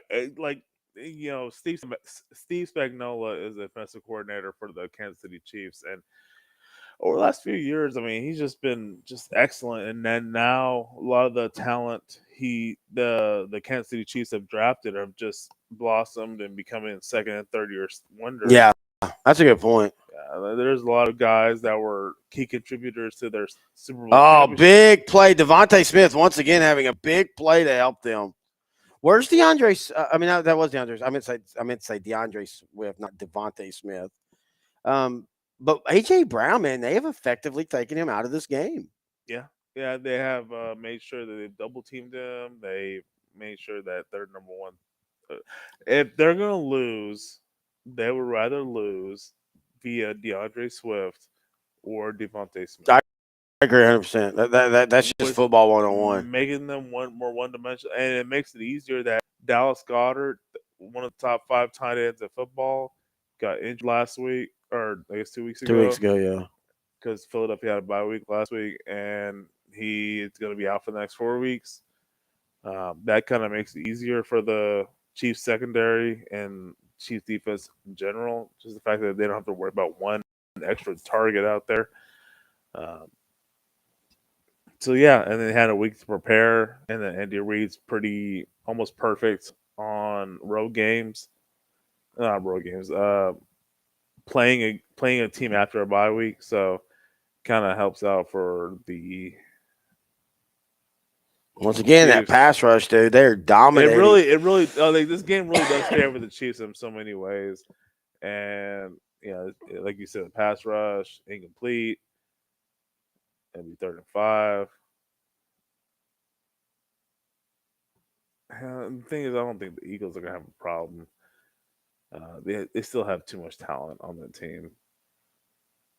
Yeah, but they've been really lethargic at times this year. But again, Shane Steichen left to become the Colts head coach. They're pretty good. Jonathan Gannon, the offensive coordinator, left to become the Cardinals head coach. He doesn't have much talent on him, but he's going to have that 2024 draft. So big first down right there on 3rd and 5. Yeah, huge. Devontae Smith, 2020 Heisman Trophy winner for Alabama. You just love bringing it up. Yeah, well, he was the first wide receiver to win it in eons. Like so, do 30 you years. count anything that happened in 2020? Yeah, I mean, it still is part of the record books. But I mean, and I'm not saying like, oh, because how the Lakers or Dodgers won it, because every team was playing in the same thing. Yeah, I just think in time people will forget that. Like, it's just. I mean, it happens. That's the COVID year. It is a COVID year, but it happens. So it's just like with the NFL, the strike shortened years. Here we go, and just like that, the Eagles lead. Oh no, they're gonna be down to 1. Yeah, just like that. That's why I didn't understand the Chiefs on 3rd and 4 punting instead of going for it. I'll be shocked if Eagles score here. Well, it's 1st and goal. You'll be shocked if they score here at 1st and goal. Like, I mean, maybe no, field. I mean, just like the part they. Oh, you mean the whole drive? Yeah. No, I get you. Yeah, he's down. Here comes the tush push. Here comes the tush push. Yeah. So if you look, my strategic. Oh wow. Well, they got a flag. If you look at it, my whole theory is obviously leverage. Kelsey and Dickerson and the right guard, they get their noses down, and it's almost impossible to get the leverage required in order to defeat the tush push, unless you can match them as far as like being on their level. But even if you do, Jalen Hurts is not down because he's on a body of players, so they just keep pushing. See, like right there, the Chiefs did nothing wrong on that. They got lower. They get lower. It's a very effective play. Kudos to them. I respect the play until it's ruled illegal. Keep doing it. That's holding. Yeah, that's pretty. I'm sorry, that is holding. That's funny though. That is literally holding. You literally pushed, like, dragged the guy and then just threw him. Like, it had nothing to do with the end result of that play, but that was still holding. Yeah, no, I agree 100%. So All right, so this is what it's like playing a good team. Kansas City for most of the day has done everything right, and yet here we are. They're now trailing. Now that doesn't mean they can't easily come back. It's plenty of time, but it goes to what we talk about. Why it's hard to beat good teams because you had a 2-score lead and you let them back into the game. Yep. Yeah, I mean that's just it is what it is, and there's nothing else you can do about it. Um, it's all legal, and I think other NFL teams are gonna have to just adjust to it. You know, if it happened to Dallas, I would just want Dallas to adjust to it. If they're basically saying it's illegal to do it, so I want to be able to perfect the tush push. I know exactly how to do it. Like, you need leverage. That's really all it is. It's just leverage. Yeah. You get the leverage, you win. But again, the one thing you keep forgetting though is unless the quarterback's knee touched the ground, even if you don't win leverage, he's sitting on top of players. The play's still alive, and so then you just start pushing, and that's where I think they're going to have to make that decision. Where they're going to have to say, okay, if a quarterback or whoever it is on top of the pile, All right. and he's not forward moving, he's got to be dead. It's got to be a dead call. If it was a different team, do you think it would have been called? It would have been changed. No. I think Let's just say like it was the Cowboys. No, and they ended up winning Super Bowl because of it. No, no. Whenever anything is innovative, it takes a league, all leagues across all sports. It takes 2 years before they can figure out because you got to have that discussion, and they had that discussion in the last off season. Yeah. Now they got to have that discussion again. Like, okay, now it's still working. Nobody's figured it out. But the problem is when other teams have tried it, it has not been good. So then you go back to why do you penalize the Eagles if they can do it, nobody else can? Yeah. I just can't believe how quickly. I mean, I can't believe because this is a really good Eagle offense. But I mean, the Chiefs freaking dominated all game long, and now they're down. And again, I have no doubt that they can make at least try to come back. There's plenty of time, but this is what we talk about. It's the pressure that good teams put on you. The pressure, whenever you think, okay, we're doing everything right, we're good, they can still figure out a way to come back from a 10-point deficit just like that. The Chiefs haven't scored since halftime. Yeah. Kick goes out of the end zone. Chiefs with 6 minutes left, 6 minutes 20 seconds left. Yeah, it's top for a second. Ball at the 25-yard line. There's definitely plenty of time left for Kansas City to just drive down and get a field goal or get a touchdown. So plenty of time left in the game. It looks like they're going to go into a commercial break. Oh, here we go. 1st and 10. Kansas City 25-yard line. I love that you're doing play-by-play. Pacheco for 2 yards. 2nd and 8. One more. Oh, yeah, for sure. One more shot. Yeah. I got my shot right here. Jalen Carter, Rookie of the Year. Oh, no. Who will be Rookie of the Year then?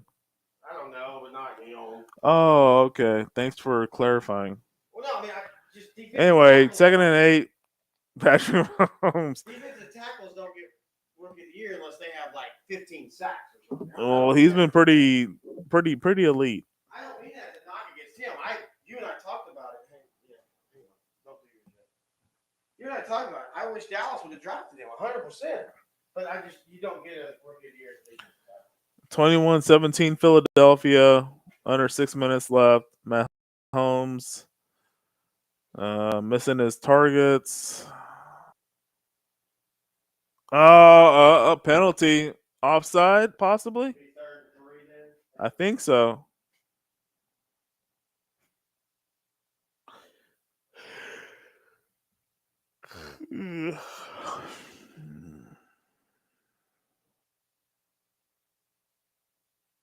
Referees discussing.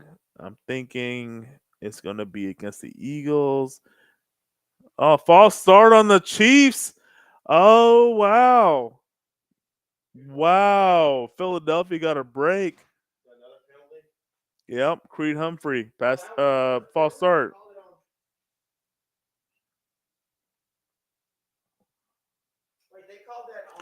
Yes, and he was off. Oh my gosh, it was on the Eagles. They called it on the Chiefs.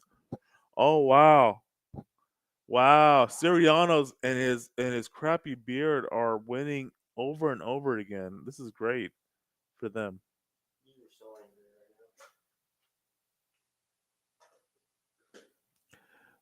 3rd and 12. Mahomes back. Earn your money for once. Oh my gosh! Good try. Really? That would have been a big play if that would have got through. Hey, everybody, I'm back. Sorry. That would have been a big play. Now Dallas. Now Kansas City's got to get a stop. That's. I mean, we talked about it, dude. That good teams, man. You've got to beat them the whole game. Boy, if he could have got that right there, that's a big play. Salute. Last shot of the game. It looks like the Eagles are going to win this game, man. Dude, it's 5:30. There's still plenty of time left. You know how the Philadelphia's going to be, man. 5:30 left in the game. Philadelphia gets the punt. They're taking it back. They're matriculating down the field. Almost to midfield. About the 45-yard line. They're up by 4, 21-17.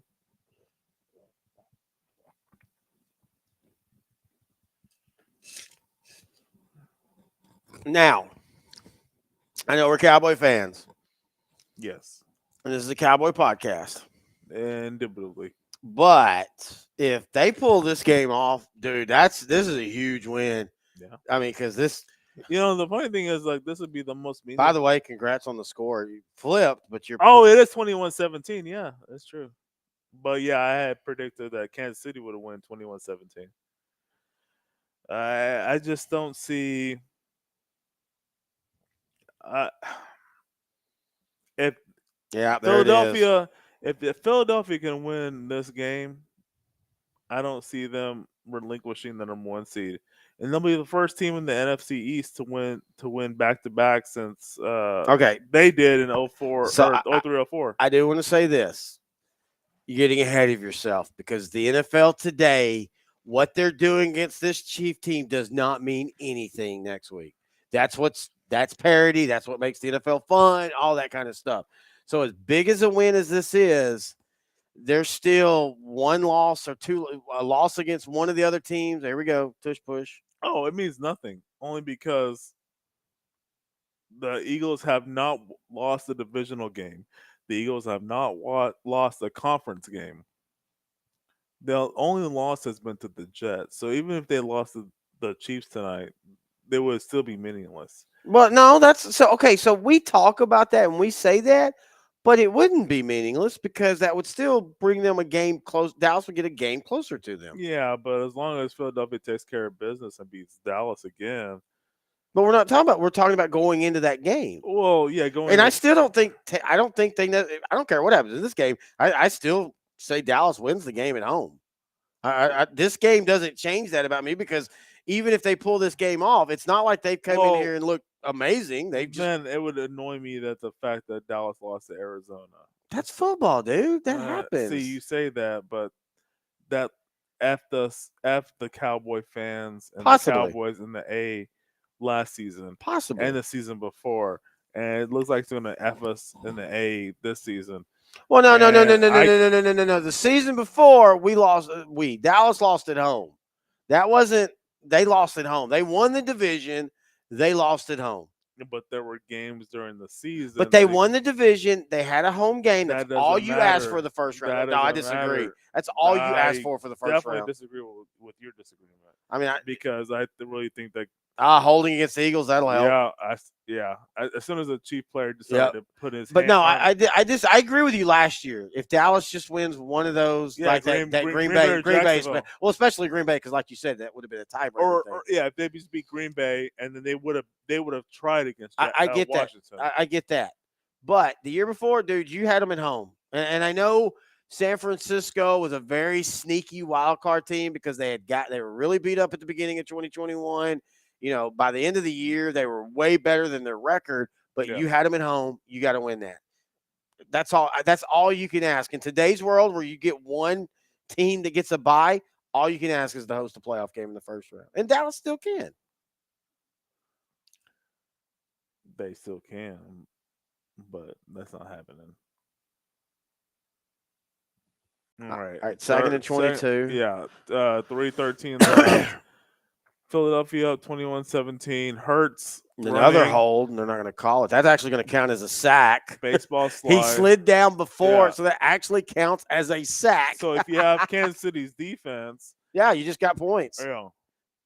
But more importantly, I think the Eagles have gotten too conservative because now it's 3rd and 23, and you're giving. Do you really want to give Pat Mahomes 3 minutes, even at 90 yards? I think they feel confident because the rain might be affecting the performance of the quarterback. Well, you know what? Then I take everything away. If Mahomes can't throw a wet ball, then he should not be allowed to play. Remember Troy Aikman couldn't throw. About to say, that's why I said that, dude. You knew where I was going with that because that was Troy Aikman infamously could Hall not. of Famer Troy Aikman famously can't throw in the rain. That's one of those where it's like, I have no problem with him being a Hall of Famer, but I also understand the argument against him as a Hall of Famer. All right, so 3rd and 23. 3 minutes left. Oh, they've got room. No, great open field tackle. Wow, dude, that might have saved the game. He had Kelsey out in front. He had a whole great play. Sign him, Cowboys. $200 million deal right now. Wait, never mind. Tranquil. Never mind. Not the type of secondary guy we want. Oh, because he's biracial or white. What? Look, we all can't be Charlie Waters, brother. He's Tranquil. Like the last name says, go to bed. He might be of mixed origin. Tranquil? Look, dude, look at him. What mix is he? Actually, he looks like Roman Reigns. Drew. Whoa, what? Well, like L4 Media, because L4 Media is like a whole sphere of shows. Yes.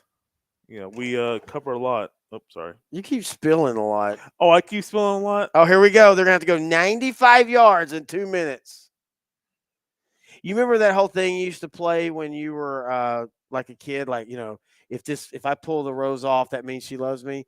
If Patrick Mahomes is a Hall of Fame quarterback, he will drive down and win this game. If he doesn't, he should not be a Hall of Fame quarterback. Okay. If anybody's listening, we're kidding, joking, all jokes aside. Don't be saying we. Don't be throwing me in there. That is all you.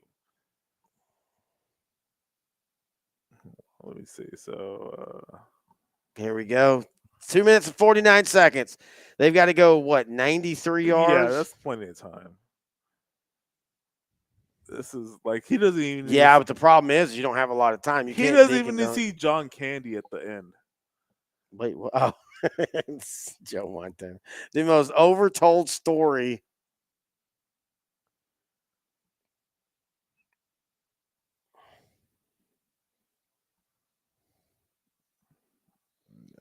Stick the ball, dude. Why aren't I hate bad situational awareness. You got to know where you're at. Stick the ball out. You get a first down. I know you've got two downs. Like 2 yards away. No, he wasn't. Like, watch where they show it. He literally could have stuck the ball out. Looks like that. Whoa. See, watch. Looks right. Pump fakes.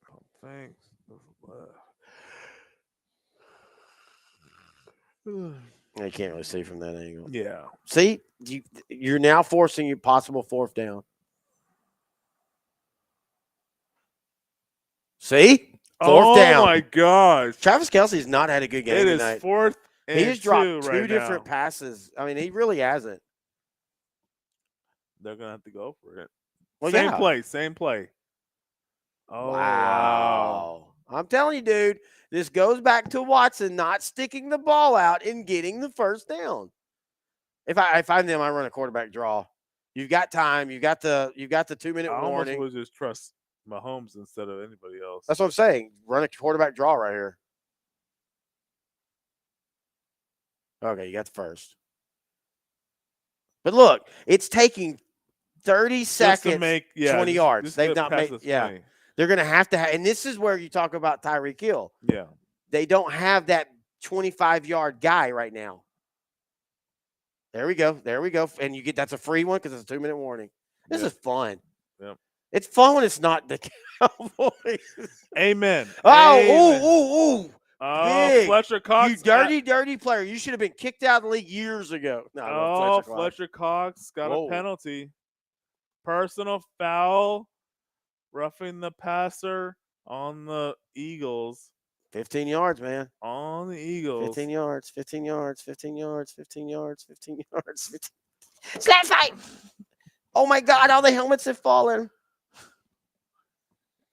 Grow up, dude. Gosh. Oh, Mahomes got lit up. They really did. Look at this. Oh, yeah. That's boom. I love Fletcher Cox, so I love the fact that I was kind of like, maybe he got screwed now. He didn't get screwed.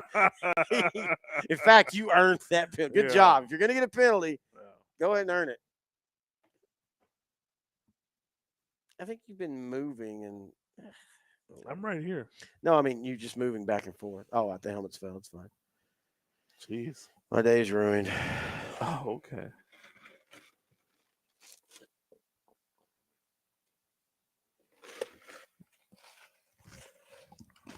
Oh, we're in a timeout, by the way. I still don't know what the fuck where the glasses went. Oh.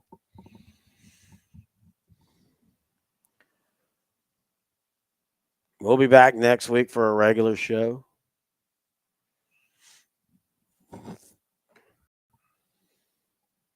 We do appreciate the 48, the 100. I haven't checked the other 1,000. Well, not anymore. People have gone to bed. Thanks for the 48,000 But people. the people that showed up. have stayed with us, we really, really appreciate it. Like, this has been a blast. I know we've talked some random shit. That's what we do. You gotta pump up the numbers. Pump up the volume, pump up the volume, pump up the volume. Dance, dance. Oh.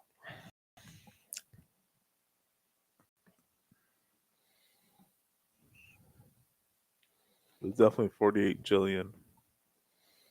Oh, there's one. We got like 200. But hey, dude, we've been going for 4 hours now. So I'm really seriously appreciate everybody that has tuned in. We really appreciate Ryan and Derek and all them that had some questions for us. And this has been the great game.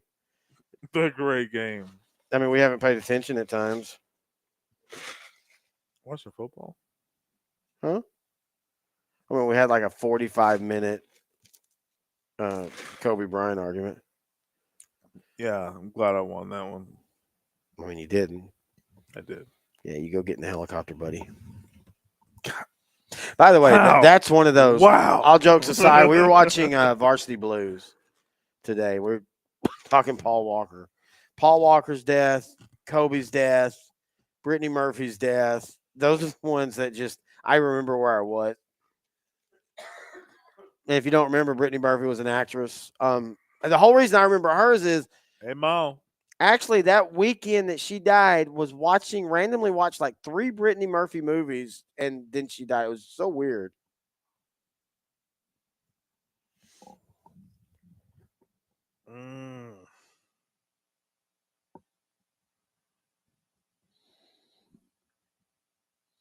Boosh. Damn, again? No, Oh, that's was the a same one, replay. Okay, I thought they were saying the same one. I mean, that's a penalty. Like, there's no – if there's – we don't have the volume on, so maybe they're trying – but that's a penalty. And I'm not saying that because it's an Eagle. If that was a Cowboy, that's a penalty. 2nd and 10. Ball at the 49 of the Chiefs. Now we're going Mahomes deep. going deep. He's got him, man. He got him. Touch! Oh my gosh! He dropped it. Was that? Oh my gosh! Oh, release him, Mecole Hardman. Was that Hardman? I don't know. It looked like a long name. Wow, I thought it was that. What's his name? Let's see. Yes, MVS. Wow, Marquez dude. Valdez. I mean, that's again. That goes back to maybe they will need Tyreek Hill at the end of the day. I mean, that's. Oh, that is unacceptable. Now, I will say this. If you get the first down, it might be the best thing because you would have given the Eagles a lot of time to only need a field goal. Yeah. You should have threw it. That's going to be a. No, he's outside the pocket. But he didn't throw it to the line. No, he's outside the pocket. He didn't. So you still got to throw it to the. You got to throw it past the line of scrimmage. I think it's only if you're in the pocket. No, you've got to throw it to the. Yeah, he's about to throw the flag. You have to throw it past the line of scrimmage. That's huge, man. I feel bad for Chiefs fans because that's. I mean, it's like wow.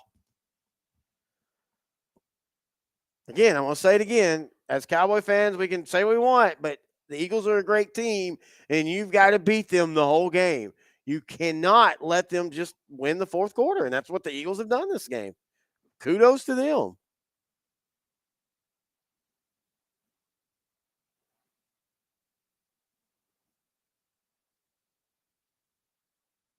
Oh, man. Yeah, so he was way short of the black line right there. Yeah, he did not get to the 40-yard line.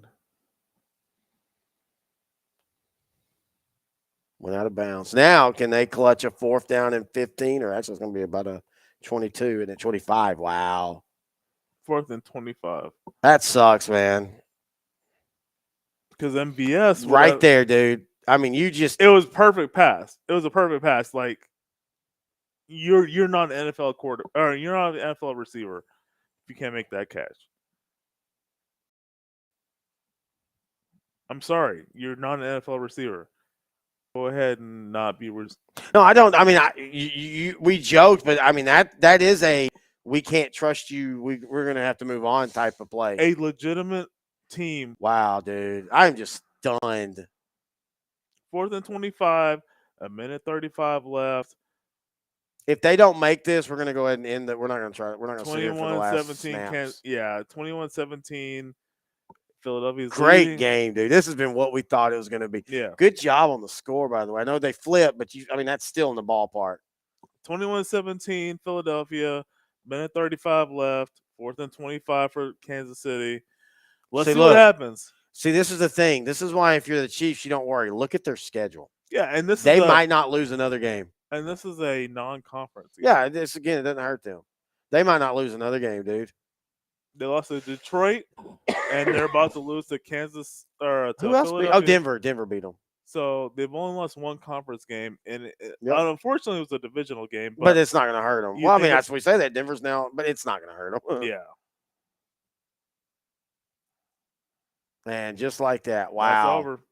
So this goes back to, as we end things, maybe the Chiefs need to maybe draft a wide receiver. I mean, you can't just do it with Travis Kelce and the Seven Dwarfs. Correct. I mean, seriously. Yeah. I mean, I know they did it last year, but you can't. I mean, this game just. Wow, that's frustrating if you're a Chief fan. And Travis Kelce had a bad game. I mean, he dropped a couple big passes. He had a touchdown, but he dropped a couple passes. And even then, look, I mean, that's a drop pass. You've got to catch that. Yeah, why are these guys not catching the ball?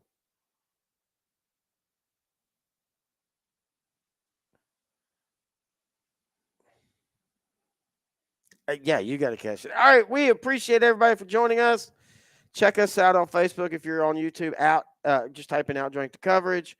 We'll be back next week with a regular show. We record usually on Monday mornings. It's a little different right now because the high school state championship playoffs in Texas are going on, so we might have to record on Wednesdays, but we'll figure it out. Until next time, he's intern Noe. I'm Terry Bennett, and this has been OutDrank The Coverage on L4.